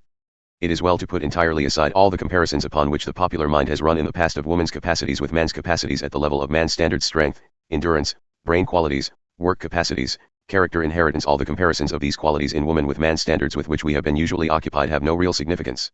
Woman's relationship to power is so different from man's in the social integration that it is at present almost beyond the full comprehension of the male mind. To get the matter into focus it is better to avoid. Woman, the psychic center 215. All preconception arising from the past, and to do this most thoroughly it is better not to take the case for woman in relation to civilization from any of its advocates, but to go straight to the discussions about woman's sex and woman's mind which have been carried on by those who have put the case against woman in civilization in the most thoroughgoing manner and in the most extreme spirit of hostility. The whole modem attack in the West on woman's mind and the qualities of her sex centers primarily in Schopenhauer. The most savage but also the most reasoned and influential case that has been made against woman in the literature of the West has come from Schopenhauer. In his oft-quoted essay on woman, Schopenhauer represents, as nobody else either in literature or in science does, the cry of the inmost heart, cf. the pagan of the West who has built the world of the individual integration on force. Nearly all the current arguments against woman's position find their best statement in this essay. Even the crude, fierce, animal attacks on woman in later literature, like those of Nietzsche, Weiniger, and others which have followed them, are scarcely more than echoes. Schopenhauer's essay on woman, Belfour Bax's volume of selections. 216. The Science of Power. Of Schopenhauer. Their point of view one's best studied in Schopenhauer's essay, where the essential positions are made with greater strength and moderation. The first thing which strikes the observer of insight on reading Schopenhauer's essay is that Schopenhauer's mind, in the contemplation of woman, is revealed to the reader in a state of fear. The essay exhibits the dread of woman's mental influence as a kind of overwhelming obsession of Schopenhauer's intellect, just as the fear of woman's physical influence is exhibited in the early patristic writings as an overwhelming obsession of the ascetic mind. It will be perceived clearly at a later period that the mental attitude of Schopenhauer in this case is characteristically true to type. The psychology of Schopenhauer in the essay is the typical psychology of power, recognizing its true relation to power, which it fears to be destined to supersede it. Schopenhauer's central position is extraordinarily fundamental and uncompromising. He declares woman to be the natural enemy of man. The reason given for thus describing her has to be noted. She is, he asserted, the breaker and subduer of man's will power. We recognize on scrutiny that this will power which Schopenhauer has. Vivam in the Psychic Center 217. In mind is none other than the will power of the fighting male of the race, the terrible, all-subduing dominant creature of efficiency in the individual integration, acknowledging no authority but his own will and no morality but his own advantage. And it is as the representative of this dominant will power of the past that we see Schopenhauer standing before woman in a state of instinctive and almost vindictive intellectual hostility. His description of her in such remarkable circumstances reads almost like a hymn of hate. Schopenhauer forthwith describes woman as inherently a creature of evil. Her relations to life have made of her, he said, an inborn liar. He declares her to be an intellectual myope. He describes her fundamental failings to be injustice, treachery, and deception. He asserts her to be wanting in all objectivity of mind. He will not allow her the conditions of originality. She is, he said, below the male standard in intellect. He even denies woman's sex beauty. It was only, he said, the male intellect of humanity when befogged through the sexual impulse which could consider the female sex fair. Moved by his emotions thus to curse woman altogether, Schopenhauer advances immediately to one of the most remarkable positions in the history. 218. The Science of Power. Of Thought. Driven by the true instinct of genius, Schopenhauer in the same essay proceeds to write woman's charter of authority for all ages in the future of civilization. For the cause of all the qualities, which he has thus enumerated as making of woman a creature to be dreaded, Schopenhauer puts down the one significant cause. The root quality of evil in woman Schopenhauer declares to be this. The race is always to her more than the individual. The natural, the inborn, and the unchanging attitude of the whole of woman's sex to man Schopenhauer asserts to be the attitude of woman to an all-powerful opponent whose strength to enforce his will has to be subdued to a purpose in the future. For in the darkest recesses of their hearts, he continues, women live altogether more in the race than in the individual, they regard the affairs of the species as more serious than those of the individual. 1. It is this extraordinary insight into woman's true relationship to power which constitutes Schopenhauer's main contribution to the sum of human knowledge. In the result it drives him into a kind of frenzied opposition to woman. The line of Schopenhauer's successors in the modern West have since consistently striven to develop the Doc. OPCIT, p. 343. Woman the Psychic Center 219. Trine of power with their faces set resolutely to the past, until it becomes at length in the individual and in the state alike the disastrous Nietzschean doctrine of strength acknowledging no authority but its own will and no morality but its own advantage. Of woman, said Nietzsche, thou goest to her, do not forget thy whip. One of the state, said Bim Hardy, the whole discussion turns not on international right but simply and solely on power and expediency. Yet it was the same Schopenhauer who, standing at the head of the great modem pagan retrogression thus indicated, visualized woman as its natural and invincible antagonist. It is Schopenhauer who has given us woman's charter for all time in civilization. As distinct from man she is the creature to whom the race is more than the individual, the being to whom the future is greater than the present. Let civilization remember it. When we come now to the practical affairs of civilization and try to focus the light of this principle on the facts of the world, the illumination will be found to extend to a great distance. The evidence for the statement that it is woman by reason of her functional, racial, and evolutionary history who is the principal organ in the race of that. Zarathustra. Germany and the Next War. 220. The Science of Power. Emotion of the ideal upon the function of which developing civilization depends, is of great extent and significance. In the integrating systems of civilization power, as we have seen, is not transmitted through the heredity of the individual but through the cultural or social inheritance. To be able to direct or control this social heredity through the emotion of the ideal is to be able in a relatively brief period to alter or profoundly modify the world or any of its existing institutions. It is to obtain control over all the reservoirs of power in civilization. The relationship of woman to the cultural heredity of the world through the emotion of the ideal is therefore the first fact which meets us on the threshold of the science of power. The emotion of the ideal is an inseparable and the most essential part of that capacity in the human mind which senses power. Woman from her history in the past in subjection to force has doubtless from an early period possessed this capacity in a high degree. It is peculiar to her now that under more complete conditions of civilization she possesses, in a far higher state of development than it has reached in man, the sense which instinctively recognizes the sequences through which power is transmitted in the social integration. Woman, the Psychic Center 221. Power in the social integration, as Spencer long ago pointed out, resides in those causes which produce the long sequences of effect as contrasted with the motives and impulses which in savagery produce the less important, rapid, and short-range effects. It is not in the nature of things that the male who has been from the beginning the doer, the maker, the builder, the fighter, the instrument of force, the attendant on all the instant need of things in the present, should be the equal of woman in this quality of subordinating the present to the future by the emotion of the ideal. It is a circumstance which has to be noted that amongst the advanced fighting races this fact is nearly always instinctively recognized by men. Almost every male of the Western races, as soon as he becomes involved in the activities of power which are characteristic of the social integration, has the same instinct. When he has need of the emotion of the ideal to carry him beyond the thick of his present difficulties, or beyond the outlook of his environment, or into these higher regions of leadership which require sacrifice prolonged beyond all interests of the present, he turns instinctively, not to another male of his kind, but to woman for support and instinctive understanding. Men tend to hide this characteristic from their 222. The Science of Power. Fellows, in a world in which the standards of the individual integration still survive in great strength. But it is developed to the highest and completest extent in the leading and strongest minds.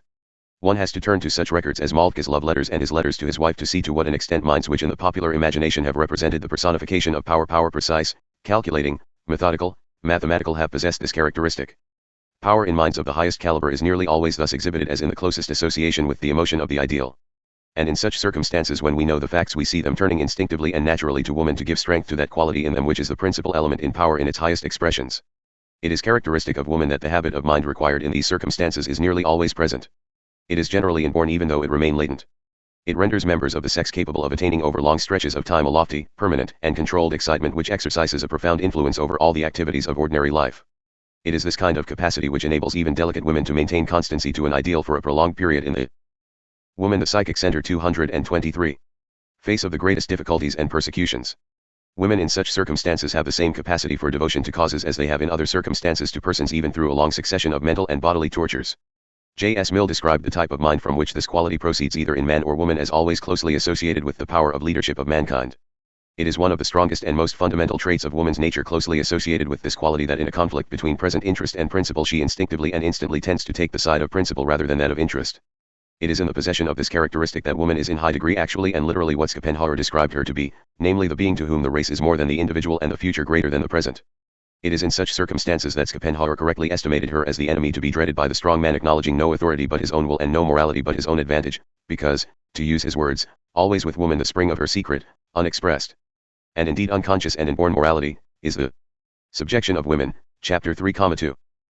224. The Science of Power. Belief that the welfare of the species is placed in her hands.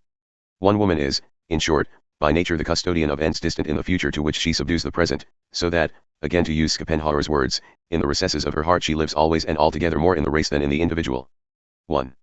These facts possess a significance of a high order when their relationship to the science of power as directed through the cultural inheritance of civilization is distinguished. There is no more remarkable phenomenon of the modern Western world than that vast change, now in progress in the psychology of the race, which has a bearing intimately related to this subject. In the literature of imagination and idealism it is impossible to ignore certain features. In the imaginative literature of the peoples of the modern West as contrasted with the literature of peoples of more primitive times and standards, a fact which strikes the mind is the position occupied therein by woman. She stands out as the central figure. It is woman who inspires nearly all the deeds, and nearly all the deep passions of men, which form the subject of the imaginative literature of the modern races. Even under the fiercest practical. Schopenhauer's essay on woman, OPCIT. Woman, the Psychic Center 225. And competitive aspects of life we do not escape from the presence of this fact. The imaginative literature of the West is the vehicle in one form or another of all its highest idealisms. But it is woman who is always in evidence therein as the touchstone of man's ideals. Wherever man becomes an idealist in imaginative literature it is almost invariably woman who is the measure of it. It is to the woman that man always brings his idealisms to prove them and to look for support. So deep-seated is this instinct that it has become one of the most fundamental canons of modern Western art, that it cannot be violated without a sense of failure being created. Wherever man is represented in art as the higher idealist and woman as the lower cause which has dragged him down, the result is artistic disaster. We feel that the ideal has been lowered and that we have returned to the depressing atmosphere of a more primitive stage of human evolution. However great the ability or the genius of the creator, it cannot save us from this effect. As in Robert Herrick's The Healer, or as in George Gissing's New Grub Street, the result is invariably the same. A sense of failure and outrage is present in the mind of the reader.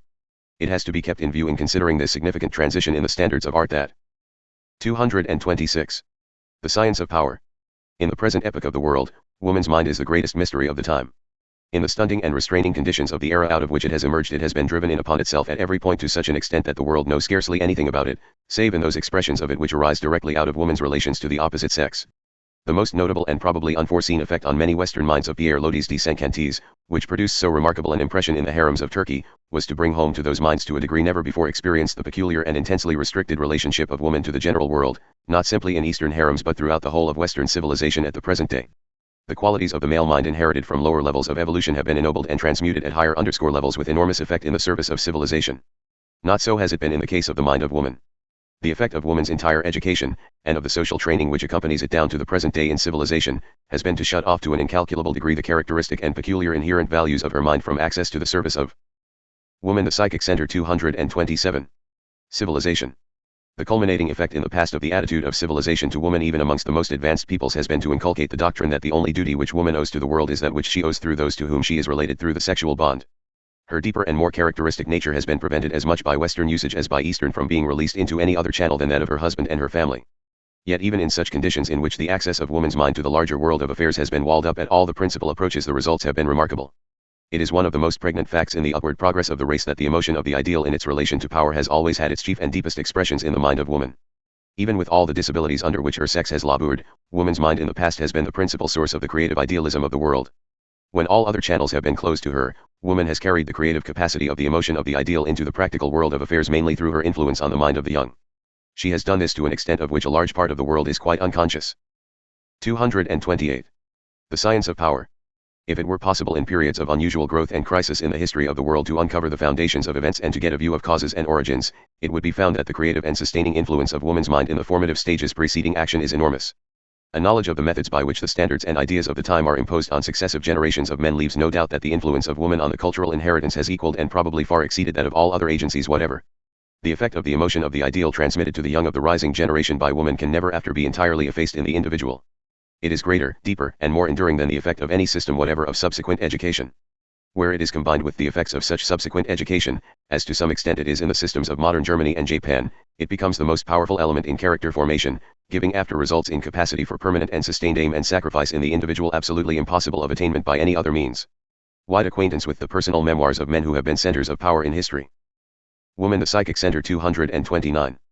Who have become leaders of causes, or who have given direction to the idealisms of classes, of interests, or of nations or of peoples in civilization, leave developed in the mind with great strength the conviction that the part played by woman in giving direction to the mind of the young through the emotion of the ideal far exceeds that imagined by the world. It has been one of the principal determining factors throughout human history. Knowledge of the influence which it is capable of exercising has been the basis of many potent systems of education. But it has been knowledge which has fallen far short of the reality.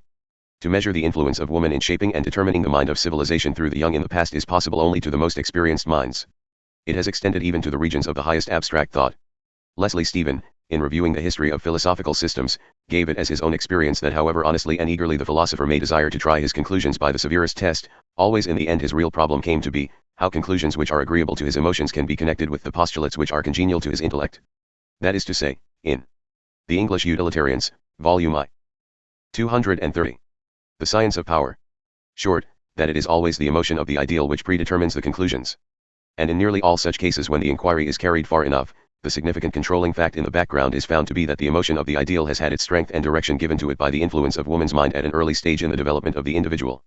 All the foregoing results, and they are of the highest order of significance to the existing world, have been under the conditions of the past when woman has been practically without any contact, in her own right or in the right of her sex, with the living facts of the real world of human activities. They open to the mind a vision of possibilities of the science of power of which men have not dreamed. A new horizon in the history of power will be reached in the world when civilization perceives the significance of utilizing towards the aims of collective power this being to whom, through the emotion of the ideal, the race is always more than the individual and the future greater than the present.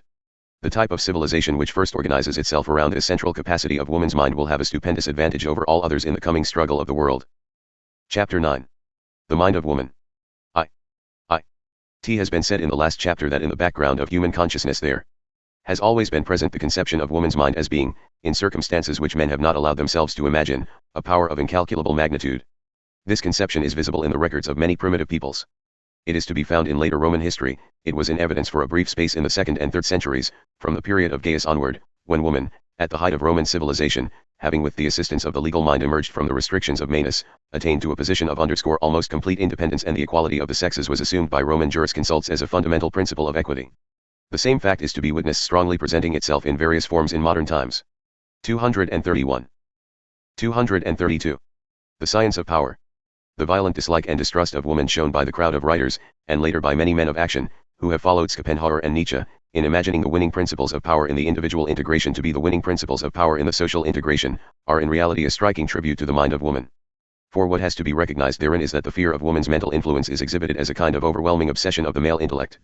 Even the more reasoned opposition to the claims of the sex, often encountered in the current world in persons of the highest ideals, is to be taken as testimony to the underlying perception of the reach of woman's powers.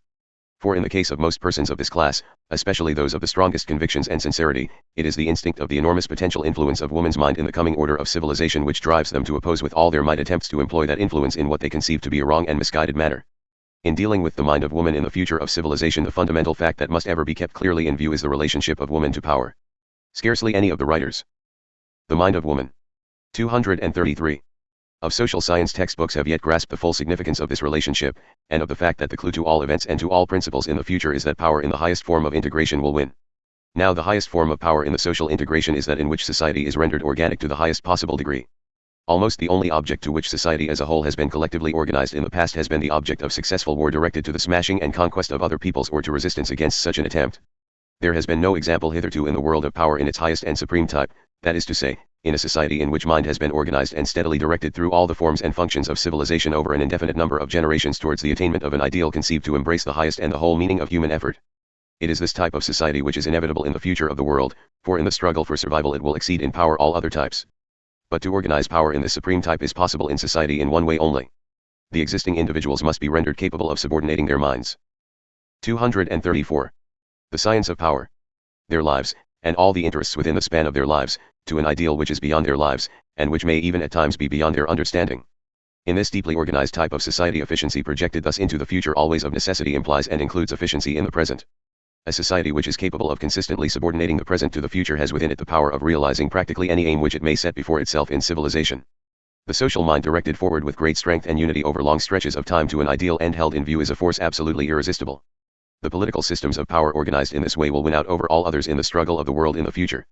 The cause which makes these higher systems of power possible has been designated in these chapters the emotion of the ideal.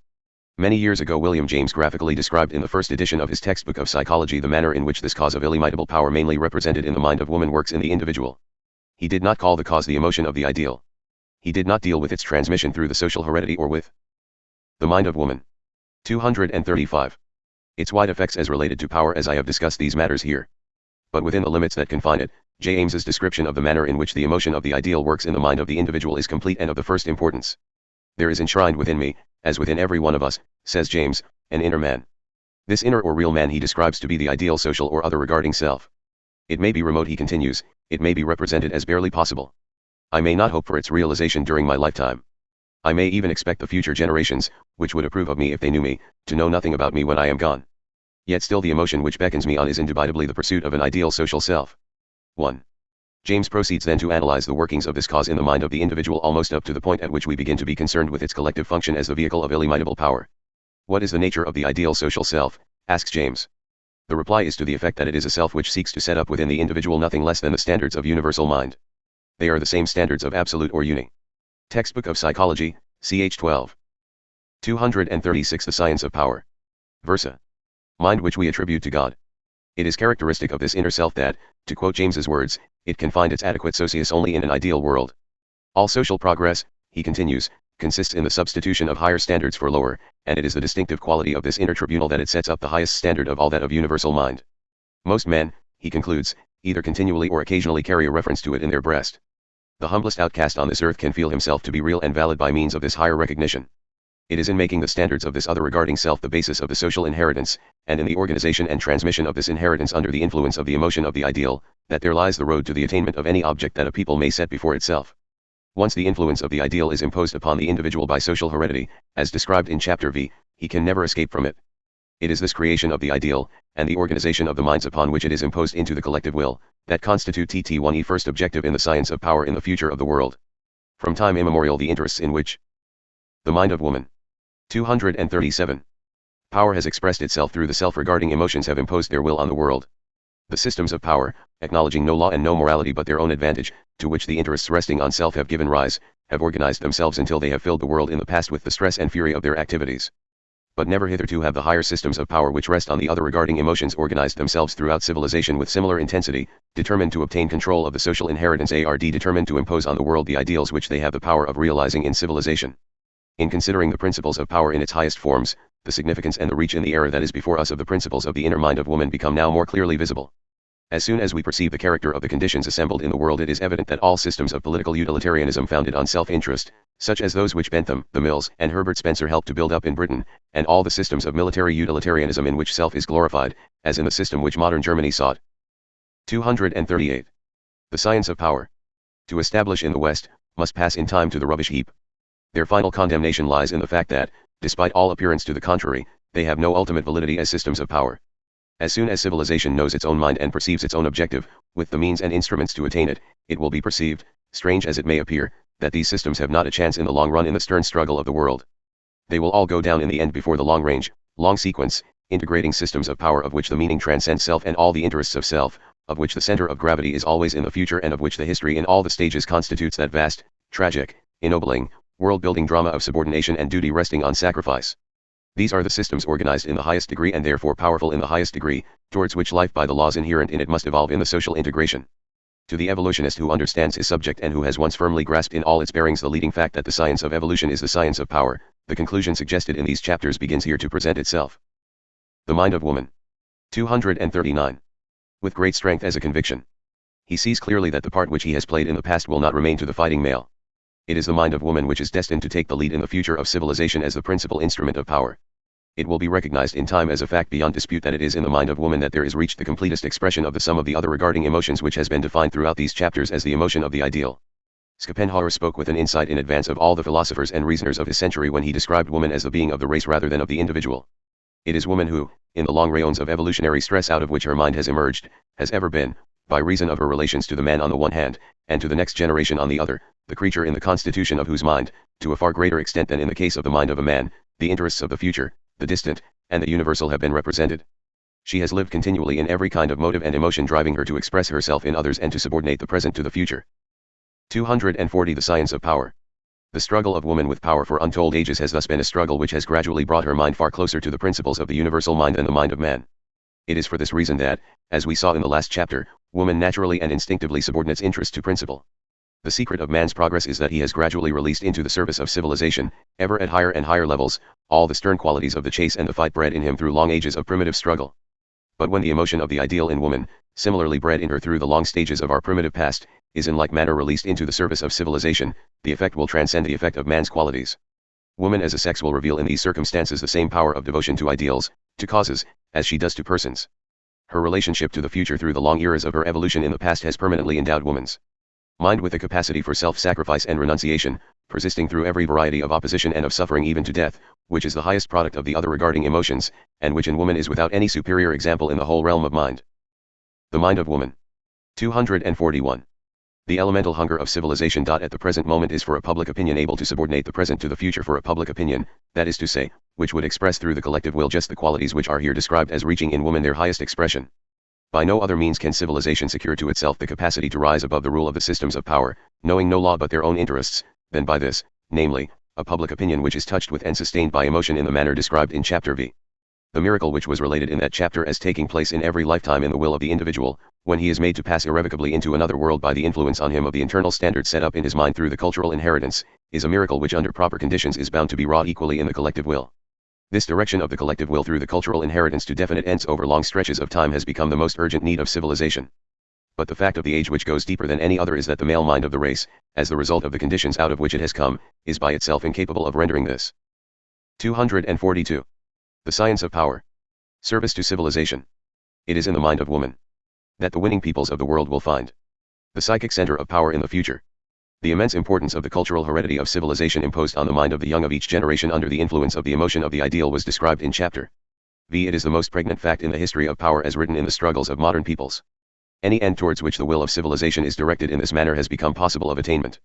Any existing institution of the world can be altered or transformed in a brief period. The bearing of these facts has already become visible to the occupying interests in civilization. Under a multitude of aspects it has become the chief aim of the interests which have ruled in the past to move the world now through the organization of opinion and to enlist the emotion of the ideal in the service of their own schemes of power. But this to the occupying interests of the past is an infinitely difficult task. For these interests cannot enlist this quality, not maintain it, not inspire it, except at its lowest levels. It is an important fact that it has never been possible in history to organize on a large scale and to steadily. The mind of Vornon. 243. Direct over long periods of time to a clearly defined end in the service of civilization the emotion of the ideal at its highest potentiality. The reason has been that it has not been possible hitherto to carry the emotion of the ideal into action on a universal scale except through the male mind.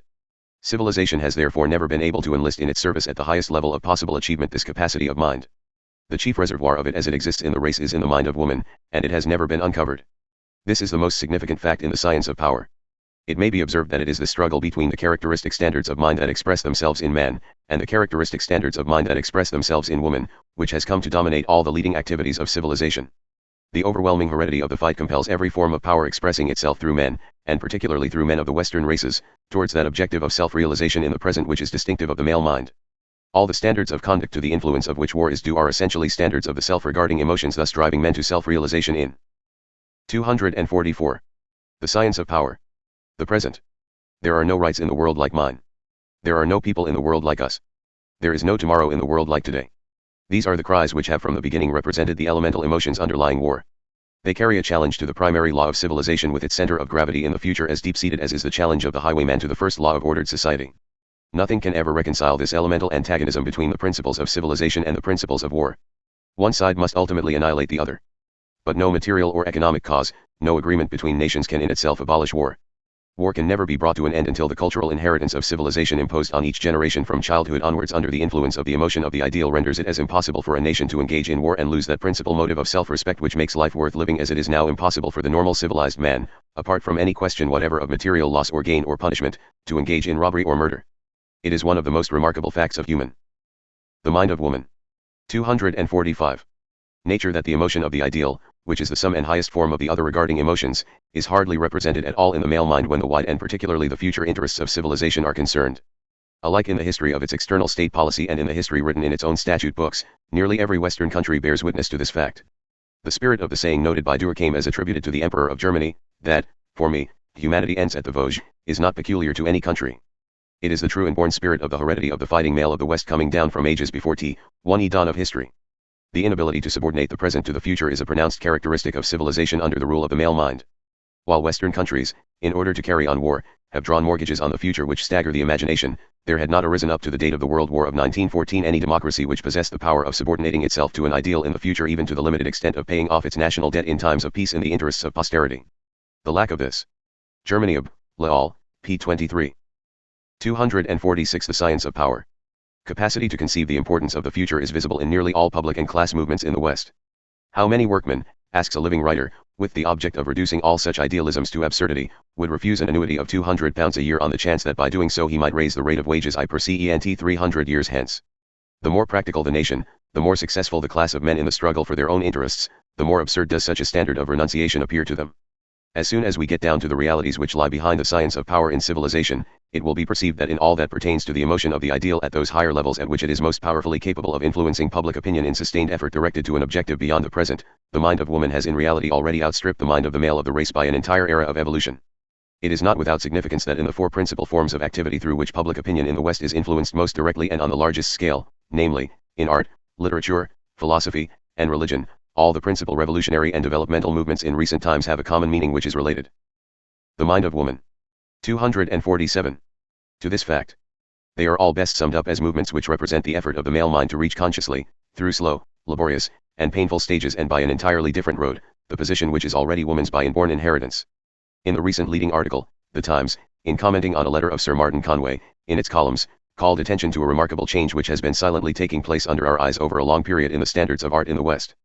The chief aspect of this change was pointed out to consist in the fact that, to summarize Sir Martin Conway's words, we are gradually losing sense of all the formative arts, meaning thereby arts like painting and sculpture, as a means of expression, the products of such arts coming to be regarded merely as decorative objects, while, on the other hand, the greatest living art of the present is tending more and more to find its expression in literature and similar mediums through which the world is being powerfully moved by the creation of opinion.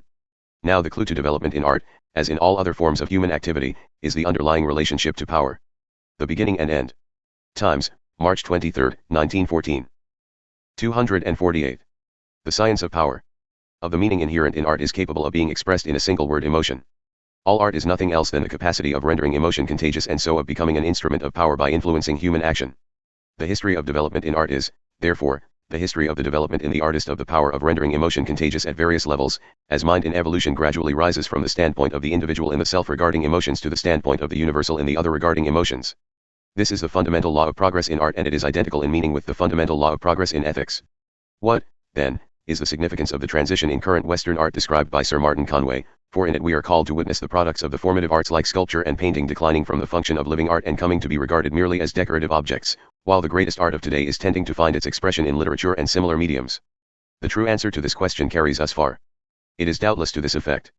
The characteristic art of the West in the past, which has expressed the mind of Vaman itself through formative mediums like sculpture and painting, is the art of the era of the ascendancy in the world of the fighting male. It is, therefore, art which, as Tolstoy with profound intuition perceived, is essentially pagan in character. It is the art of which Grant Allen tried to give, and in large measure succeeded in giving us, the true Darwinian principles in his physiological aesthetics. In it there is expressed, over and above everything else, the feelings and emotions through which the individual was rendered successful in the struggle for his own interests, and through which the individual, thus successful, became the dominant power in creation. The formative art of the West is, in short, the art of all the world which most profoundly expresses the psychology of the male. That the essentially male psychology of the formative arts of the West, which glorifies the self-regarding emotion under every aspect, is the cause which directs and rules the artist in all his efforts, may be observed on every hand. The reflective observer who walks through the ancient sculptures in the Grecian and Roman galleries of the British Museum, and who then carries his mind to the similar effects reproduced in modern W/I/LT is art, p. 161 et sec. 250. The science of power. Statuary in the open spaces and public buildings of London, will have this impression bred immovable within him. He will have it confirmed and reinforced in an unmistakable manner by an extended study of the art of Europe as it is expressed. Sculpture in almost every Western city. The aim at in the art of statuary is everywhere the same throughout the West. In groups without number of classical and sham classical statues and effigies, the sustained effort in sculpture is to glorify or deify almost every human attribute through which the self-regarding emotions can be expressed in their most intense form. Representations of athletes, winged figures, helmeted warriors, dying heroes, representations of struggles, duels, rapes, battles, representations of youths, men, women, crowds, animals, representations, in short, of power and mastery in every position and adventure are intended to make contagious admiration for the qualities through which the self-regarding emotions can be expressed at their highest power. This spirit has reached in Europe in the cities of modern Prussia a peculiar efflorescence, which has been contemporaneous with the development in Germany of the intellectual and military standards described in previous chapters. A recent The Mind of Woman. 251.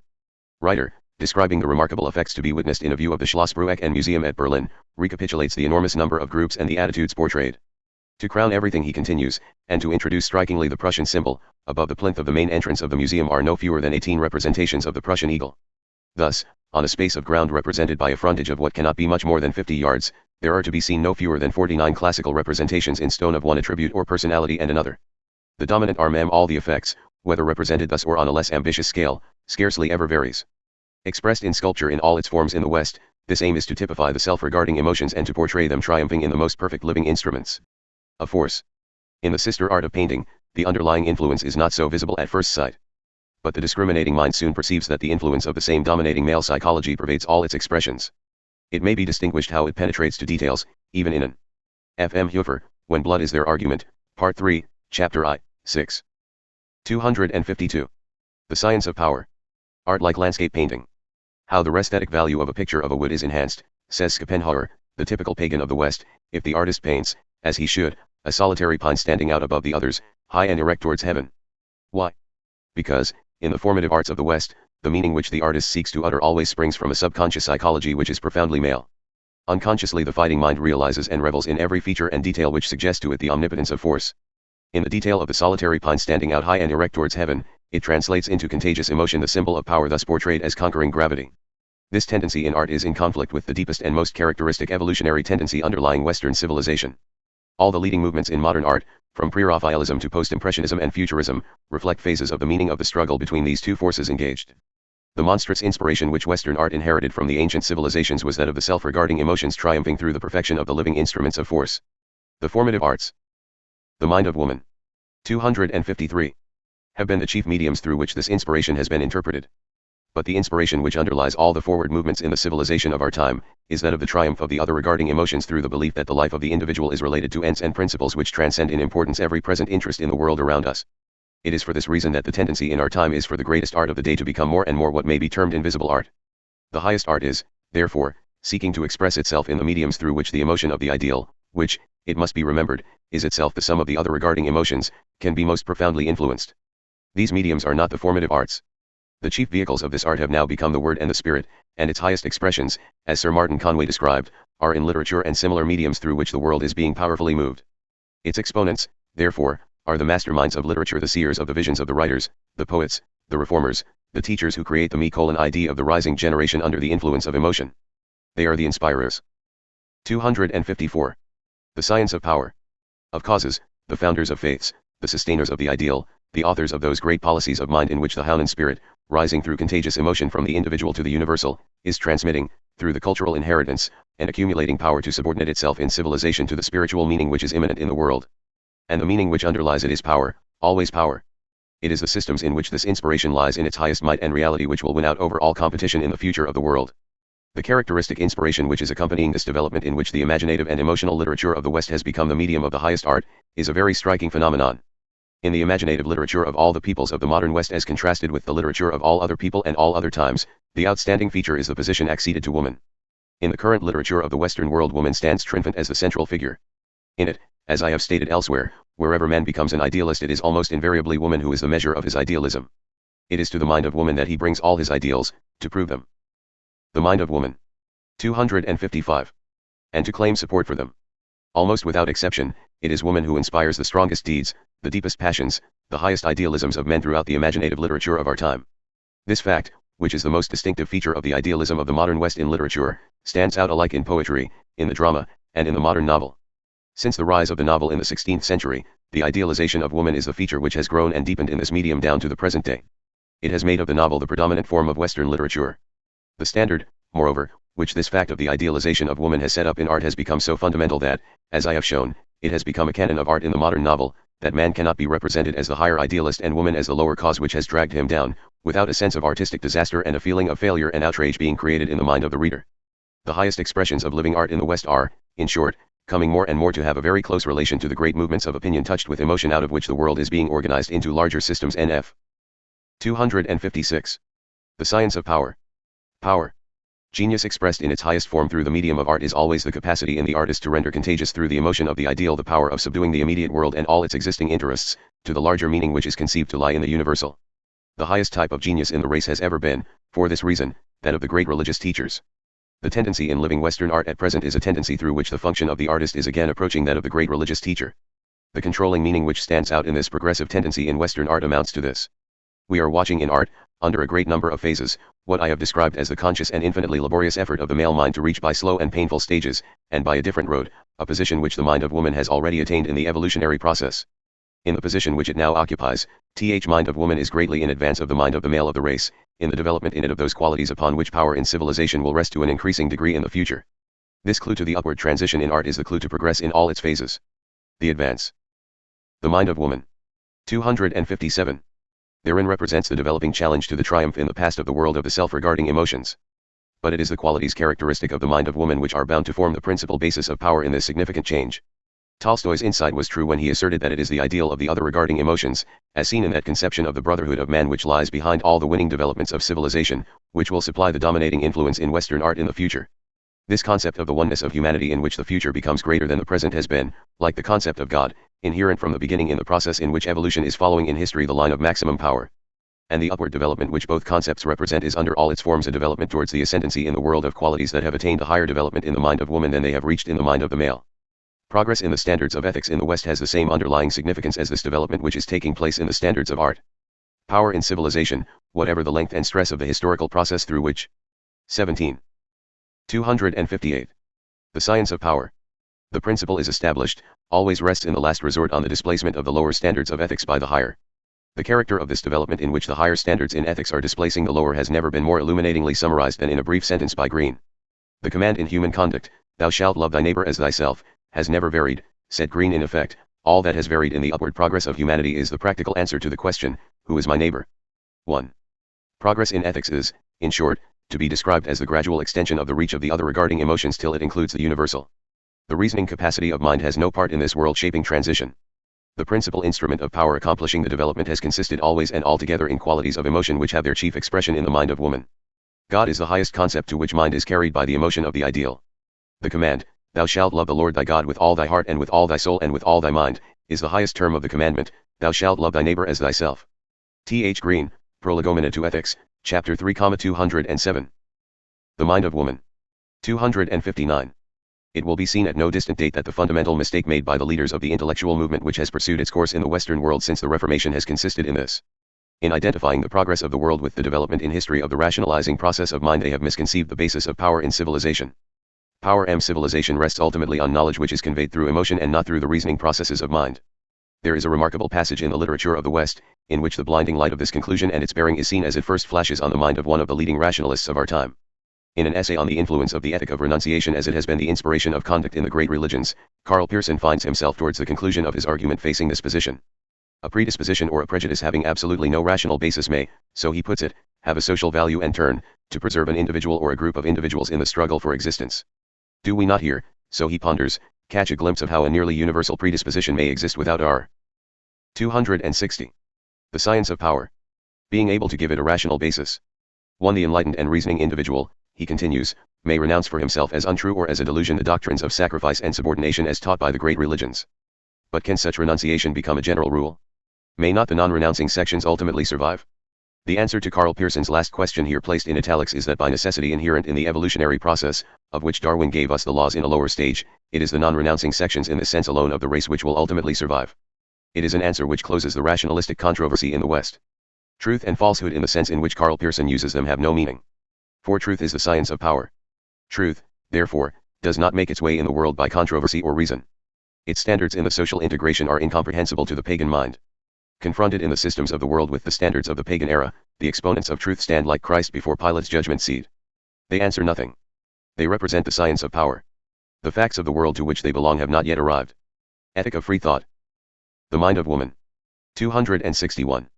A question which will have risen to the minds of many throughout this chapter is this: can it be in keeping with the order of the evolutionary process that the mind of woman, which has hitherto occupied a position of inferiority, should thus become in a relatively brief period the principal instrument of power in the world? It may be laid down as a rule in the history of evolution that all the great developments which have carried life into new horizons have arisen in the same way. They were based on qualities previously developed in obscurity and in conditions of apparent inferiority.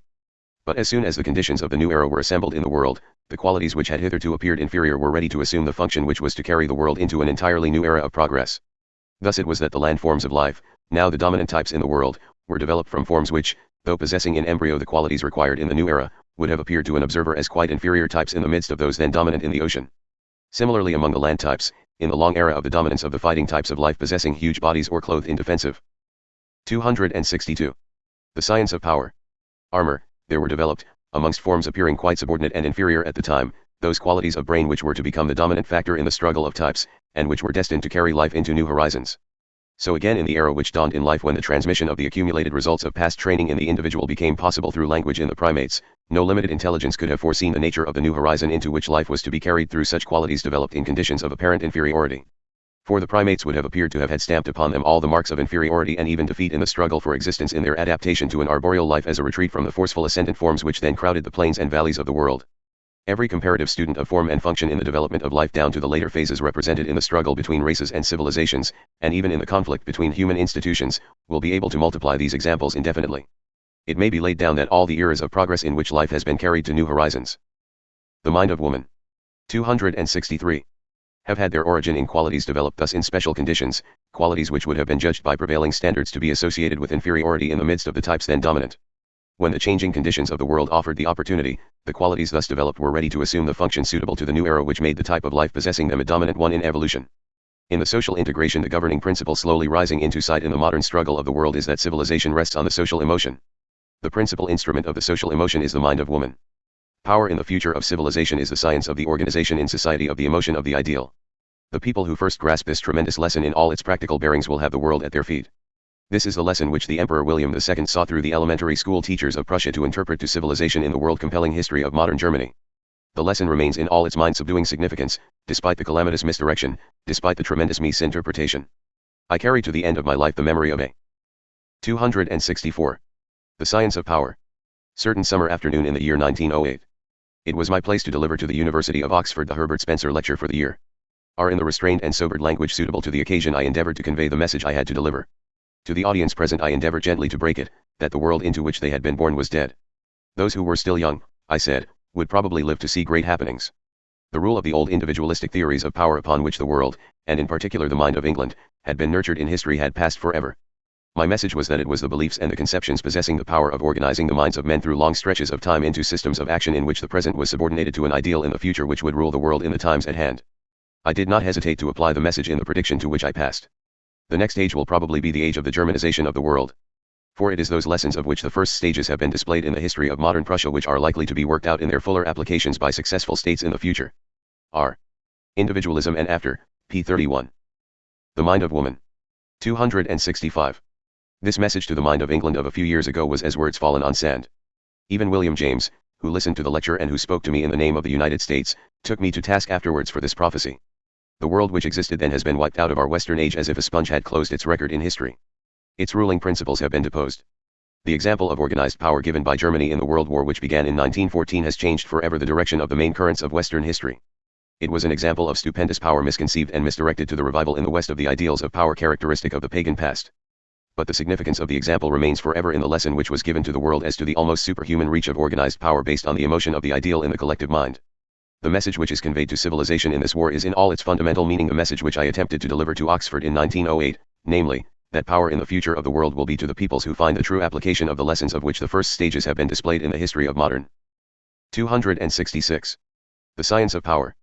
Prussia. In this lesson, the first step is to the knowledge that power in the future of civilization is the science of the emotion of the ideal in the collective mind. The second step is to the knowledge that the principal instrument in the race of the science of the emotion of the ideal is in the mind of woman. Chapter X. Social Heredity. As soon as we come to grasp the application of the principle of evolution described in the previous chapters, we can hardly fail to perceive that the significance of bearing on the future civilization is quite out of the ordinary. The peoples who apply to practical affairs the lessons which are involved will inevitably become the leaders and organizers of the world. The future science of civilization may be summed up in a sentence. It will the science of power. It is waste of time to spend effort discussing other principles of society. There is only one type towards which the universal process of civilization moves, the type of society in which power is realized to the highest degree. It is therefore of the first importance to grasp firmly the essential facts that distinguish the science of power in society from the science of power everywhere else throughout life. 267. 268. The Science of Power. Now it has been already said that Darwinism is strictly the science only of the evolution of the individual. It is not the science of the evolution of society. This latter science rests fundamentally on a principle which is never encountered in the evolution of the individual. It may be noticed in the world with which Darwin dealt that the mechanism, through which power has been accumulated and perfected in the individual in the rise upwards through orders and types to the highest forms of life, is always the same. The entire order of progress rests on the single fact of the continued transmission of the winning qualities from generation to generation through heredity in the individual. In a few words, the Darwinian hypothesis may be summarized. We are met in life by the fact of universal variation. Every organism is variable throughout.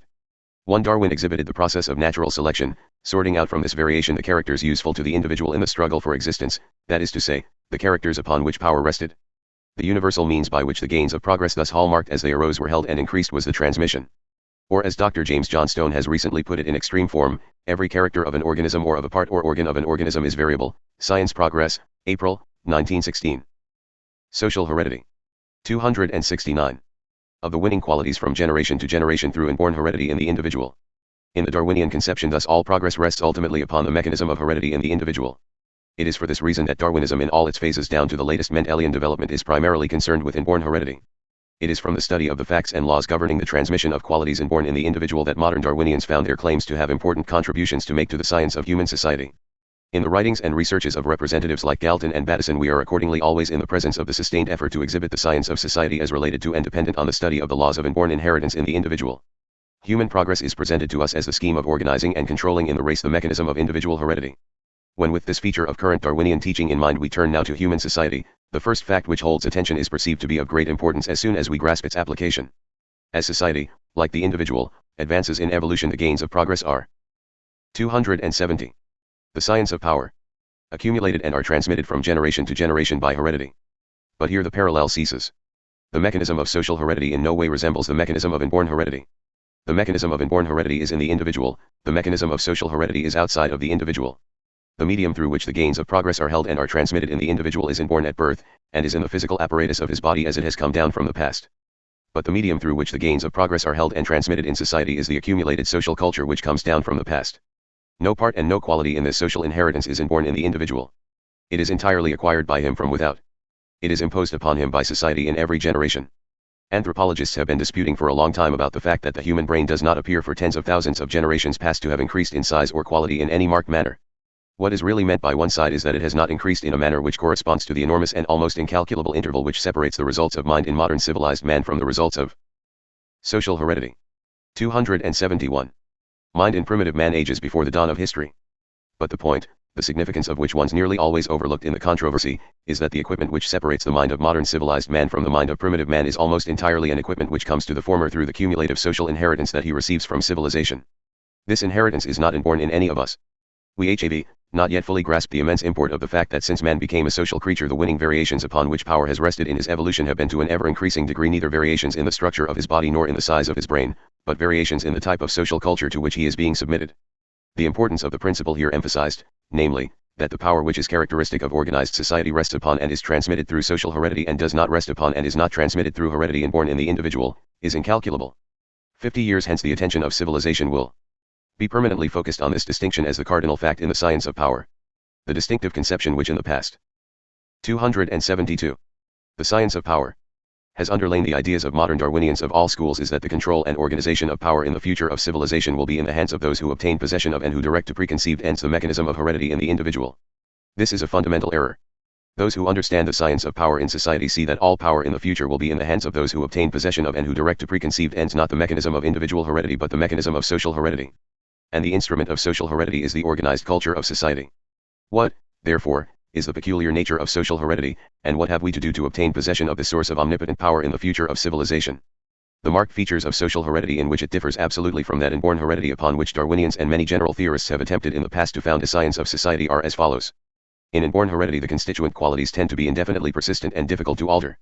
Despite all the work which has been done on the subject, we have not yet arrived at any real knowledge or control of the causes of variation. The deeper our social heredity acquaintance with the subject, the more clearly we perceive its uncertainties and its limited possibilities. One slow change can only be produced in the elements of inborn heredity in the manner in which breeders attempt to produce change in plants and animals, and in conditions which we can foresee to be quite impossible in human society in the future. With the elements of social heredity everything is different. We can perceive at once, as soon as we grasp the principles of the subject, that it is along this line, namely, through the control of social heredity, that mind will ultimately direct the course of human evolution. For social heredity resting on mind is the direct basis of power, where power will be supreme, namely, in its collective expressions. The most revolutionary change can be effected in a brief space of time through control of the elements of social heredity. The cause and agency of variation are here abso 1. Usually under the direction of mind. We can for the recent utterances of Bateson on the subject, and there is no one whose knowledge of the facts and principles underlying it goes further, are full of caution. That species have come into existence by an evolutionary process no one seriously doubts, but few who are familiar with the facts that genetic research has revealed are now inclined to speculate as to the manner by which the process has been accomplished. The Problem of Genetics, by William Bateson, FRS. IS. 274. The Science of Power. See that the control of social heredity will be practicable. And through the control of the elements of social heredity it will be an ideal not impossible of realization to transform the world in the lifetime of a few generations. It is now some 50 years since one of the most blighting and retrograde conceptions which ever influenced the mind of civilization came to obtain wide currency in the West. As soon as the Darwinian hypothesis was accepted, it was correctly perceived that it made all change and progress in life dependent on the laws of inheritance in the individual. At the same time it exhibited the qualities thus transmitted by inborn heredity as relatively so fixed and unchangeable that they were to be considered as almost beyond control in the lifetime of the individual. Up to the time that Darwin published The Origin of Species, a different idea had been widely prevalent in Western thought, and particularly in all teachings founded on the characteristic religious beliefs of the West, that the mind of each generation, as represented in the child, was practically a blank sheet upon which good or evil might be written in the future according to the nature of the training or the nature of the education to which the young were subjected. Human social heredity. Character was presented in this conception as the result of training, and the note which underlay the effort of nearly all social and religious reformers had been a note of emphasis on the paramount importance of the environment in which the young were to be reared and educated. One of the most revolutionary results of the Darwinian hypothesis in the West was to undermine and discredit this conception. There was, of course, no doubt as to the transmission of inborn qualities by heredity in human beings just as in animals and in plants. But this fact came to obscure almost entirely to Darwinians the immensely more important fact that the qualities upon which efficiency and power rest in collective evolution, as distinct from individual evolution, are qualities of character which are almost exclusively imposed and transmitted through social heredity. For a period of years the fact was completely lost sight of in science that the upward progress of the world in civilization rested on qualities in the individual imposed on the individual from without, and not on the nature of ancestral heredity inborn within him. The influence of the retrograde Darwinian conception spread with lightning-like rapidity throughout Western thought. Darwinians like Galton. 276. The Science of Power. Through a series of writings which attained wide publicity, fixed general attention in a marked manner on the nature of inborn heredity and brought forward ambitious schemes for the improvement of the race, conceived, not as in the past as dependent on the training and education of the young, but on success in selecting and breeding from the required strains of heredity in individuals after the manner of breeders of stock animals.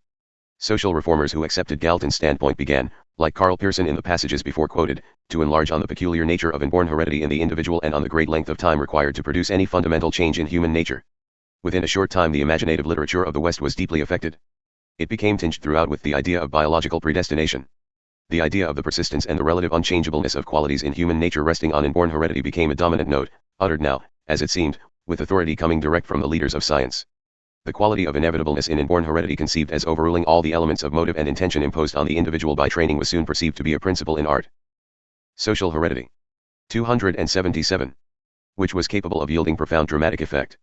In the literature of Great Britain, Russia, Germany, and other countries it began to be used with telling effect in the novel and the drama. The dominating influence of inborn heredity was one of the principal conceptions through which a writer of international influence like Ibsen deeply moved the mind of the West. The Norwegian dramatist used it with powerful effect in some situations, as where in the play Ghosts he makes the tendencies of evil inborn heredity coming down through the father overbear in the son in the presence of the mother all the effects of training and religion imposed through life on the son. In the writings of another author of international fame, like Anatole France, the conception of the determining influence of inborn heredity and its power to override in the individual all the effects of prolonged training became an instrument in the hands of genius through which the faith of a whole people was made to feel humiliated and abashed. There is no more poignant and cynical drama of human defeat than that exhibited by Anatole France in the story of the material and spiritual ruin of the Bishop of Trinqueval who, after recalling from death. 278. The Science of Power. 3 children of tender age but of evil parentage, caused them to be trained and educated in his own saintly principles. The inevitableness with which the gifted French writer made the elements of inborn heredity in the children to develop and in the end to completely triumph over the influences imposed on them by the bishop through training and education is one of the most striking examples of the working of a principle in art which is capable of producing intense dramatic effects but which gradually shocked, startled, and in the end deeply impressed for evil the average mind throughout the West. As the movement ran its course in literature its effects became many-sided. Following in the wake of the Darwinian development, conclusions about the effects of inborn heredity, such as were reached in the study of diseases by medical researchers, in the study of crime by criminologists like Lombroso, in the study of inheritance in plants and animals by Mendelians like Bateson, tended to be carried in literature far beyond their legitimate applications. They were made by imaginative theorists to supply the basis for vague, far-reaching generalizations about human society, and about races and nations, and even about civilization as a whole, the effect of which. Social Heredity 279. On the general mind throughout the West was profoundly disintegrating and demoralizing. The movement came in time to influence widely social and political affairs even in worldwide aspects. Darwin's cousin, Francis Galton, the founder of the branch of study to which he gave the name of eugenics, may be said more than any single individual to have helped to give direction to theories about the effect of inborn heredity in peoples and races which it has taken the results of the 2 greatest wars in the world's history to counteract and permanently discredit in the Western mind. 5 years before Darwin published The Origin of Species, Galton in his narrative of an explorer in tropical South Africa was giving wide currency to the view that the vast difference between the position in the world of the advanced and less advanced races was due to a corresponding difference in their inborn mental qualities. The inborn mental faculties of Aboriginal peoples, like the intelligent Damara tribes amongst whom he traveled in South Africa, were made by him the starting point for generalizations which were widely repeated throughout civilization. Galton formed a very low estimate of the mental capacity of peoples like the Damaras. The Evi. 280. The Science of Power. Evidence upon which his conclusions were formed was mainly evidence to the fact that they could not count. When bartering for cattle, the Damaras appeared to have no conception of number. 2 sticks of tobacco had to be put into the native's hand and 1 sheep driven away, and then another 2 sticks and the second sheep driven away, or he could not follow the transaction. Galton described how he observed a Damara floundering hopelessly in a calculation of this sort, while his own spaniel which had newborn puppies from which 2 or 3 had been removed was equally confused. She evidently, said Galton, had a vague notion of counting, but in the 2 attempts to grasp the nature of numbers, Galton remarked, the comparison reflected no great honor on the man. 1. That the members even of the highest civilized race when without the artificial enumeration scale inherited from civilization have no more natural ability to count than the Damara whom Galton observed, that the children of African Aborigines, and even the children of the Aborigines of Australia, learn when taught the same things quite as easily and readily as the children of Europeans, and that the apparent difference which he noted. Narrative of an explorer in tropical South Africa. Social Heredity. between the mental faculties of the advanced and less advanced races of the world was due to the nature of their social inheritance and not to the nature of their inborn faculties, were matters which were beyond the horizon of Galton's mind at the time. The standpoint in these matters of men of Galton's caliber was accepted widely throughout the educated world of the West. It was a firm belief at the time among a certain type of Galton's fellow countrymen that the Englishman had a vast inborn mental superiority over other peoples with which he came in contact. Other nations held like beliefs about themselves. Informed and cultured Russians before the Russo-Japanese War spoke habitually of a people like the Japanese as yellow monkeys. A similar habit of mind pervaded in great strength the characteristic type of German literature which led up to the World War that opened in 1914. In all its phases that literature in Germany may be observed to have been saturated with the influence of the assumption that the Germanic races possess some inborn mental heredity which made them superior to other peoples. When the question is asked, what basis is there for the conception, thus put forward under 282. The science of power. So many recent forms in the West, which sets up inborn heredity as the determining influence in the evolution of civilization. The answer must be emphatic. The idea has no permanent basis in knowledge. The movement in the West which has essayed to establish the science of human progress on the control and organization of any peculiar inborn heredity either in races or in individuals is based on illusion. It is a movement which has given rise to one of the most pernicious and reactionary developments which has characterized the Western world for 5 centuries. In the evolution of power in civilization, the heredity which controls everything is the social heredity which is transmitted through social culture. The greatest lesson which modern Germany has taught civilization in the World War which began in 1914 is not any of the lessons upon which attention has been mainly concentrated. It is the lesson that the collective heredity which is transmitted through culture is the master principle of the world. Every inborn quality in a people is ultimately subordinate to this social heredity. For the highest of all abilities with which a people can be equipped is the ability to organize and to subordinate themselves to the kind of culture upon which power rests and which social heredity is always transmitted through the social heredity. There has been no people in the world who has possessed in a higher degree the power of subordinating themselves to the social heredity transmitted through culture than the German peoples. If it had been the fortune of those peoples to have had impressed upon them, preceding the outbreak of the War of 1914, an enlightened culture, there is no goal in civilization to which they might not successfully have aspired. The social heredity transmitted through social culture is infinitely more important to a people than any heredity inborn in the individuals thereof. It is through collective heredity that the long sequences of cause and effect upon which power rests are imposed on the human mind in civilization. Through the organization of an ideal transmitted through this social heredity, any result whatever that may be aimed at may be produced in the world. The science of heredity transmitted through culture is the science of power upon which the attention of all who desire to change the world will be concentrated in the future. Let us turn therefore and look at some of the facts which help us to understand the first principles of this science. For the past 15 years I have been engaged. 284. The science of power. On a series of experiments on heredity which exhibit the reach and influence of social heredity as distinct from inborn heredity in a manner which it is of the first importance to understand. The attention of science has been so exclusively directed in the past to the study of inborn heredity that as a rule no other kind of heredity has been discussed or even thought of. This has been particularly so in the case of animals. One of the most interesting results obtained in these experiments was that the heredity of every species of wild animal upon which I experimented was found to consist of 2 kinds, inborn heredity and social heredity. The latter was nearly always found to be the most striking and the most important in its effects. There has been no more widely held idea in the past than that the characteristic habits of any species of wild animals which persist under all conditions are the results of heredity which is inborn in all the individuals of the species. For instance, one of the most persistent and dominant of the characteristics peculiar to wild animals is that quality, held to be inborn, which is called instinctive fear of natural enemies.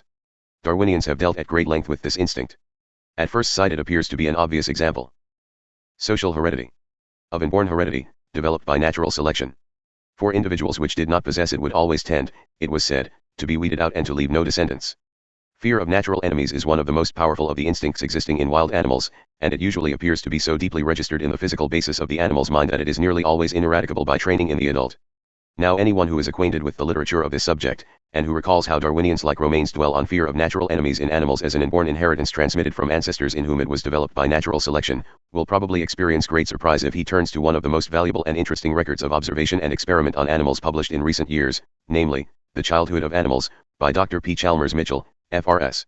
Secretary to the Zoological Society, London. The natural enemy, which of all others probably preys on the largest number of species of animals throughout the world, and which should, therefore, be the most universally recognized through inborn heredity, is the snake in all its varieties. 286. The science of power. The idea that animals of nearly all kinds recognize the snake with panic and terror by inborn instinct has been one of the most widely accepted ideas in the past.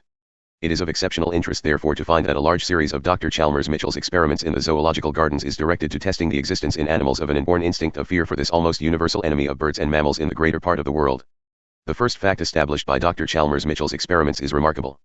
His observations were concerned at the outset with the considerable number of species of animals which are usually given in the zoological gardens to the snakes as food, the victims being placed alive in the cages. The noteworthy fact is recorded that in the case of every one of the species of animals experimented with, there was observed, to use Dr. Chalmers Mitchell's words, no special dread of snakes nor the slightest instinctive fear or foreknowledge of their approaching doom. The experiments were then conducted on a wider scale, and Dr. Chalmers Mitchell continued. Moreover, nearly every kind of mammal that we social heredity tried was indifferent to snakes. Guinea pigs and rats would run over them. A hyrax, which is both intelligent and which from living in trees and on rocks must often encounter snakes, was hardly even interested. Small carnivores, dogs, foxes, and wolves, sheep, antelopes, and deer, zebras and donkeys, were either quite indifferent or came up to the bars and sniffed, and on finding the snake was not something to eat moved away with an air of wearied disgust. Frogs, which form the natural food of snakes in this country, showed not the slightest trace of instinctive fear. The lower monkeys also showed no general instinctive knowledge or fear of snakes. This is a most striking record from an observer of the experience and standing of Dr. Chalmers Mitchell. The large number and the representative character of the species experimented with will be noticed. The experiments as a whole give results which are directly in the face of previous general assumptions, that is to say, in the representative species of animals above mentioned there was found no trace of any transmission from ancestors of inborn fear or recognition of such a universal natural enemy as the snake. Even the few cases mentioned by Dr. Chalmers Mitchell as forming the exception to the rule indicated have probably an explanation which 288. The science of power goes to confirm the general result of the experiments as a whole. Whence, therefore, comes this most powerfully developed instinct of fear of natural enemies, which is undoubtedly almost universally present at an early age under certain conditions in all the individuals of wild species. I will proceed to the answer. I turn now to my own experiments, which were conducted over a long period of time and in which care was taken to exclude disturbing influences. They are in many respects even more remarkable than those just referred to. I experimented with a number of wild species of British birds and mammals. In none of them did I find any trace in the young of an inborn, instinctive fear of the exceptions mentioned by Dr. Chalmers Mitchell were some of the higher monkeys and a few of the more intelligent passerine birds. These appeared to Dr. Chalmers Mitchell to show the same instinctive recognition of snakes that most human beings are said to display. As the result of my own observations in South Africa, I have the strongest doubt as to whether there is in the human child any fear of snakes which represents inborn heredity recognizing an ancestral enemy. What is however present from an earlier age in the child is simply the intelligent brain which distinguishes in the unusual appearance and movements of the snake a suggestion of exceptional power and danger. I feel sure that it is the same explanation and not inborn heredity recognizing an ancestral enemy which applies to the behavior of the more intelligent passerine birds and the higher monkeys as mentioned by Dr. Chalmers Mitchell. Social heredity. 289. Natural enemies which were regarded with fear and terror by the adult of the species. Young wild hares and young wild rabbits showed no inborn fear of either dogs or cats. Young wild rabbits and young wild hares became as friendly and playful from the beginning with specially trained cats to which they were introduced as if they had been all of the same species. Young rabbits, showing no inborn fear of dogs, would frisk and play with the hereditary enemy of their kind by whom their species had been hunted for tens of thousands of generations. The young of our common wild birds showed no inborn fear of the cat when, fully fledged, they were under proper conditions introduced to it for the first time. Nor did they develop any fear afterwards. And so also when they were introduced under similar conditions to birds of prey like the hawk or the carrion crow trained to friendly relations. If it be asked now whence comes the universal and ineradicable fear of natural enemies, which is present under natural conditions in the whole of the adult members of the species in these cases, the answer is of great interest. The conclusion which I arrived at was that in the numerous typical wild species experimented upon the whole of this powerful influence, representing a most 19. 290 The science of power. Dominant and ineradicable habit of animal nature, was entirely the result of social heredity imposed on the young of each generation by training and example and nearly always under conditions of strong emotion. As the experiments were extended it was found, also in the face of generally accepted ideas, that in many cases deep-seated habits of species, extending even to such fundamental matters as the nature of their food and the usual manner of living, were not matters of inborn heredity but were acquired as part of the social inheritance which the adults of the species imposed by example and training on the young of each generation. Once acquired the habits were as fixed and unchangeable as those which are the result of inborn heredity. But it was found that a different habit, proving equally unchangeable once acquired, could be imposed in the beginning in the same way. It has been already pointed out that the distinctive characteristic of social heredity, as contrasted with inborn heredity, is that the elements of social heredity can be completely changed and different elements imposed by a short time. It became evident in these experiments that, if control could be obtained of the social heredity of a species, many of its apparently ingrained and social heredity fixed habits could be entirely changed in a single generation.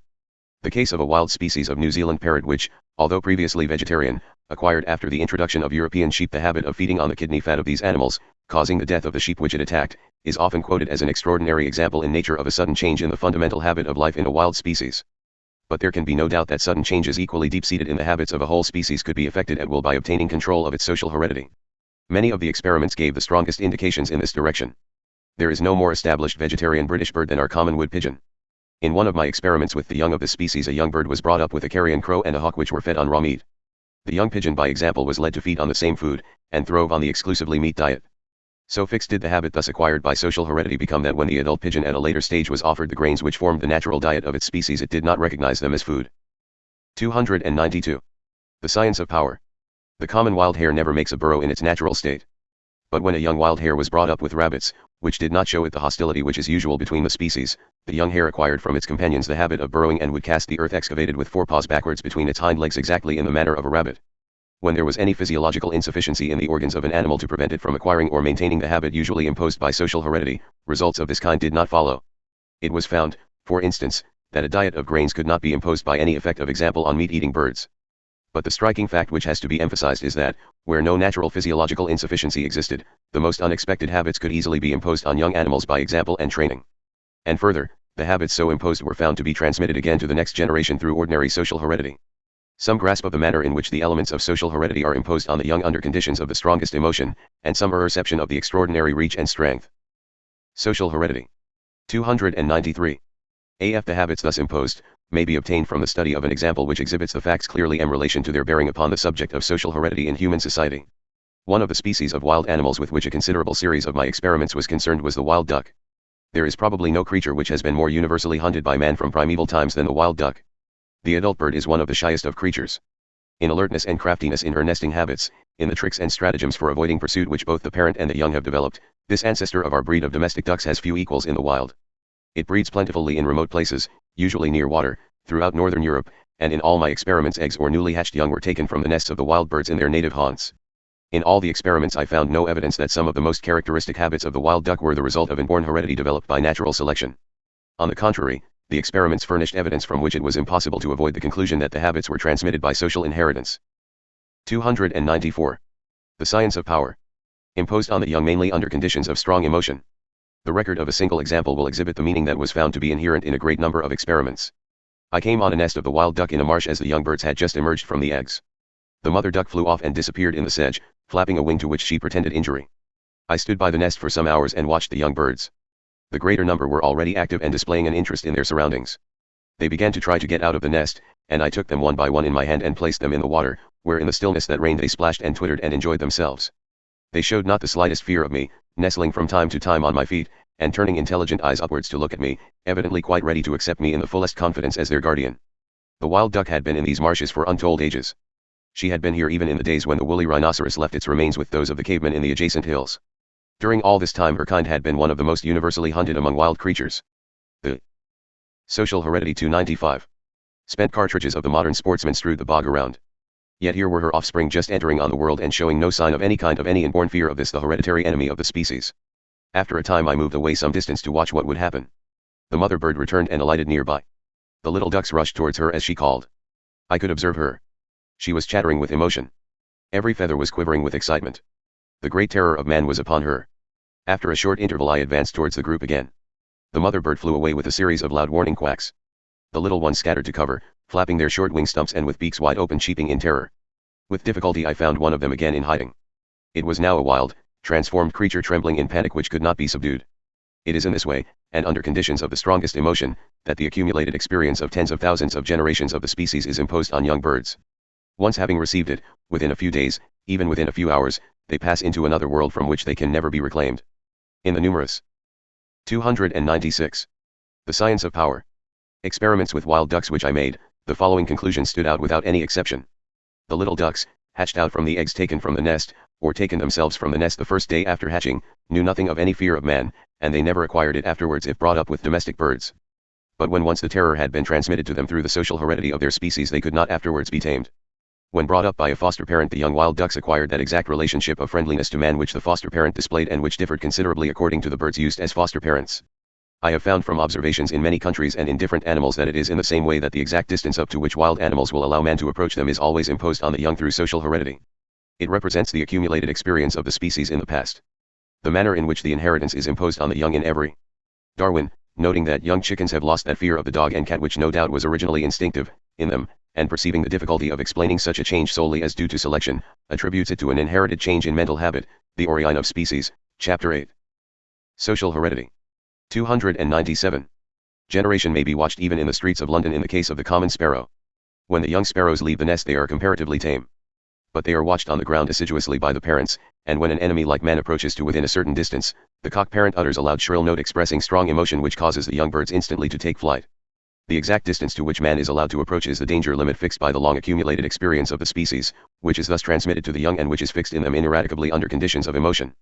But when a group of tamed birds is isolated and the social heredity is thus changed, it is found that the altered inheritance is similarly transmitted to future generations.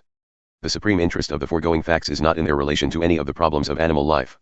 Their great importance lies in the application which they bear to the highest and most vital problems of human society.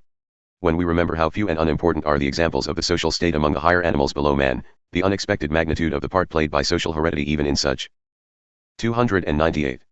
The science of power conditions has great significance. If social heredity thus transmitted anew to the young in every generation is the agency through which there may be imposed and fixed on whole species possessing no distinctive social habits some of the most characteristic qualities of these species, and if these qualities ineradicable in the individual can nevertheless be entirely replaced in another generation by quite different qualities, similarly imposed by social heredity, what then must be the unimagined importance of social heredity in a creature like man whose almost unlimited power on the horizon before him in civilization rests exclusively on the potentiality of mind in the social state? As the observations on social heredity begun with animals were carried into human society, the first fact encountered was very remarkable. Notwithstanding the supreme importance of social heredity in the evolution of civilization, there has not been in the past any wide or systematic study of it conducted on modern scientific lines. Nearly all the research work on the subject of heredity in human society that has been done in the past consists of experiments, observations, and discussions concerned almost exclusively with the relatively less important subject of inborn heredity. Social heredity 299. In much of this work also, as in a considerable proportion of Galton's observations and in the studies of many writers in criminology, the subject of inborn heredity and of social heredity is almost inextricably confused. My own studies of social heredity were undertaken with the definite object of endeavoring to distinguish, as in animals, between the effects of inborn heredity and the effects of social heredity. They were conducted in various parts of the world amongst aboriginal races, ruling races, aristocracies, subject peoples, and slave peoples. They were extended to various grades and classes of society in the United Kingdom, to boys embraced in the Boy Scout movement, and to children at schools and public institutions. In all the studies I was concerned primarily with the subject of collective heredity in its relation to power in civilization. I will not discuss at length here the first conclusion to which researches of this kind are bound to carry the observer at an early stage. I have referred to it with some emphasis elsewhere. In the face of the evidence which is to hand on all sides, it is impossible to avoid being convinced that none of the leading races or nationalities which have ruled in the past or which wield social evolution, ch. 9. 300. The science of power. Power on a large scale over other peoples in the present have done so, or do so now, because of any distinctive superior intellectual faculties inborn in the ruling race. The ideas on this subject which prevailed a few generations ago will not survive the test of being brought into contact with facts. Turning first to aboriginal races, Galton's hasty generalizations about what he conceived to be the greatly inferior mentality of aboriginal races like the Damaras have become, when submitted to examination in the light of facts, no more than nonsense. In nearly all the British colonies where aboriginal children of various races are educated in elementary schools under the same conditions as European children, it is in evidence in the published state records that the former learn just as easily and readily as European children, and are capable of showing equally good examination results. The same is true of the Negro children in the public elementary schools of the United States. Coming to higher education and to the results displayed in conditions where students of European races are trained and educated for the higher activities of the world, side by side with representatives of almost all the leading PEO.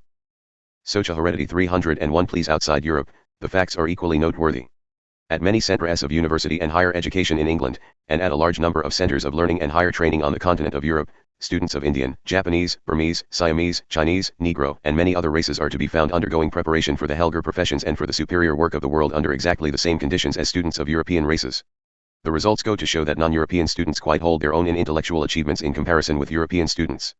When every allowance is made for the fact that the non-European students are often selected representatives of large numbers, there remains nevertheless no evidence to which weight can be given tending to establish the existence of any inborn quality of superior intellect in the students of European races. More than once in my inquiries, experienced and competent observers, familiar with the capacities of students of various races in university or bar examinations in England, have expressed to me the opinion that it would be impossible to make out a serious case for accepting the existence of any inborn intellectual superiority in the English. 302. The science of power. Students, and that if such an opinion were urged the case would be quite as strong for holding the opposite view. Confining attention to the peoples who have played a ruling part in the history of the Western world in the past, it would in the same manner be impossible to make out a case for inborn intellectual preeminence in any one of them over other European races. In the face of worldwide evidence, it would be entirely foolish to attempt to maintain that the Teutonic peoples possessed inborn intellectual superiority over the Celts, or the Celts over the Slavs, or the Slavs in turn over the Teutons. It would be equally absurd in face of the evidence to maintain that any European people possessed inborn intellectual superiority over the Jews. Facts of the same significance are encountered if the scrutiny is restricted to the different races which combine to make up any of the political aggregates that have played a great part in the development of Europe. The Saxon and Norman peoples have probably, on the whole, performed a larger practical part in the development of Great Britain and of the British Empire than the Celtic peoples with whom they have been so closely associated in history. But so far as social heredity, there are any grounds for estimating separately the achievement of the different races in Great Britain, it would represent a claim in face of the facts of history to assert that there is proof of any superior intellectual faculty inborn in peoples of Saxon or Norman descent in comparison with peoples of Celtic descent. Conditions of the same kind are encountered amongst the races who make up the peoples of Germany. In modern Germany it is often pointed out by Germans themselves that notwithstanding the ruling part played by Prussia in the evolution of the modern German Empire, the intellectual part of the work has not rested to any corresponding degree with natives of Prussia. The two men who more than any others created the intellectual ethos in which the deeds of modern Prussia became possible were Treitschke and Nietzsche, neither of whom was Prussian in descent. A very large proportion of the thinkers and leaders of Prussia have not been Prussians. It is curious to note, remarks a recent writer, one, that the majority of Prussian figures that have held the Western imagination have not been Prussian by birth, and have seldom been even Germanic in origin. F. M. Hofer, When Blood is Their Argument, Part I, Chapter N, 2. 304 The Science of Power. In none of the dominant peoples of the world today, and in none of the ruling races which have been prominent in history in the past, is the basis of power to be found in inborn intellectual superiority over the peoples ruled. What, therefore, is the basis of power in human history? The answer to this question carries us very far. In arriving at it, the belief, which prevailed in the popular mind throughout the West until recently, as to the inborn nature of the cause establishing superiority in races, and the prepossessions as to the controlling importance of inborn heredity in ruling races and ruling peoples of the kind which have come down to us in England through Galton in science and through Freeman in the teaching of history, will have to be abandoned. There can be no doubt that the first essential in the constitution of power in all the forms through which power expresses itself in the history of races and of peoples lies in the elements of their social heredity. The character of a people is formed by the nature of its social heredity. It is the nature of its social heredity which creates a ruling people. It is what it lacks in its social heredity that relegates a people to the position of an inferior race. In the national and racial inheritance of a people. Social heredity. The influence of the elements of its social heredity insensibly envelopes and saturates the entire collective mind. Imposed on the young at an early age and under conditions of emotion, the effects of inheritance thus transmitted exceed and outlast those of every other influence in life. It was with well-founded instinct that William II of Germany on his accession turned to the elementary school teachers of his country when he aimed to impose the elements of a new social heredity on the whole German people. The result was the concentration of mind and the extraordinary collective strength with which Germany went into the World War in 1914. The higher end was missed by William II, but it remains in full view of the world. Civilization is absolutely invincible once it realizes the secret of its own unity. The main cause of those deep dividing differences which separate peoples and nationalities and classes from each other and Mazzini penetrated further towards the central principles of power in the Corning era of civilization, when from 1840 onwards he was outlining to the Italian working classes the maxims under which their progress towards emancipation in history must proceed. Your task is to form the universal family. Humanity is the living word of God. Religions govern the world. Seek in W. Ornan strength, inspiration, a redoubling of your moral faculties. Education, this is the great word which sums up our whole doctrine, on the duties of man. 8. Ill, 2, I. 306. The science of power. Which prevent or stultify collective effort. All its most powerful forms lies exclusively in the nature of the social heredity which is imposed on the young. In a generation they could all be swept away if civilization put before itself the will to impose on the young the ideal of subordination to the common aims of organized humanity. The influence of a collective ideal imposed on the mind of the young under conditions of emotion is incalculable. It is the only cause capable of bringing into action the deepest strength of which human nature is capable. Every individual in the mass is continuously driven by it to endeavor to lift himself to the level of his inner ideal social self exactly in the manner described by William James in his textbook of psychology, but driven now towards a collective instead of towards an individual end. The influence affects all the processes of mind. It colors and directs in after life the conclusions of the thinker so that these are in reality predetermined in him by the emotion of an ideal imposed on him at an earlier stage. The influence reaches to the uttermost workings of mind, so that in the development of abstract systems of thought the main problem which has continually beset the mind of the philo. Textbook of Psychology, ch. 12. Social heredity. Sopher in history is simply, as Leslie Stephen has described it, how conclusions which are agreeable to his emotions can be connected with postulates which are congenial to his intellect. In nations the inheritance transmitted in social heredity may be very complex. Geographical, economic, and material causes of many kinds may contribute important factors to it. But the essential element of power in all social heredity is the emotion of the ideal. Once effectively imposed, this idealism becomes the expression of the living soul of a people. Its influence cannot be estimated. It subordinates everything. It becomes power incarnate. There is no object which a people or a race can set before itself which is not possible of attainment through the organization and the transmission of an ideal in its social heredity. In the days when modern Germany was on the anvil, the chief conception underlying all the lectures of the teacher who above all others expressed the soul of Germany was that which drew the rising generation of young German students to Treitschke. It was expressed in the saying that the most precious natural possession that a people can hold is its idealism, and in the sustained assertion that any aim that a living. Essay on Freedom, by Heinrich von Treitschke. 308. The Science of Power. People aspires to that aim, it will infallibly attain. It was in this way that Japan achieved the greatest miracle in modern civilization by recreating herself, and in a few decades transforming herself into a surprising vehicle of power. It was in this manner that modern Germany astonished humanity by transforming herself within 2 generations into a potentiality for good or evil which escapes that of ancient Rome. Only through the character of her idealism did Germany fail to reach the world goal at which she aimed. The leaders who imposed the mechanism of power on her missed the chief knowledge of the law of power in civilization, namely, that the winning type of power rests on the principles which subordinate us to the universal. If her leaders had grasped this central fact of human evolution, there is no dream that the German peoples had dreamed that Germany would not have realized in the modern world. The will to attain to an end imposed on a people by the emotion of an ideal organized and transmitted through social heredity is the highest capacity of mind. It can only be imposed in all its strength through the young. So to impose it has become the chief end of education in the future. The Life of Treitschke, by Adolf Hausrath. Social Heredity. 309. Oh, you blind leaders who seek to convert the world by labored disputations. Step out of the way or the world must fling you aside. Give us the young. Give us the young and we will create a new mind and a new earth in a single generation. The idealism which will win out in the stress of the world is that through which power must obtain the completest expression. Power in its highest expression is the science of organizing the individual mind in the service of the universal. Truth is nothing else than the science of power. This is the test by which every religion will have to stand or fall. This has been a production by the Mental Chemist, for study and education. Copyright 2024.